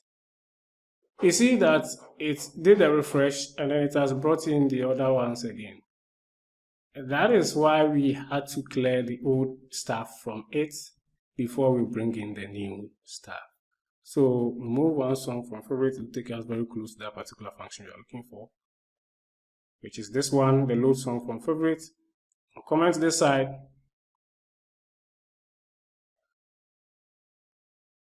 If I remove A Very Happy Christmas, it doesn't duplicate the list necessarily. I'll remove this one, remove. Okay, so now we know that this is also working. Let's work on the functionality to delete everything from the favorites. So let's be very close to this remove one song. Yeah.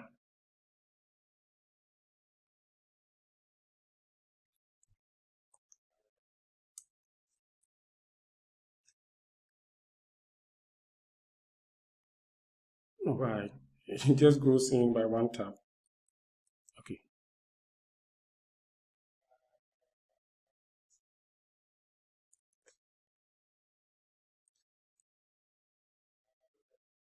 Remove all songs from favorites. Okay. So we just check if this count is 0, fine. But we also have to pose a question to the user. We don't need this current index. We also have to pose a question to the user just to be safe. Question equal to kill message box. You remember we did some for the remove all dot question passing self, and then we can say remove all favorite songs. No? And then we can now say this action will remove all songs from favorites, and it cannot be reversed.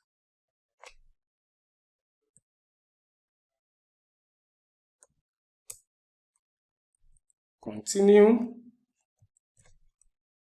And remember we have to pass in some buttons here. So kill message box dot yes, not pipe, and then kill message box dot cancel. But we want our default to be kill message box dot cancel. Okay, and if question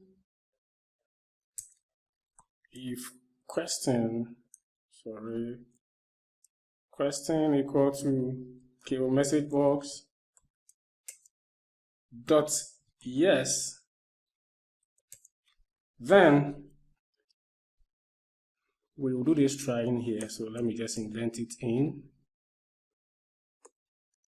and then removing all songs from favorites error.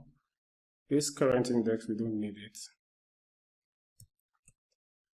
You remember there's a function here called remove all songs from favorites.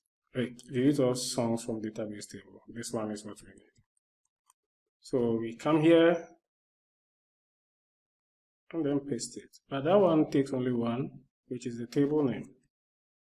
Be sure to import it. Yes. Great.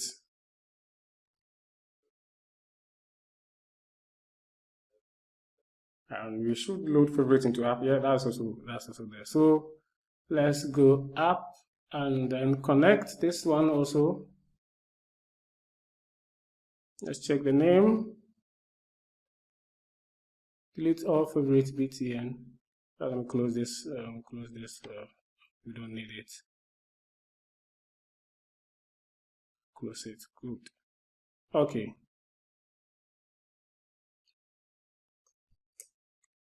So delete all favorites. How can I forget? Yes, it's this one. .clicked .connect. I want to connect it to self.remove all songs from favorites. This one.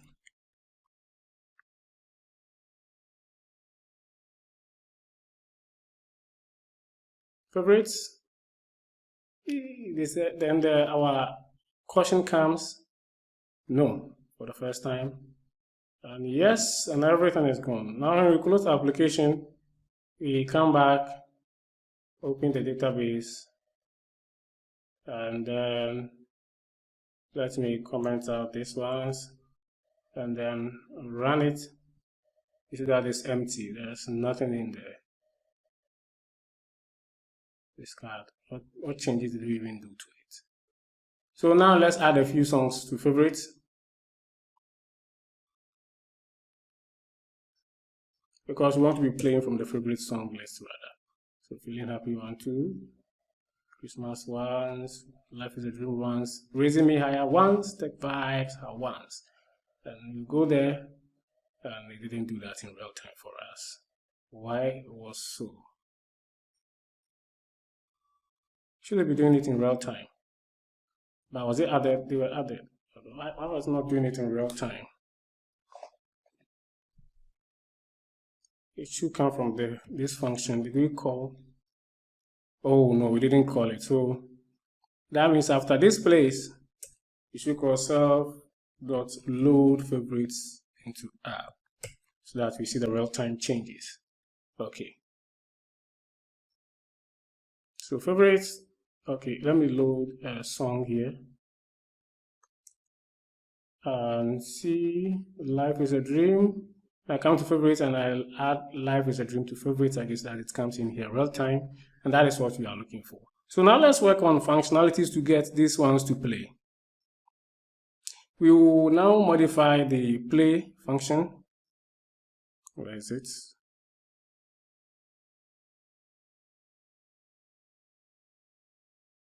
It should be close, yes. And here, let's be safe. Let's declare global stopped and say that stop is false. It cannot be stopped. Stopped. I made a mistake here. Stopped equal to false. Okay. Because it should be playing. And here we only have to check which of the widgets we are on, and then we know what we are doing. So if we're on the favorite list widgets, then it will be that one that we use for the selection and then the indexing to the particular list. But if we are not on the other side, then so it's only this part that we have to cut for now. And then say that if self.stackWidget.current index, Am I writing something wrong here? Current index. Let's work first with the song, with the song list widget. So that one is the first one. So, and then we know that this is how we're supposed to go. Okay. We can now say elif self dot start widget dot current index equal to, the playlist is 1, the favorite is 2, so it should be 2. Then let's just paste it and do some modification. Then the current selection is not this, it is the favorites song list widgets dot current row, and then here we'll be indexing to favorites song list also, not that one. So this one should fix it for the play for us. Let's see if we can play from our favorites directly. So let me just pick a very happy Christmas because it's close to Christmas. And you can see that it's actually playing the song. And yes, we can now play from our favorite, but because we have not configured it for the next and previous, I don't think that would be a good thing for us to try here. Our app may crash, so let me pause, play this one. Okay, so now we can play from that one. Let's work on the next for the list also. This function should be closed. Okay, so for this one also,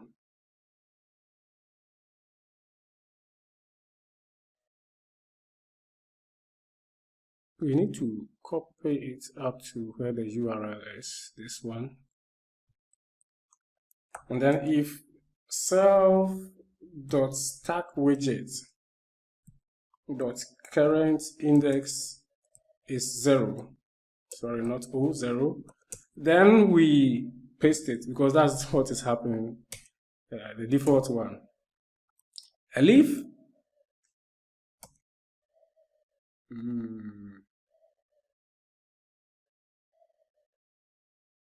self.stackWidget.current index equal to 2, and let's paste it. It should be similar, but with some small changes.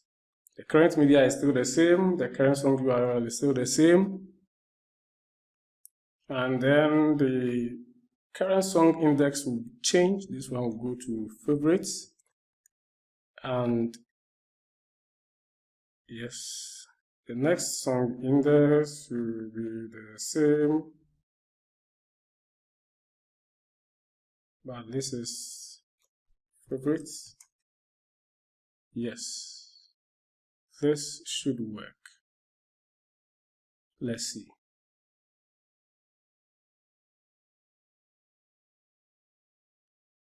So let me play Christmas. Next. It is playing Life is a Dream, but it's not moving the... This is doing something strange. It is playing it correctly, but translation is not working fine. Oh, and that is because it is to be favorite song list widget, favorite list widget or something like that. Yeah, it shouldn't be the actual song widget. Yes. And so this one should work now.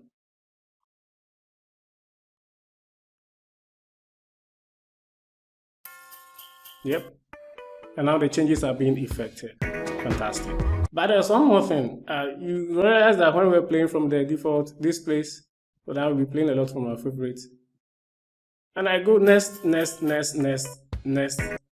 see how it randomly chooses.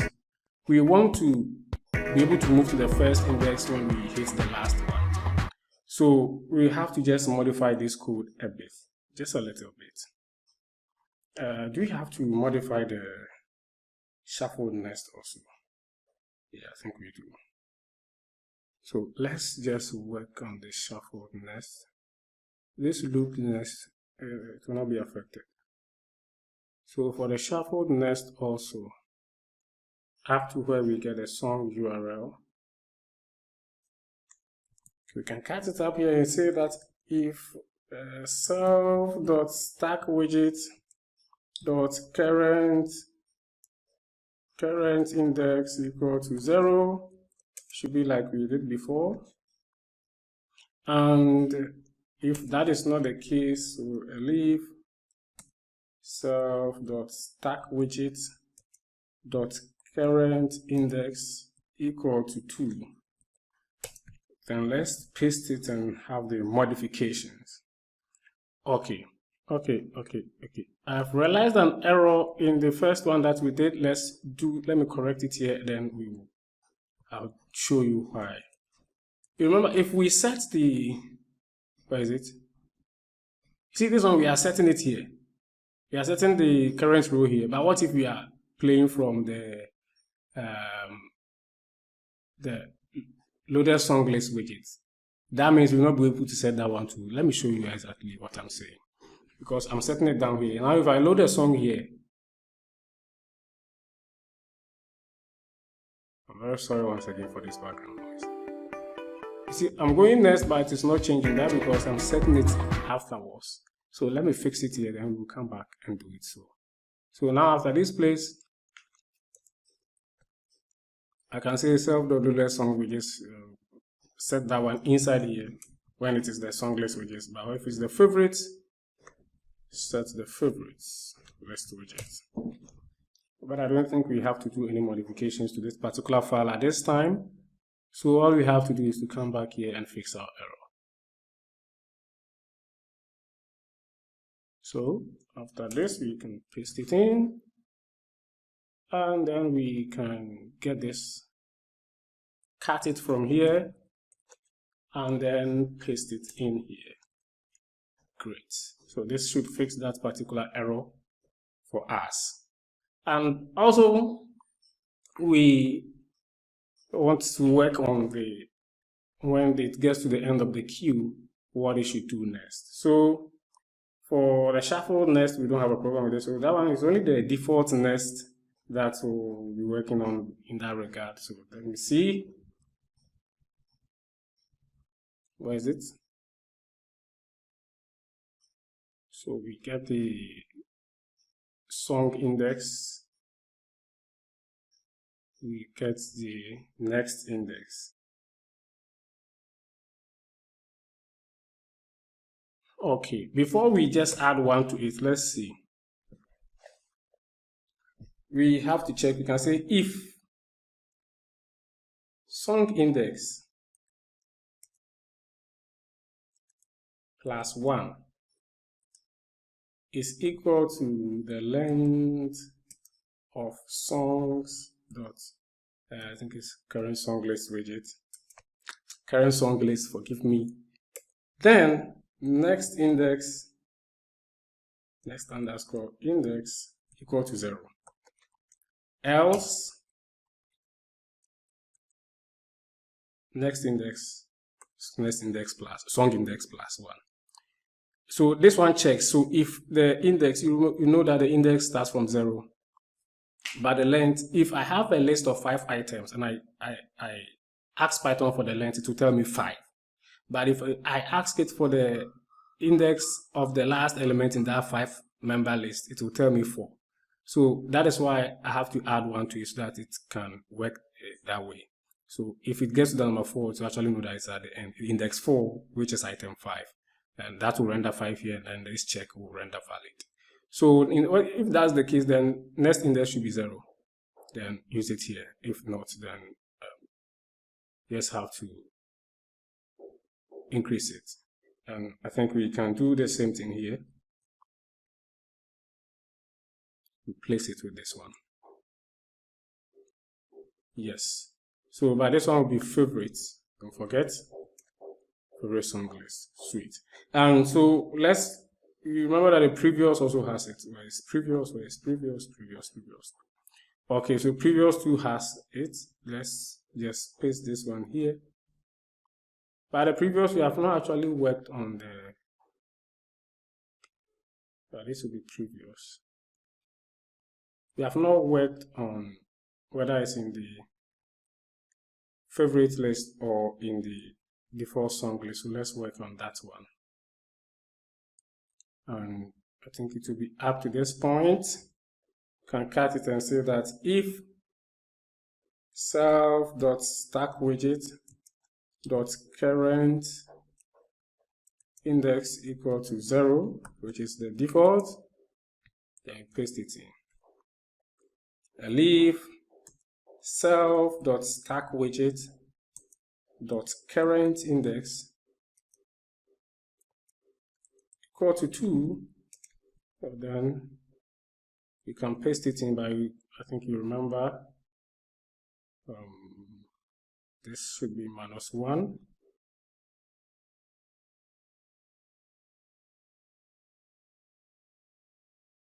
And then this should also be -1. No, this one will be different. We cannot just be pasting this one there. The previous will be different. So for the previous, it will not work this way. So if current song index is 0, let me delete it. We have to check. So if current, no, we made a mistake. We deleted something that's not supposed to delete. So this is it. So if song index is 0, then we want to say that the previous index should now be equal to the length of the song, the list. So songs dot current song list. So if the index is 0, then the previous index is equal to the length of the song list widget. And remember that we have to subtract 1 from it, because if it's now at position 0, and then it wants to go to the last item on the list, if you take the length, it will give it to you in a different way that the index works. So you have to subtract 1 from it to get the index that can work well with the list widget. Other than that, we can now say that, so else previous index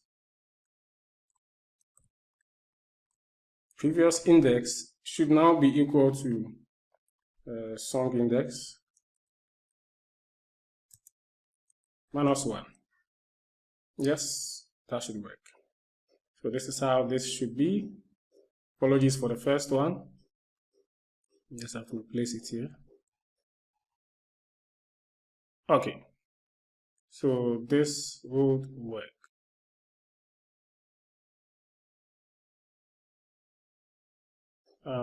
We have to set the current row separately like we did for the first one. So this one will be the default. Yes, so we loaded song list widget.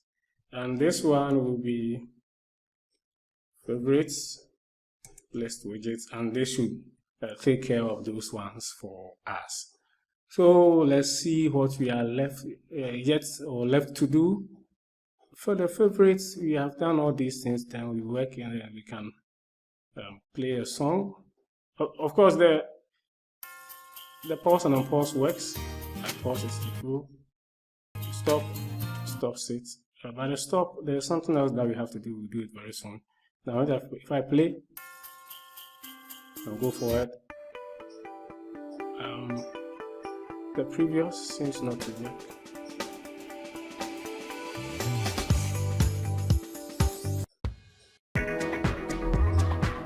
What did we do?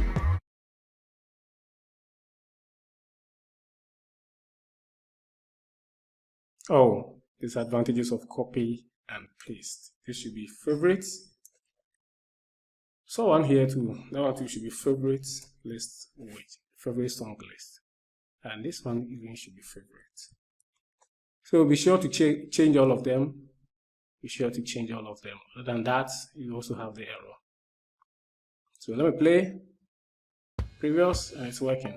So we see when I stop the song, it stops, but these things still remain what they are, and that is a very bad thing.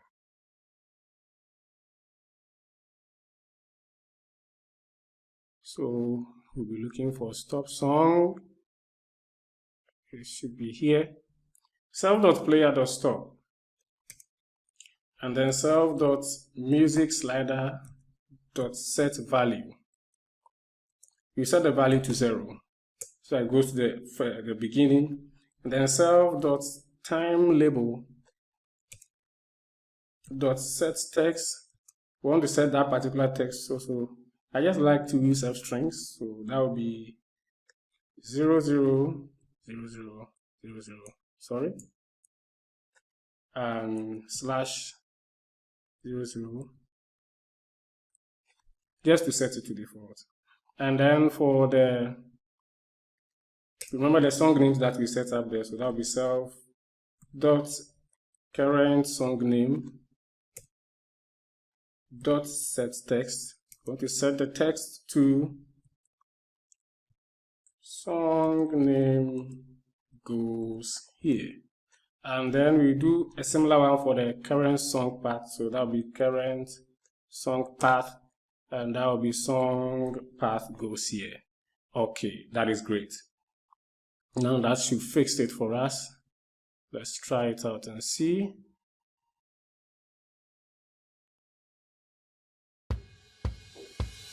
So I'm expecting the slider to come to 0 and then everything else to go back to default, and it did work. That's great. And so I think now we have to come to the playlist functions. We're done with all the favorites, at least for now. Yes, we are done. And the rest will come and write it later when we bring in the actions. We are doing it one step at a time. So down there we have favorite functions.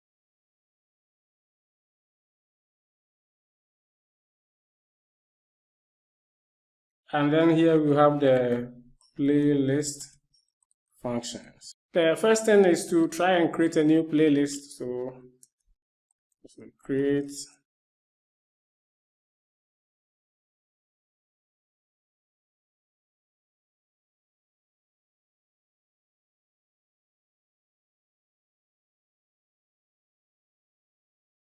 of course it's safe to put it in a try except block. So creating a new playlist error, and then the error will come. You know, we have to now check if the playlist already exists, then you cannot create it. So we can now say existing equal to, remember we created a function here called getPlaylistTables here. This is what we'll be using. So getPlaylistTables,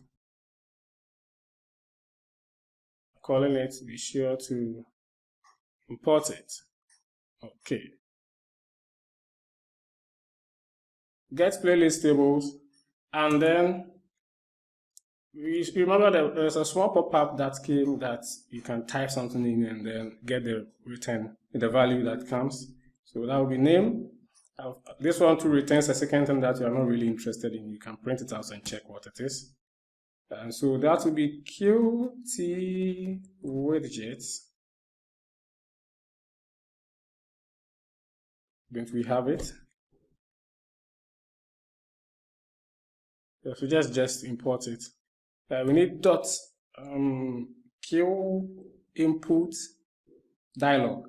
This one .get test. So it's a dialog that will pop up. We want to get the test from that particular dialog. So self, and then that'll be the first parameter. Then we also want to get the title that will show. You can say create a new playlist, and then it will be like a line edit or like a form field or something like that. And so I can now say that the prompt for the user to know what to do is enter playlist name. And why is the self angry at that?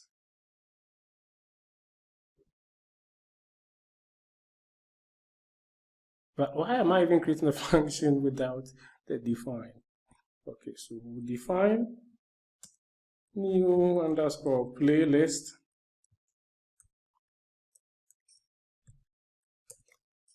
And it should be in there. How did I manage to do that?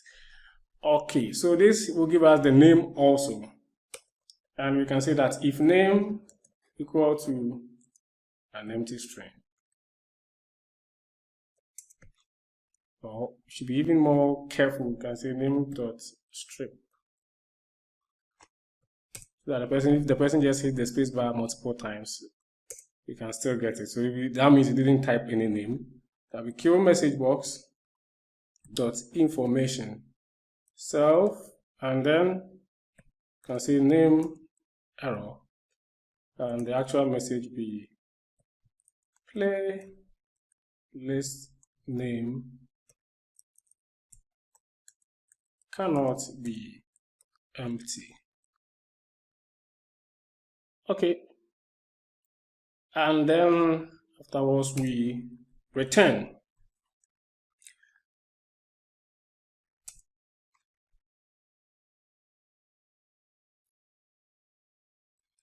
Else, if name not in existing, because if the name of the playlist exists, you shouldn't be creating it again. So if name not in existing, then we want to say, we have the function there, create database or database table, some function like that. The first one, yeah, this one. Now we are using it again. Create database or database table, and then now we have to pass in the table name, which is the name that the person typed. So that should create a database table for us, which is the playlist. Remember that it creates a column called songs, and that is what we use. We have a function to load playlists. So self.load playlists. That's the function that we should write. Let me comment it out for now. So if name is not in existence, that is what will happen. But if the name is in existence and the person still wants to create it, then the person wants to overwrite the one that is there, then we can give the person a chance to do that. So leave name in existing. We can throw a caution. I think we can get a question, one of those questions from here.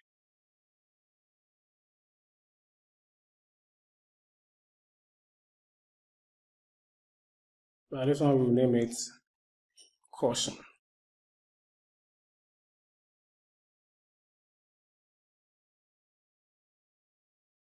And then this space will be replace playlist. And this action will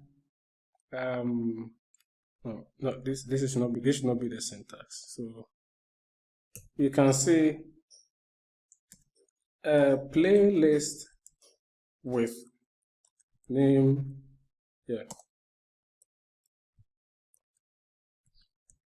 name. I was trying to play smart with Python, but it didn't give me the F, so I have to bring it here myself. With name exists. So already exists.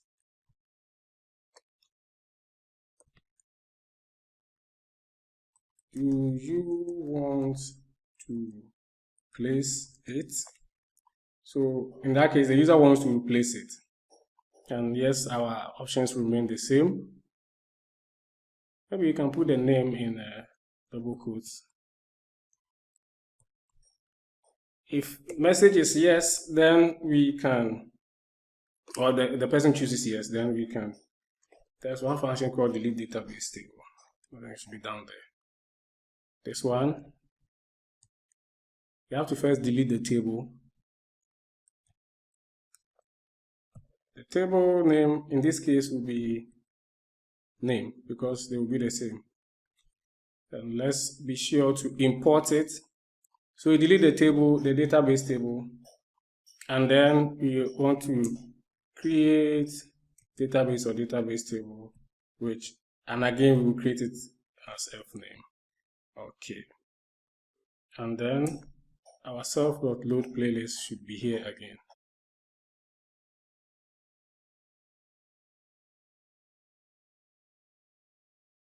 Okay. that should do. And so let's quickly create that function, the self.load playlist. It should be the top. Let's see. So load playlists into app.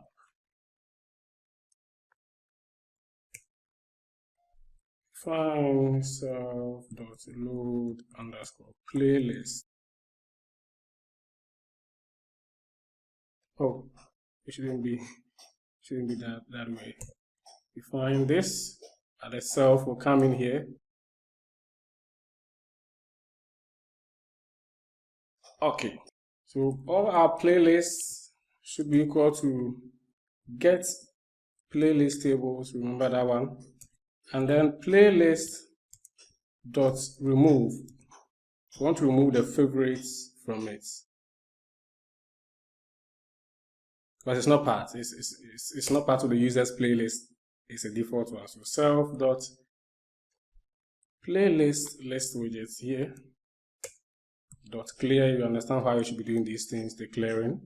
And then after that, we can say that for playlist in playlist, and this one to add an icon plus the playlist itself. So I believe that we have done it 2 times, so I can type it straightforward without further explanations. So self dot play list widgets dot add item, and that will still be a kill list widgets item. The first one being a kill icon, which will copy the path and paste soon. By this one, we are just placing the playlist inside, just like that. So let's get the icon from here. I think it should be this one. Or which one? I think it's this. Yep.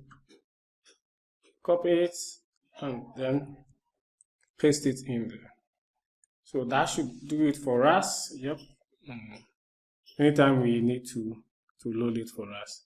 So let's come at the top here and then connect the new playlist, and we have another one yet. No, let's uncomment this, and then let's uncomment this one too. So we can come up here, and just as we call the load playlist into app, let's call the self.load playlist. Yep. And for the connection, let's create one for playlists for the self dot, I think it should be, is it new playlist ptn. Yep, it should be this one, dot click dot connect. We want to connect it to self dot we will call it in something new playlist. I think it's this one. Yep. So this is it. Let's try it out and see if it works. We should have the database table. Let's see first if we have closed. Yes, we've closed the connection. And so at our playlist side, create new. You see the pop-up that came. This will be called test. We press enter, and then we see test here with a beautiful icon. Fantastic. So if we close our app and then come back here, open database, you have more than one table now. If you browse the structure, you see the test is already there. Great. So let's close, come back here. Now we know that that one is working. And so let's go ahead with the rest of the database functions that we need to do. Okay, so now let's work on the deleting of a playlist. So delete playlist, which should be, so the particular playlist that we want to delete should be equal to self.playlist list widgets, this one, dot current item.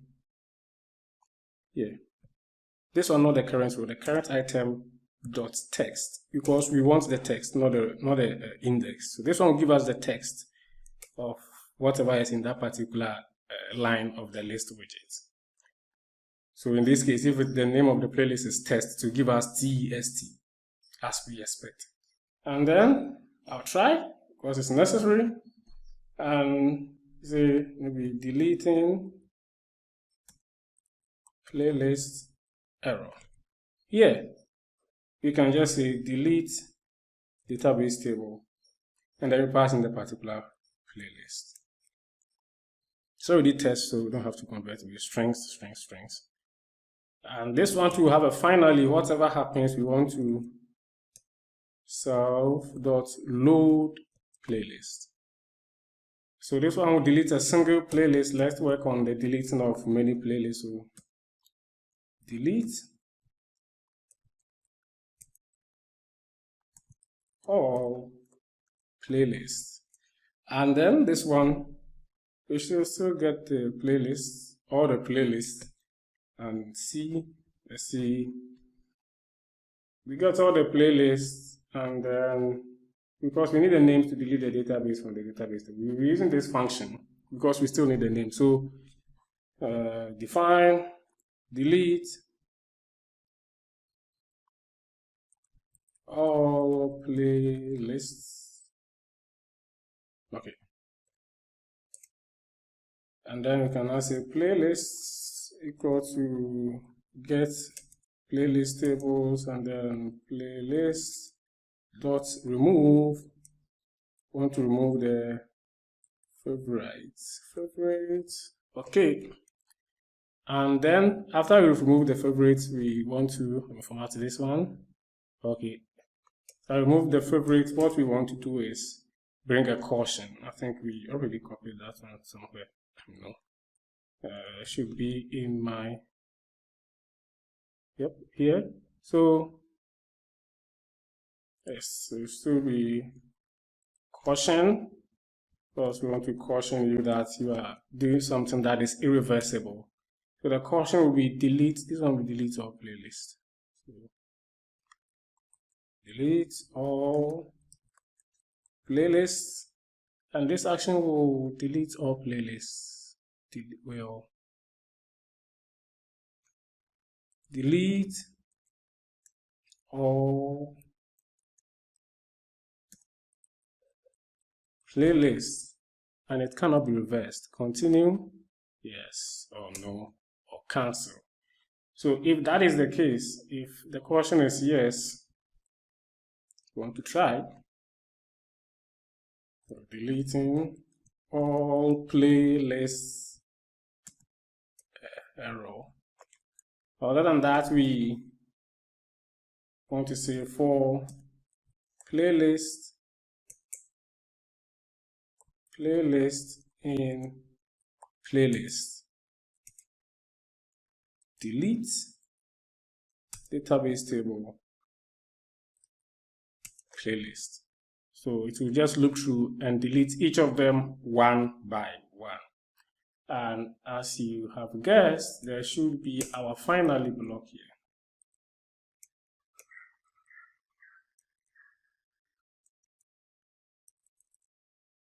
Dot load playlist. Yep, that should also be it. And let's see how we can add a particular song to playlist, a playlist. Well, I just want us to create all of them, then we will do the connection. That will be faster. But I hope I'm explaining things as these things as they are supposed to be explained. So add a song to a playlist. Okay. Yeah.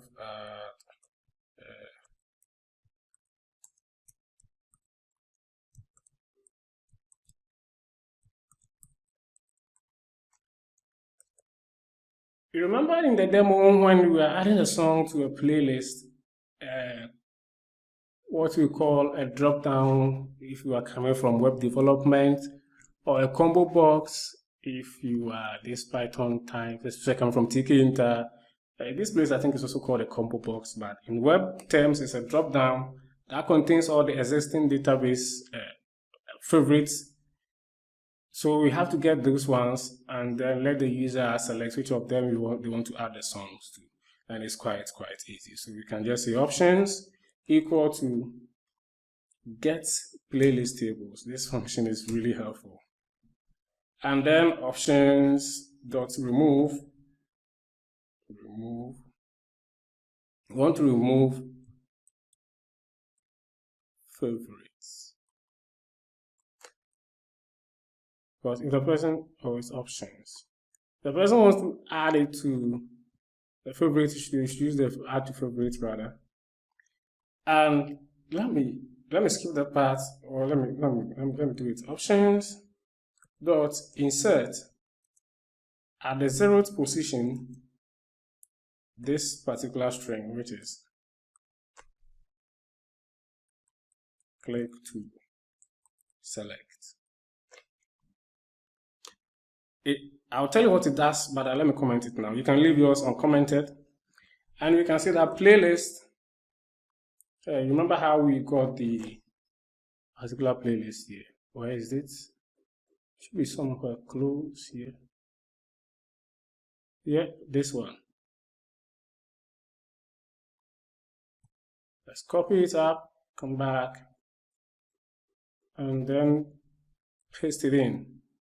So instead of name, this will be playlist. Give input dialog dot get item rather. This should be get item, not test. And then self, yes, and then this will be add song to playlist. And here we will not pass, you can just say choose the desired playlist, and you have to pass in the options also. So we can say options, and then editable should be false. We don't want the user to be able to edit the content in there. Yep. And so let's see. And so for this one, let me connect it here. I know we are skipping ahead of it. We wanted to do everything at once, but let me connect it, and then so that will be self dot add song to a playlist. It should be a button or something. No. Let's see.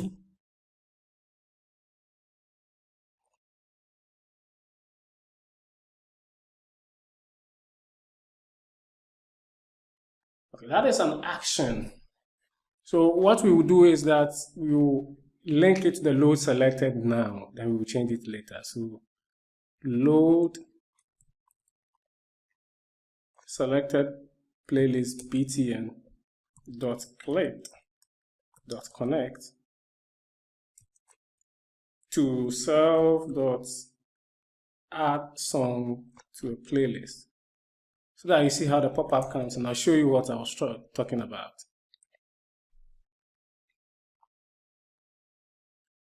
Or if where is it? If I click on this thing now, you see that test is the one that comes first, but I don't want it to always be so. So that's why this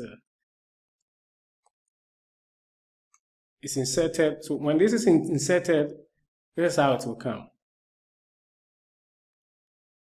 So click to select, then we now can select test, and that is, I think this is way cool. And so once we get it now, you have to perform some checks. So if playlist equal to this click to select here, that means the person did not select anything. Let's just make sure that everything is exactly as that. Then it means the person did not select anything.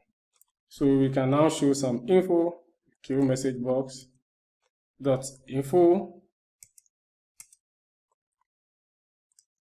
and it will be add song to playlist, and we can now say no playlist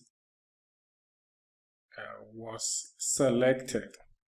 And then afterwards, we are not adding anything again. We can just, what is this one doing here? We can just return. Other than that, that means if there is some selection, then we want to do it in a try except. And here we can say that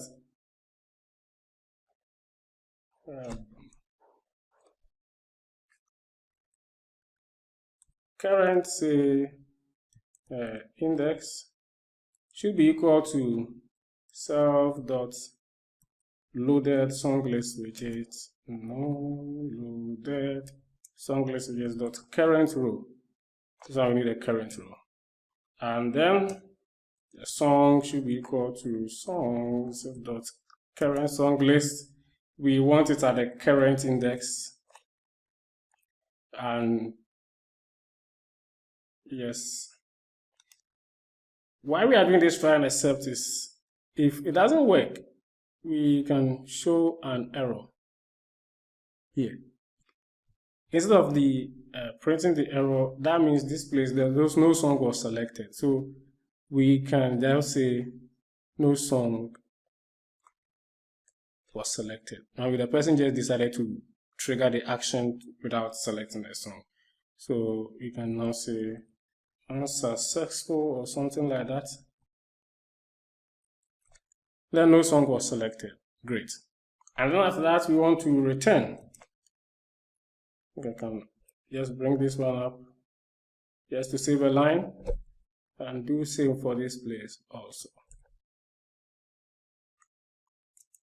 But if all the above passes, then we want to add song to database table. And then we now pass in first the song, which is equal to song, and then the table, which is equal to playlist. So the selected song and then the playlist. Great. And then we know that we have to load playlist into app. So self.load playlist into app. But if you want to also show a successful message like we did for adding the song to favorites, you can do that, but I don't want to do that here. Okay, the next on the list is to, now we have added a song to playlist. The next on the list is to add all current songs to a playlist. So in case all the songs that are playing, want to add them to the playlist, we can go ahead and then do that. So on the same indentation level, add all current songs to a playlist.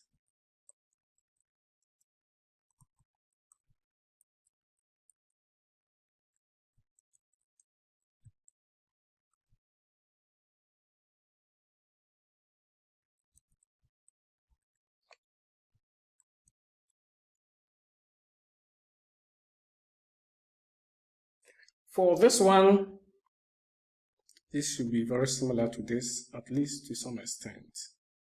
So we can just paste it in. Where is it?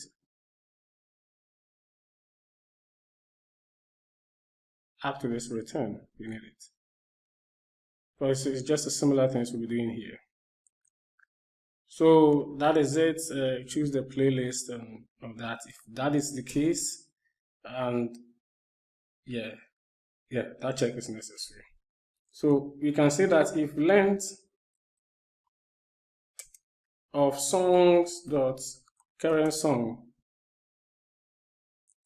is less than 1 or is 0, that means that there's no songs loaded. Because we can also use the list widget to check, but we can also use this list to check, because when it is loaded, it will be loaded into that one also. Then we want to show an information, so qmessagebox.information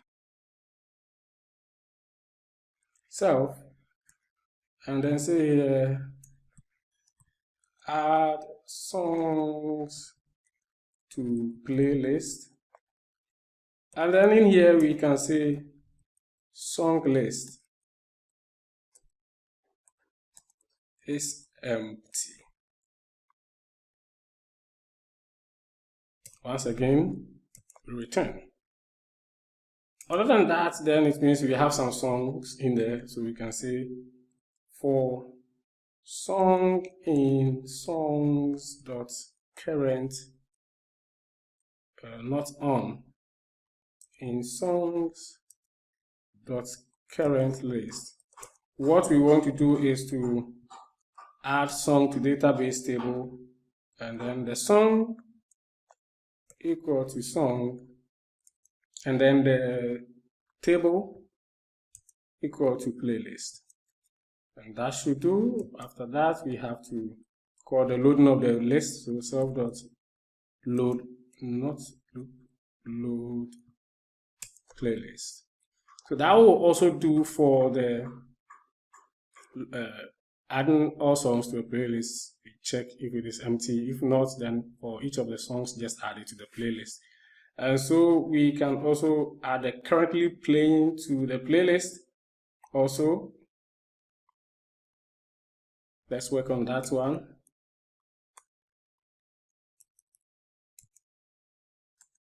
So add currently playing to playlist. Okay.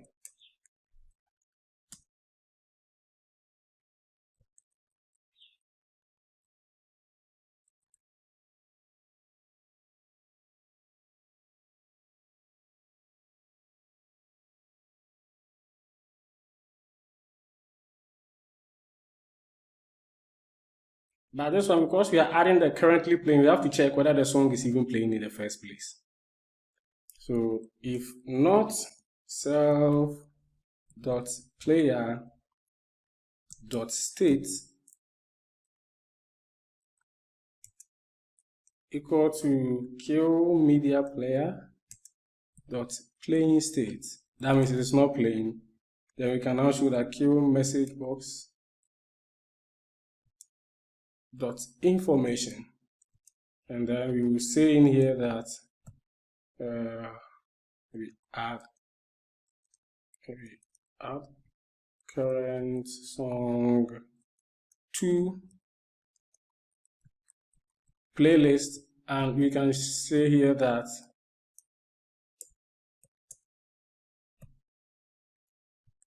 no song is playing in queue. Yep. And after that, we return. But if that is not the case, then I think it's similar to the add song to playlist up here. We have to get this option. We have to let the person choose the desired playlist. And if this, you can see no playlist was selected, and then we can, yeah. So for this place, let's copy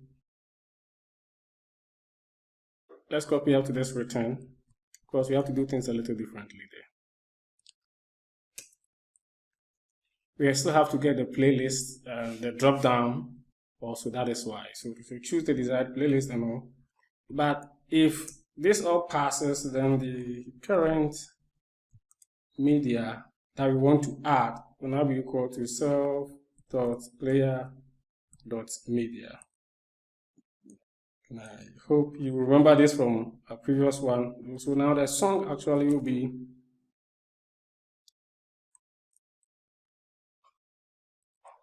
current media dot canonical URL. We want to get the path, and remember that we have to get it from the first index up to the last. Okay. And then now we can comfortably add song to playlist or the database table, where the song equal to song, and then the table equal to playlist.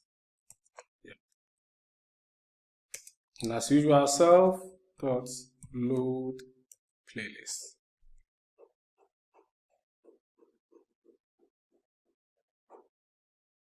And we also want to probably load the contents of a playlist to the song list widget. So let's work on that function.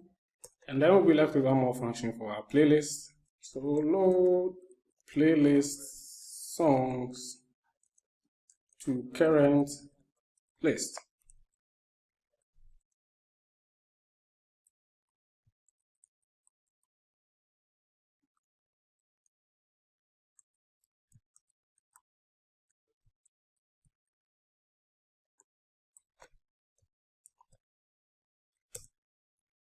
Okay.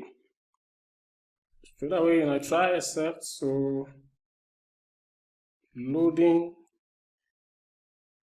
This one will take in the playlist itself. Yes. So here will be loading songs from playlist as a playlist name. And then we can fix this in here. Playlist error. Okay. We can say that the playlist songs, so playlist songs, as the number of the songs in the playlist equal to fetch all songs from database table. Remember this function? And the table we are targeting is the playlist. That's the name. So we just pass in the name. Say if the length of playlist songs is 0, we don't have to bother ourselves continuing. We can just immediately say that self as always, and then here it can be load playlist song, and this place we can make it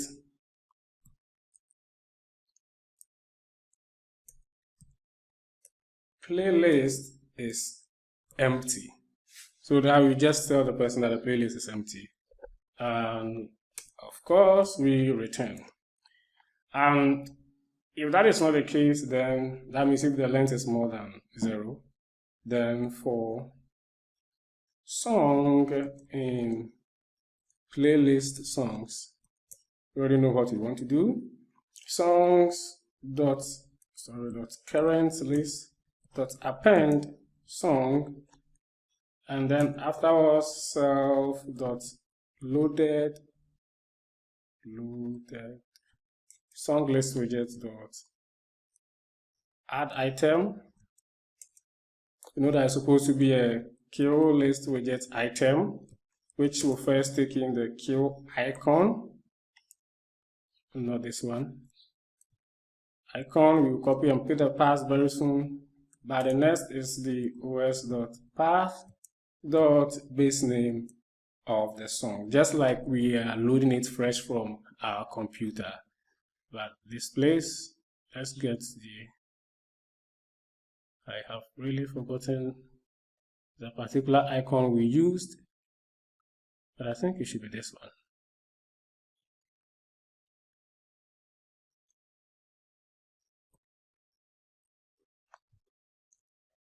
Yes, it should be that one. So that will also load all the songs into the current song list for us. And for now, that is all we can do for now for the playlist. So until what is left now, we cannot do it now until we get to some other place. Let's also, I think for the playlist, except we create the actions, we cannot really add so many things here, apart from removing selected, removing all, and then loading selected. Okay, even if we do that, we cannot really add a song to the playlist. So let's still connect them so that we don't get confused. We know that we are done with it.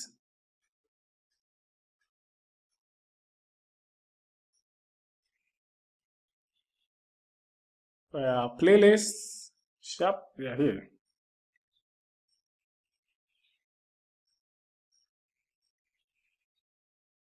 So this one is load. You have to connect it to load and load playlist songs to current. But remember that we have to pass in the particular playlist of interest. So let me bring this one to the next line. Remember, we have to pass in lambda because we are going to pass in some argument or parameter also.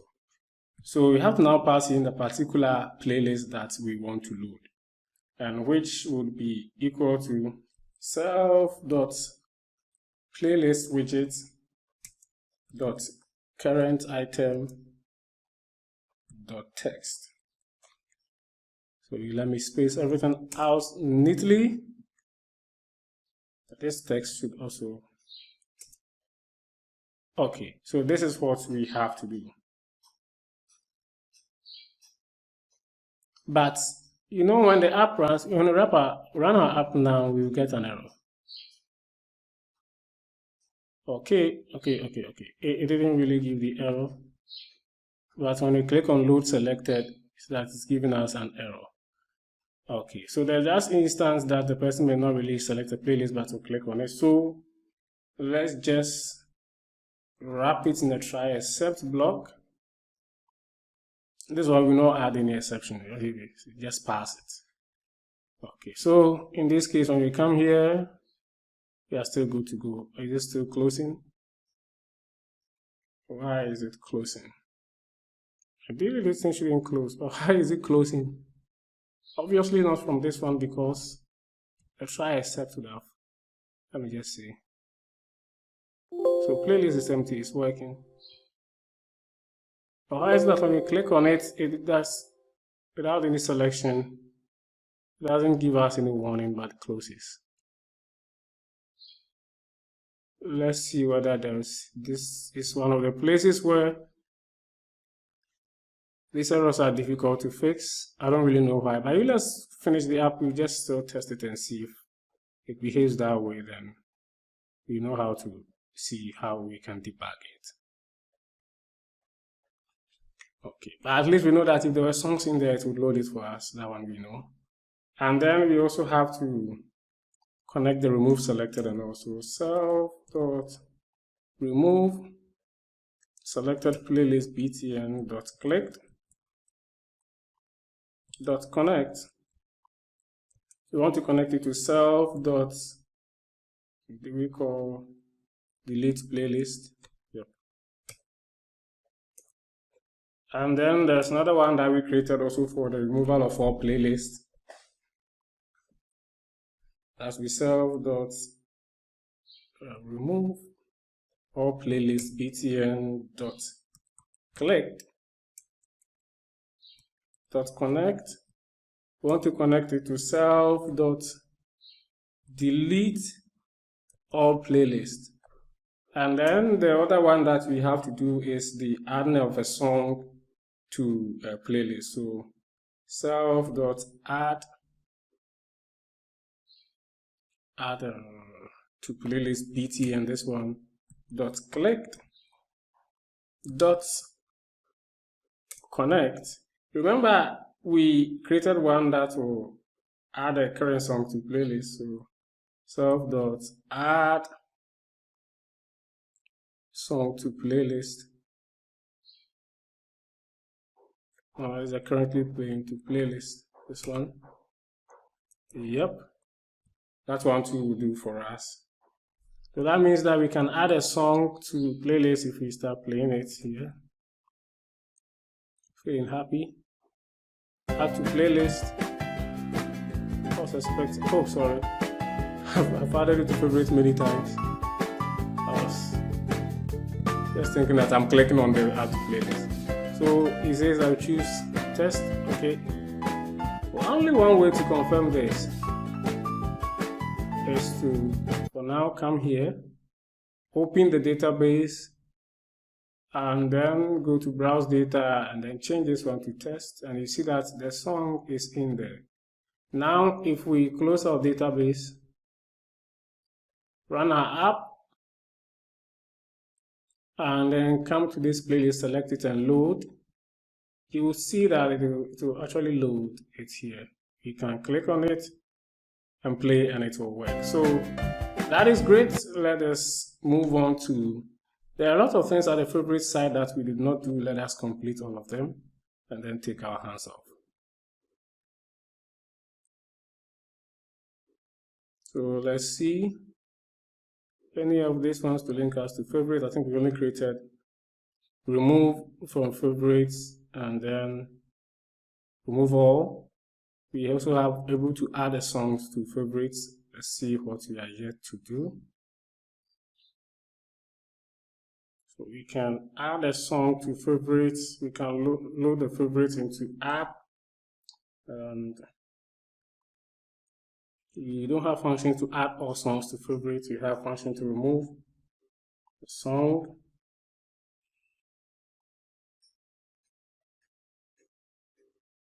So let's work on the add all songs to favorites here.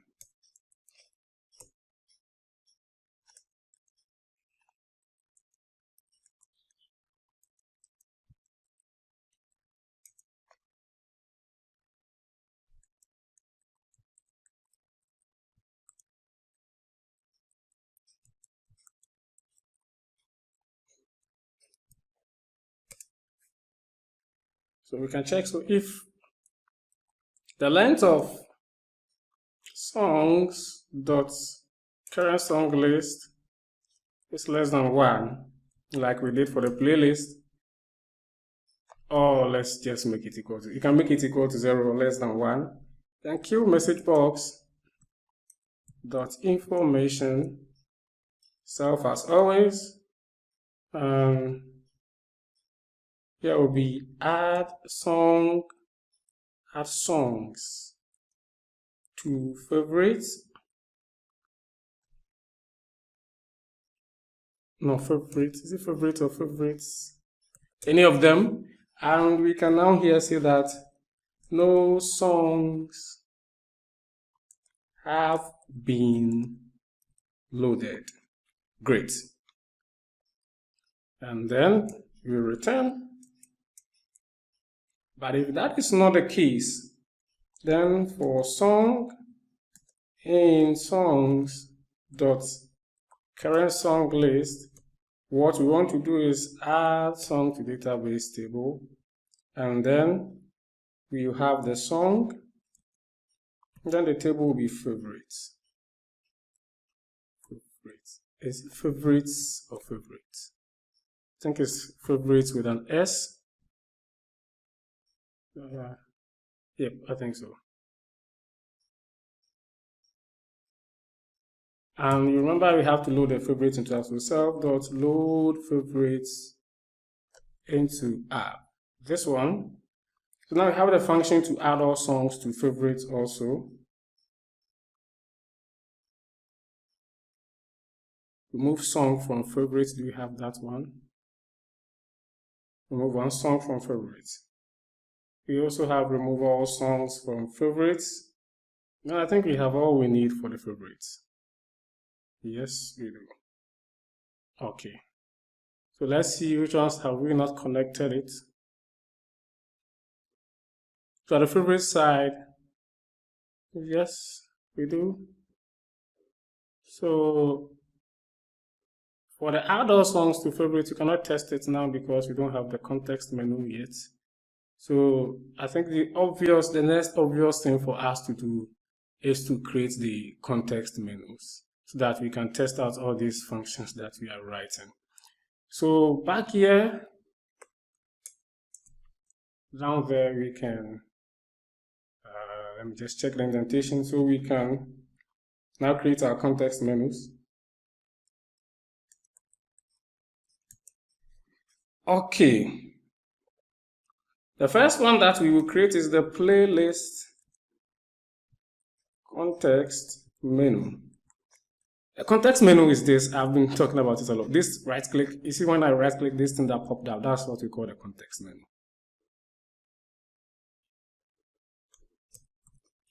Okay, so for the playlist, this is how we, okay, it should be a function. So define playlist context menu. Okay. And then we now see that self.playlist list widget, this one, dot set context menu policy to Qt dot actions context menu, because we want to add actions to it. The actions here that were created in our file here, I showed you earlier in the video. These actions, we want to add them. Okay. And then we can say self.playlist list widget again. Dot add action. Now I have to add the action before. So self.action. Let's start with the load selected playlist. And then let's add a separator. So we can say separator equal to kill action. That is one we have to call it. Yep. And then passing self, don't forget. Okay. And then we can say separator dot set separator. Quite weird. And we can now say true. Sorry. True. Okay. Then the rest will be following. So we can now say self. That is if you want to add this. So you see this place, these lines that separates them, that's the separator. If you want to add it, fine. If you don't want to, you can just skip it. So self.playlist list widget dot add action. Let's add the rest. This one will be action delete selected playlist action delete. No, self.action delete selected playlist. So self.action delete selected playlist. And you have guessed right, the next one will be action delete all playlists. So action delete all playlists. And I think that should be all for the playlist context menu. Let's just copy it. The next context menu that we will create is the loaded songs context menu. Comment it out and then paste it in here. No, actually copy the comments too. So this one will be called, as the comment implies, loaded underscore songs context menu. And here you know that you have to change everything that looks like this to loaded song list widget. But these are not the actions we'll be adding here. The first one will be action previous, duplicate it twice, action next, and then the next one will be action stop. Oh, what did I just do? Action stop. Okay. For the separator, we can leave it as it is. And what I'll do is to copy this. We need it down here. So replace this after previous next. I think before that we should have even had the first two, and then the separator comes in. But we only need two here for the play and then pause. I think they should be first. So action play, action pause on pause, that is here. So that one too has been added.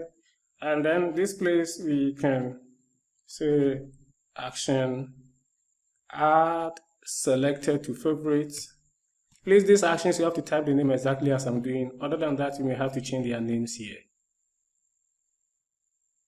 So after adding the one that add to favorites, you have to get action add all to favorite,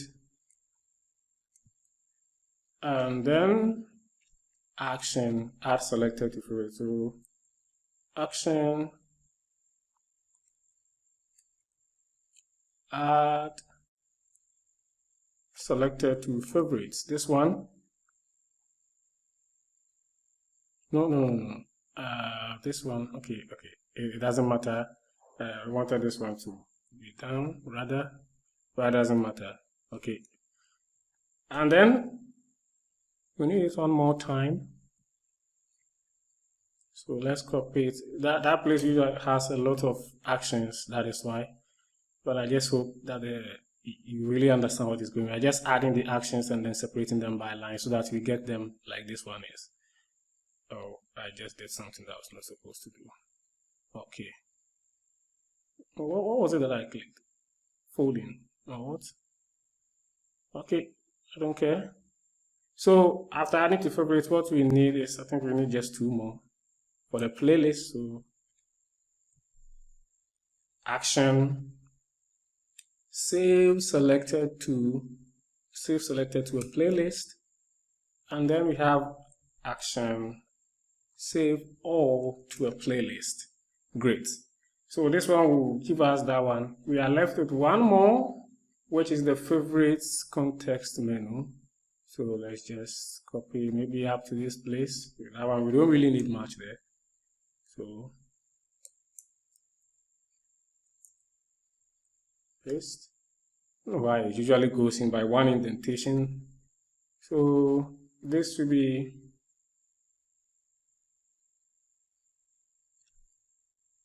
favorites songs context menu. So self define favorites songs context menu, and you know that everything here that looks like this has to change to favorites list widget like that.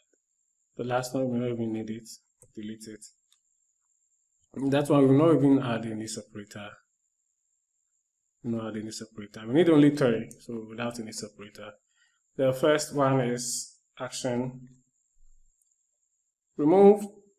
No, action remove selected from favorites, and then action remove all from favorites. This one is not even needed. Okay, so now we have to make connections to this context menu. Okay, so we have to call them at the top for them to work. At the top. After global, before the database tab, we can just say context menus, and in here we can say self.playlist context menu, self.loaded some context menu, then self.favorites context menu. Okay, so now when we right click, we should see all those functions popping up. So here, when I right click, you see that all the things are popping up. It looks like the line is not really showing, but no problem. And so yes, that is it. The stops icon is not really showing. No problem. You can easily fix it by coming to the actions here. That is the action stop. When you double click on it, you change the icon here, choose a resource. But in that case, we will have to run our commands again. That is no problem because it wouldn't really affect it. Okay, make sure that I'm in this page. Now we've made changes to it, so let's save. And one of the reasons that I don't usually modify my main.py because now I have to bring this one up. Remember this one, and then now run this command again. Now you should fix this thing for us. This is how the stop is in, so that we just make changes to it and run it without having any problems. But if you come to the playlist side, it has its separate context menu for the favorites. It also has a separate context menu. So what we are left to do now is to connect all these actions to their respective functions also. So let's come up here.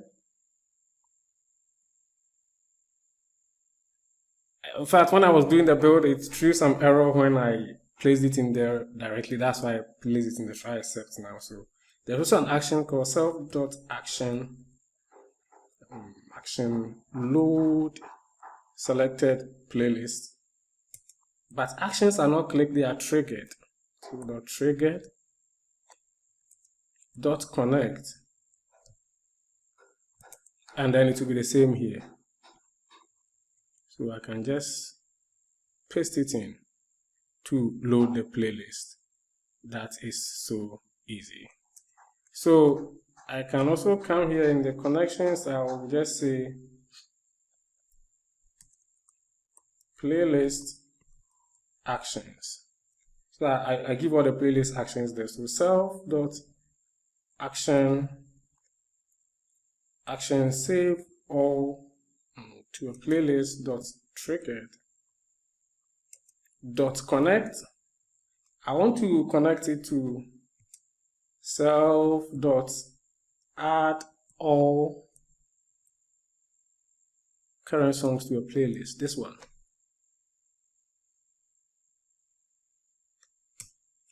Of course, we've created all these functions down there already, and this self dot action save selected to a playlist dot triggered dot connect. We want to connect this one to self dot add a song to playlist, this one. And then there's also self dot action delete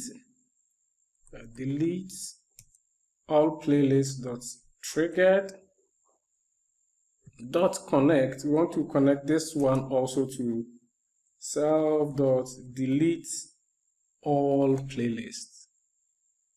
It should be somewhere. Delete all playlists. Yes, this one.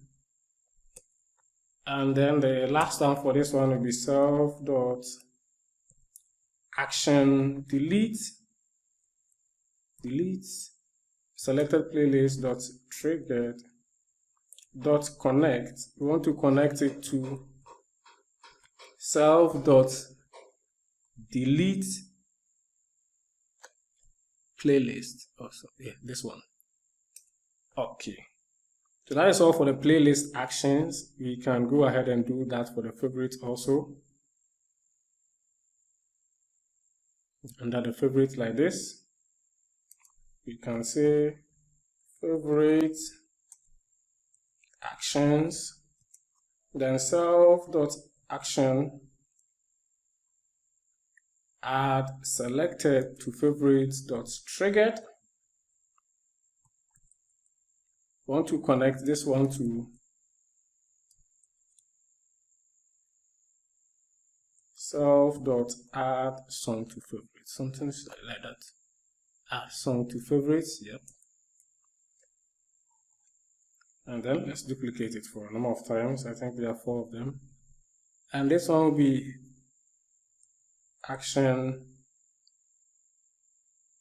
add. We should have add all to favorites. Yes, the trigger should be add all or something like that. All songs to favorites. Yes. And the next one is remove selected favorites.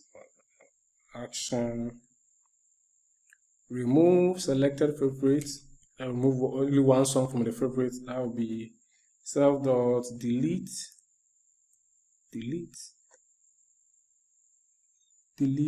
selected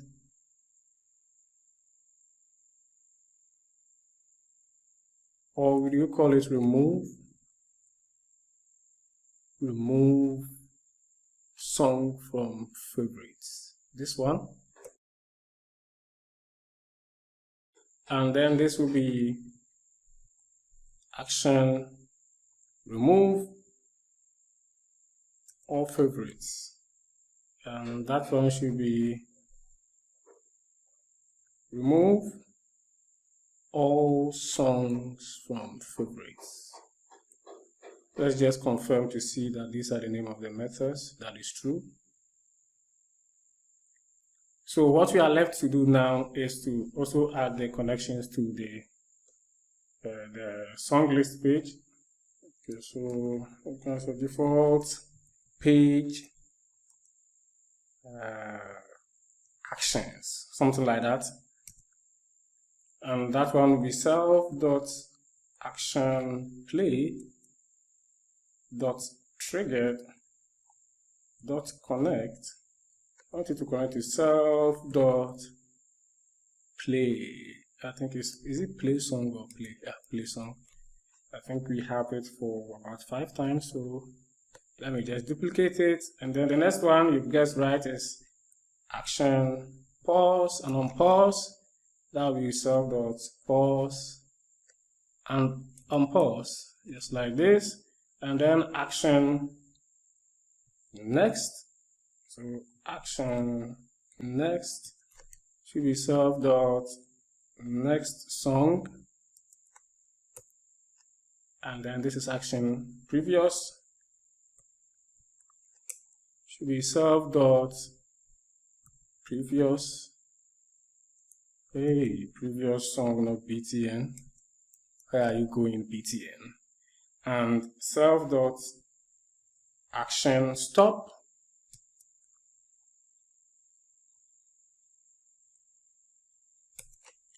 Self.stop song. Yep. So I think this is all our things should be working now, I guess. Let's just test a few of them out, but all of them should be working. So let me load a song here. And then let me see, add selected to playlist. It gives me the opportunity to add it to playlist. And then let me add take out vibes also to the playlist. And then we will verify it from our DB function. But if I right click and hit play, start is playing, but you can go to previous. Okay, it is working. The next is working. The pause and pause. And then the stop is also working. If I come to favorite side now, of course I should be playing a song for me to see it added to favorites. And so song list, a very happy Christmas, play. If I go to add selected to favorites, I should see a very happy Christmas at the end of the list, and it is there. So it is working. Let's come to the playlist side. So do we really want to delete this? No. So let's create new. Let's say new one. So this new one, let's use it for the delete selected. If you go delete all, you should get this one, and you say no. And then to favorites, feeling happy is occurring multiple times. So let me just delete some.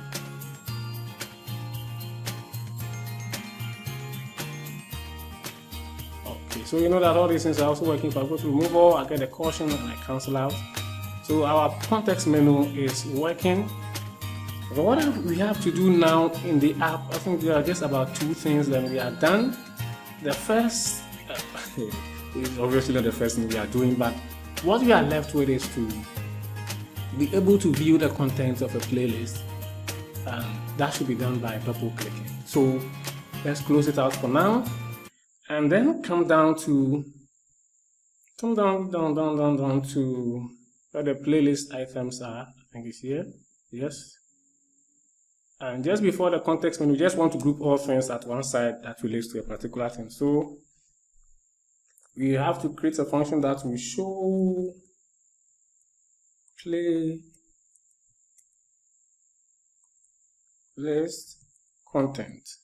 And let's go define show underscore playlist underscore content. Okay.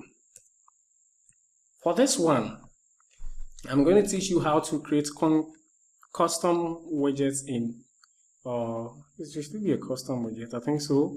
Close to a custom widget in PyQt 5. Once again, if you want to learn all of these things, you want to know custom widgets and how to use all of these in applications, like if you want to really learn the PyQt well, I recommend you check out my channel, Tommy's Codebase. The link will be in the description. I have cool, interesting applications just like this one for you to practice with. But for now, let's do try. And then let's say showing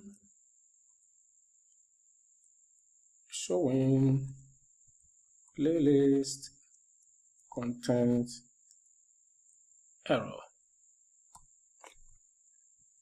Okay.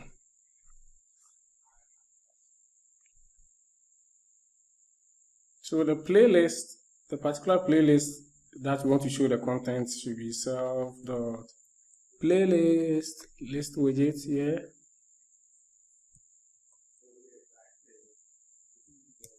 Current item dot text, that should give it to us, and then songs is equal to fetch all songs from database table. Then we pass in this particular playlist so that it fetches the songs from the database table for us. We use it over here, and let's just for now print these things out and see what will happen. So print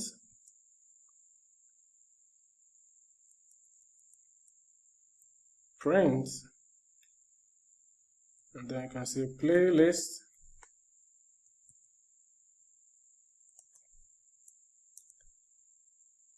let me duplicate it, and then songs. I think we may have to do something extra here, but for this one the connection will be something a bit different from what we have seen. What we want to do now is that if we double click on any song in the playlist widget, then we can show the playlist content. So let's come up. Where is playlist? So let's click it at the very top. Self.playlist list widget dot item double clicked. So if an item is double clicked, we want to connect it to self.show playlist content like that. And so let's see what we will get in our terminal.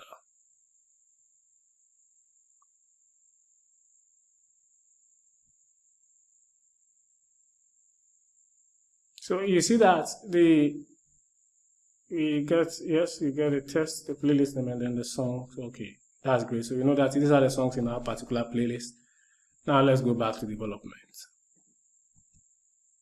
Instead of pointing it to the, what did we just click? Instead of pointing it to the terminal, what we'll be doing is that a little pop-up will show, another window will pop up, and then we will display all these songs inside like we saw in the demo. So we will create one more file, and this will be our last.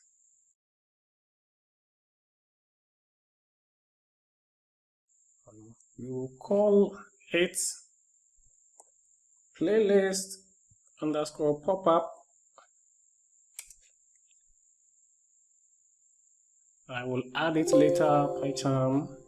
And so now we have it like this. What we want to do here is from PyQt 5, we want to import Qt widget, and then we want to import Qt GUI. We also want to import Qt core, and that is all we need to import. And then a class of, we can call it playlist dialog. That is, I think it's the best name. So Qt widget dot kill dialog. This is inheriting from that class.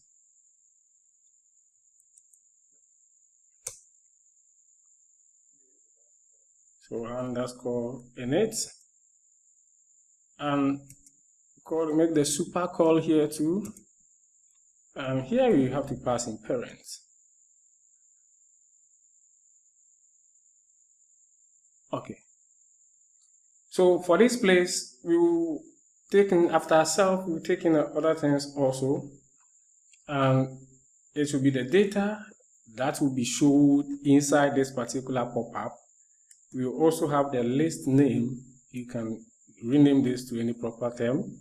This will just be the title of the window that will show. So we want to make the title dynamic. So if I double click on test, it should say songs in test. If I double click on another playlist, say cools, it should say songs in cools. That is the list name that I'm giving. So you can actually make a title if you think it's best, or you should make a title. Yeah, title. And then see these parents have passed here. So I have to say now that parents equal to none. It's a standalone thing that is popping up.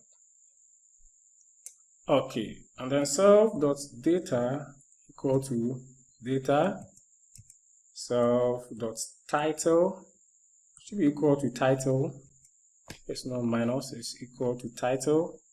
And then what we need to do, self.set window, not outside of this, self.set window title.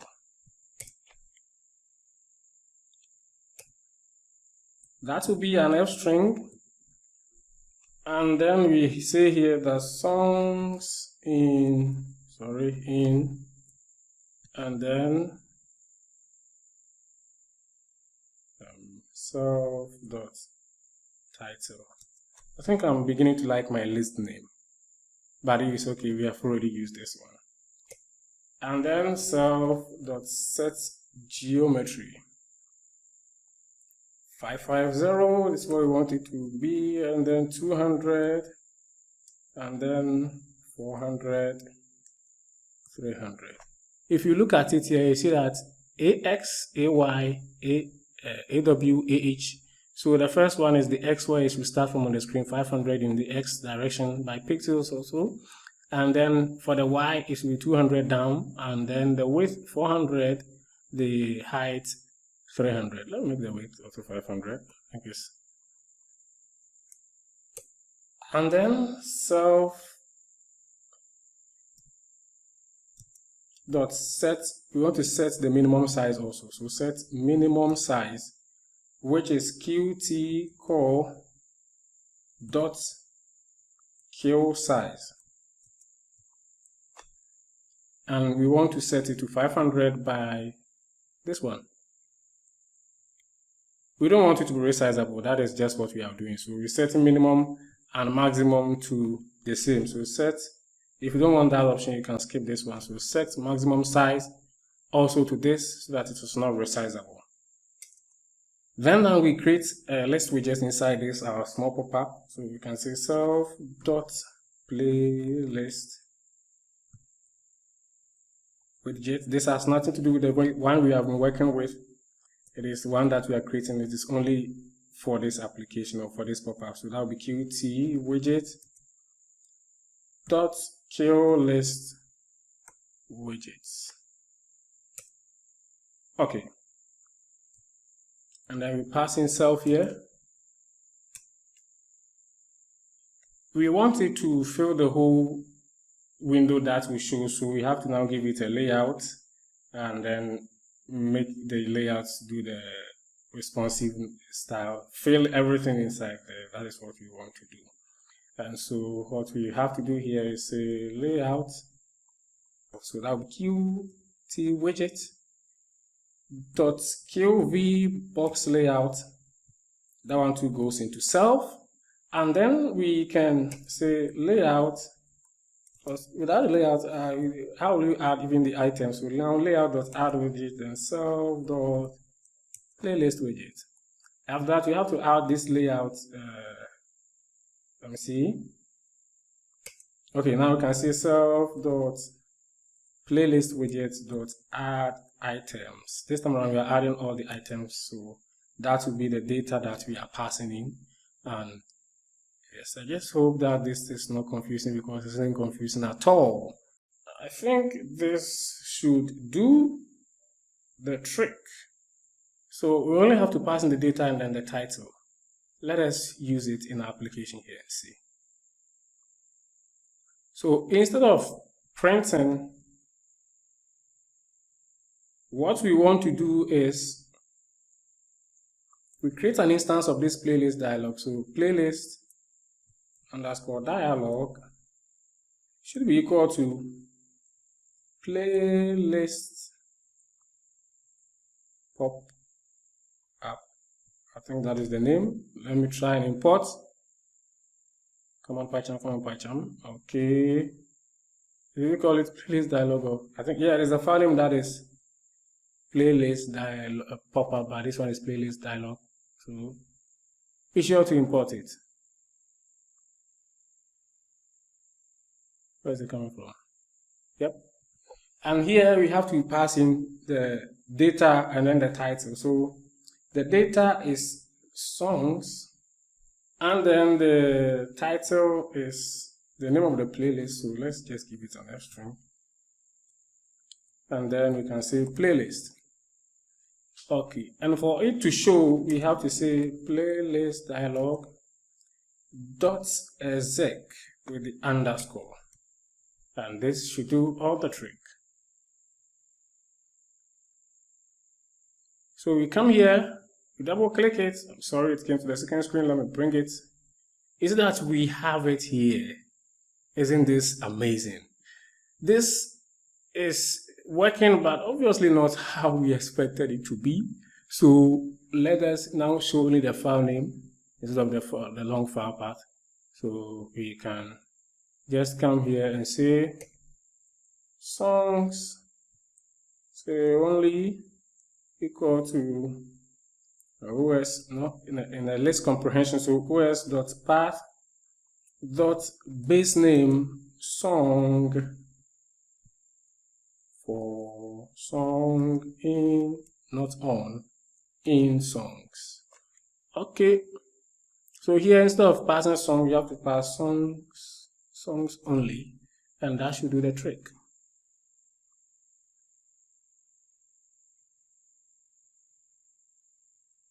What are you doing at the second screen all the time?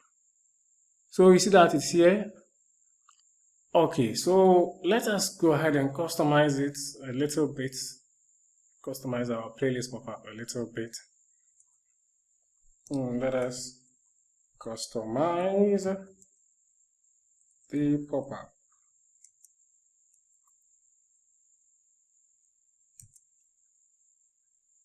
The first thing I want to do is to hide all the scroll bars. So in case the content is many, hide all the scroll bars. Scroll bars. Okay. I'll be doing some copying and pasting here. Come to music. And okay. Just use Ctrl F to find scroll bar policy. This is what I'm looking for. So if you just set for scroll bar, you get something that like say set vertical scroll bar policy, set horizontal scroll bar policy. And then let's copy this one. And then come to playlist pop-up, paste it, and then this one will not be self-loaded song list, which is this one will be self.playlist, which is, of course, my songs were not many, but if there are many, now this one will hide all the scroll bars and make it nicer. And then we can also customize the font. You saw that the font was actually very small, so we can customize the font. We can say that the font object equal to qt-GUI dot qfont. Okay. And here we can say font dot set point size. That's how we set the font size. Let me give it to 14. And then font, I also want to make it bold. So font dot set bold to be true. I also want to set the weight, so set font, dot set weight to 70. You can play around with these numbers. And then after that, I have to do self dot playlist widget dot set font to the font that we have just created. Okay. Now I should see some changes in font if I should run it again.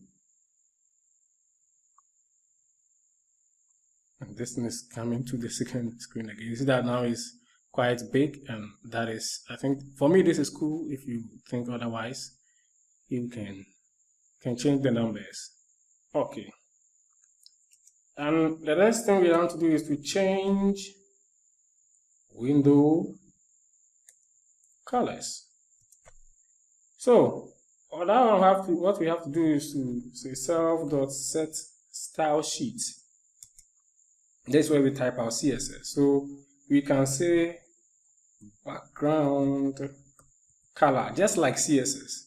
And then we just say RGBA. I already have this value here, so I'll type it in.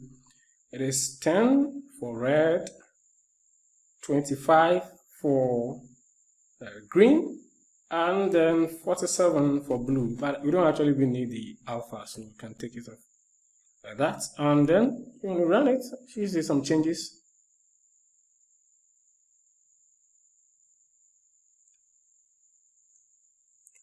You can see here that it changed, the background actually changed, and that is what we want, but it is making our text almost invisible. So let's work on that one. So let's change style sheet for the playlist widget also. So self.playlist widget.setStyleSheet. And this one, we can just copy it from the music.py, the style sheet that is already there for the song list widgets. I think we can just make use of it. So I need to everything from, so just look out for the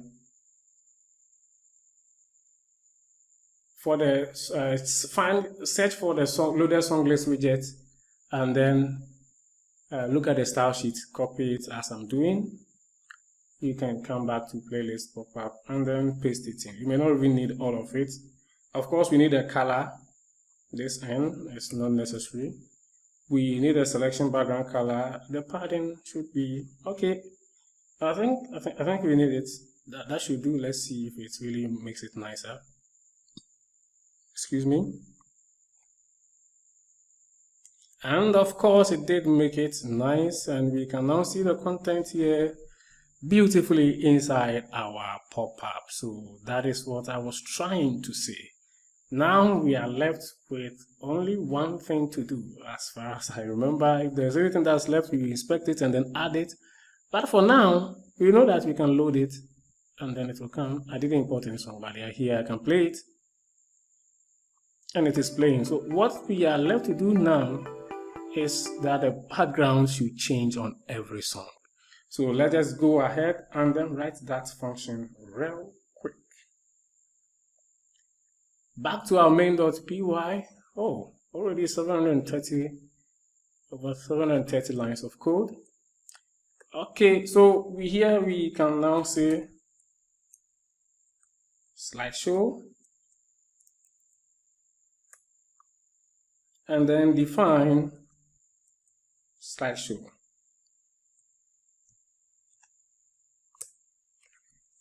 Okay, we need one more global variable. Let's go up there and set it. We need a global slide index. That is to keep track of the index of the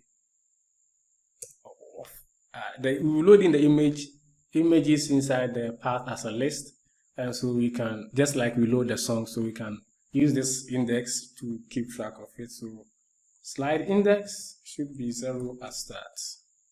Okay.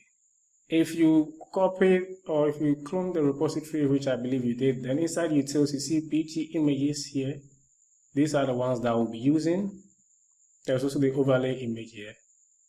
Okay. So this is what we'll be calling. And so back to the bottom of our file. Here we can say images underscore path is os.path.join. What we want to join is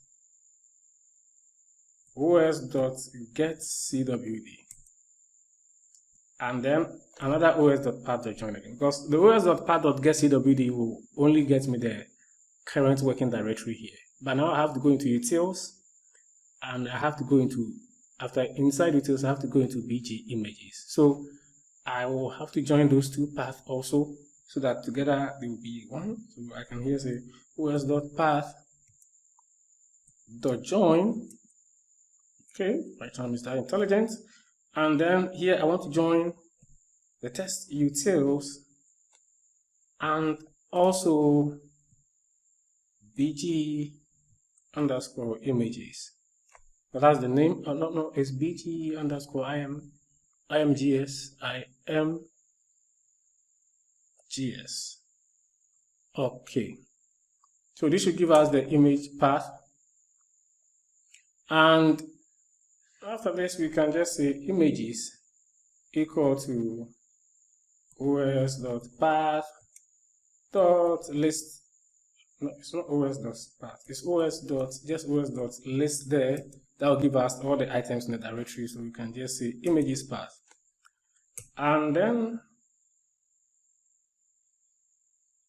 let's print this one out so that you see what is happening. So print images. Okay, so for now, let's see, what can I connect it to? Okay, let me just modify the play song. So cell.slideshow. I'll change it back. I just want you to know I'm just looking for one of them to give this thing to. Bring up our terminal. And when I click, let me change it back. Okay. When I click, you see that the names will all come here. But this BG overlay is not one of them that we want to use. It's always there constant. It's these ones that will be changing. So you see that it gives not the full path, it just gives the base names.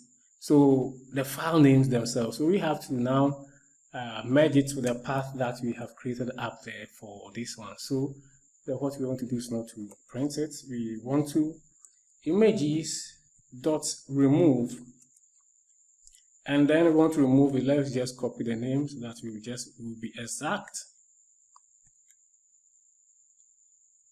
Yes, we remove this one from it, and then calling our global slide index.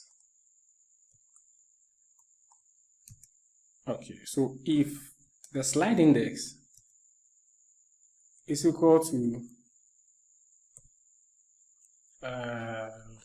okay, this thing that I'm doing now, let me do it later so that you understand it well. Next slide, as the next image is images, and then we want to index it using the slide index. Where is it? Let me just call it global. So I didn't have to delete it. Slide underscore index. So slide index. Yep. Bring this one down, and then we can see that the next image equal to Qt GUI. Don't we have this already? Import it from PyQt 5.qt GUI. We want to get a qpixmap. This is how we treat the images. So that will be now we're passing the image. So os.path.join again. We want to join the images path with a particular image. So with in an F string with the next slide. So the next slide here. Now the next slide will give us, is to use the index, the global, the slide index to give us one of these files, depending on where it has reached. So this is just the raw file name. We need to add the full path to it before we can use it here. So that's why we are joining it with the images path here, which leads to the images folder where the images are being read from into this format, and then just add a particular image name so that to give us the full path to the file. And then after that, we can say self.background image. That is the name here.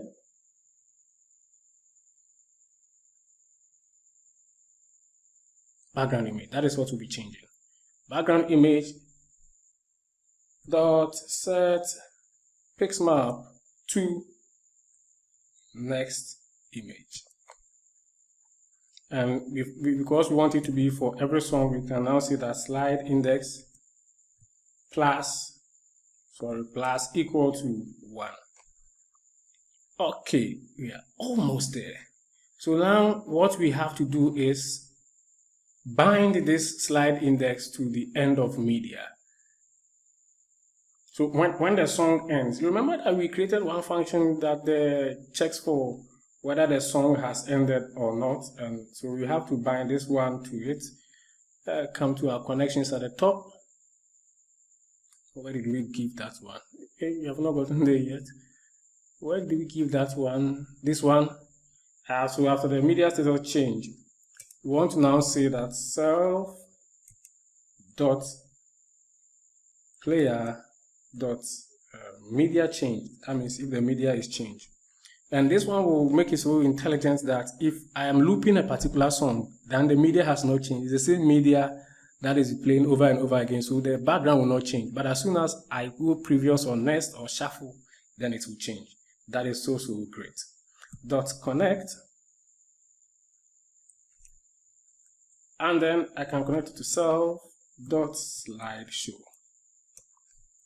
So now we should be having some beautiful slideshows when we play. And so let's run it and see.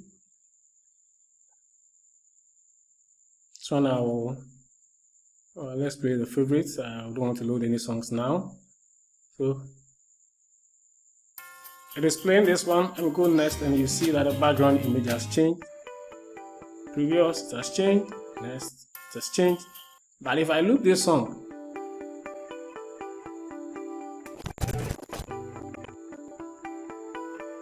you see that it will start playing again, but the image will not change.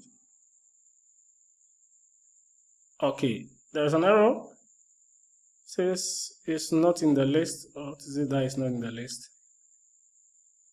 Okay, let's try another one and see. That the media changed and it's worked. Why is it saying that? Why was it saying that our file is not in the list? Oh, it is great that we use this. So I think that is the previous. Where should it be? Previous. Close out of this. Previous. Wow. But was I clicking next or previous? I think next. I think it should be the part where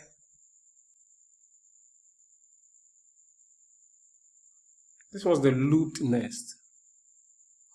Oh, I see it. That is simply because we have not declared functionality here for the favorite side. So up to this, can just cut it in and say that if self.stackWidget.current index equal to 0, then this is the default one. And if self.stackWidget.current index equal to 2, that's if you are playing from the favorite, then we just have to change a few things here. So this will be favorites, song list, and then also favorite song list. Oh, sorry I didn't do this earlier. So inside the favorites now, play. We know that the rest works, so let me loop it fast.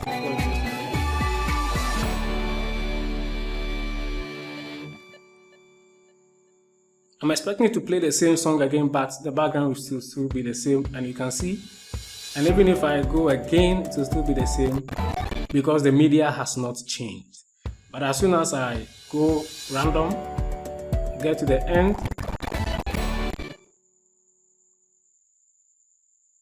I shuffle next list index out of range. How can the shuffled list index be out of range? Okay, let's play it again and see.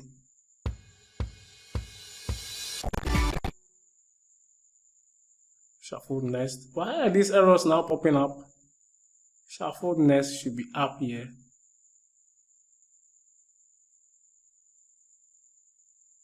No, it's actually down. Okay, so it says the list index is out of range. And yes, it is true, because this is supposed to be favorites list, song list. I am very sorry. That is the disadvantages of copying and pasting. And if this one itself should be favorite song list, and I did change this one, but I didn't change these ones. How and why? So play.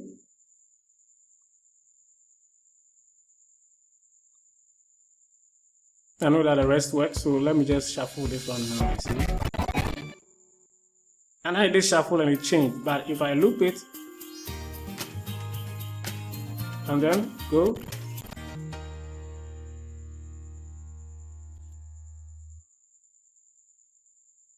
see that it's playing the same song, but the background did not change.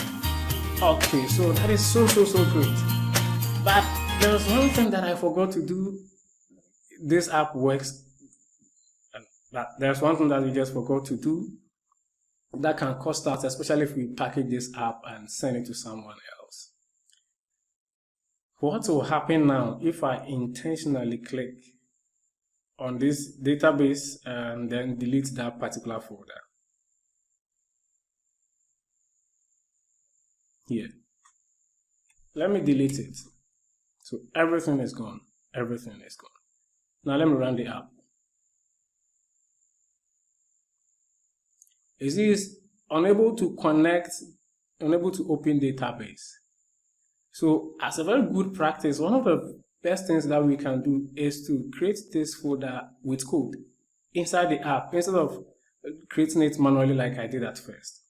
So that one, let me see, it will come up here. It will not be a class method, it's just a simple function. So that will be defined. Let's call it create db_dir, and we can say that os.make, not make dev, make this. And what is the name of the directory we want to make? It's just inside that place, it's just in that particular directory. So just say .dbs, and then if we make it this way and run it, it will work for the first time. Will not get error, I think so. It says it's still unable to open database file.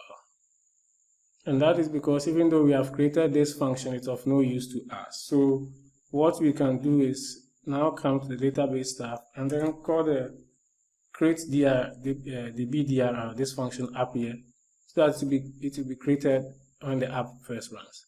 So now let's run it and see. And then our app runs successfully. Now we come back, you see that the DBS has been created and the database inside has been created. If we inspect it, you see that it is only our default favorites table that is inside and nothing more. Yeah. So that one also works like we expected. Let's come back and now let me run the app again. And now we get an error that says that cannot create a file when that file already exists.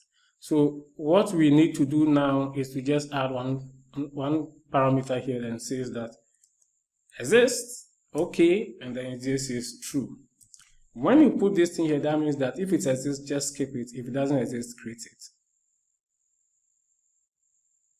So we just run it now, and then we don't get into any error. Our favorites are all gone, but we know that our things work. Let's create two playlists, one for dev and one for cools, one for, I think two is okay. So let's come back to song list, add our songs. Our songs are not that many, but we'll try and spread them to the database.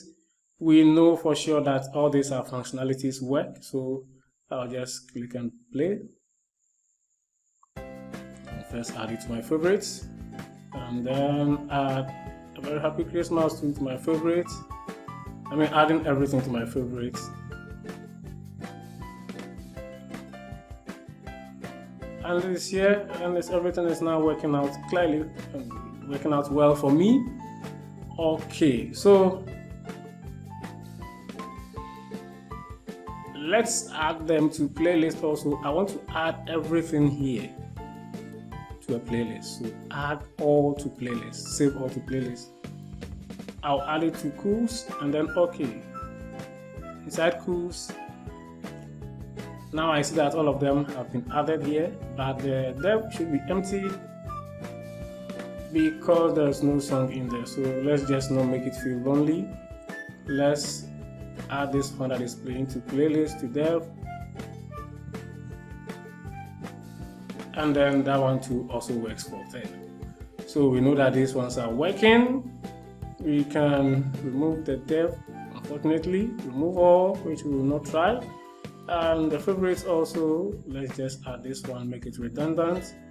Try and remove it, remove all, and we'll not even try that one also. So our app is now working as we expected it to be, and this is so great. I hope you have learned a lot along the way.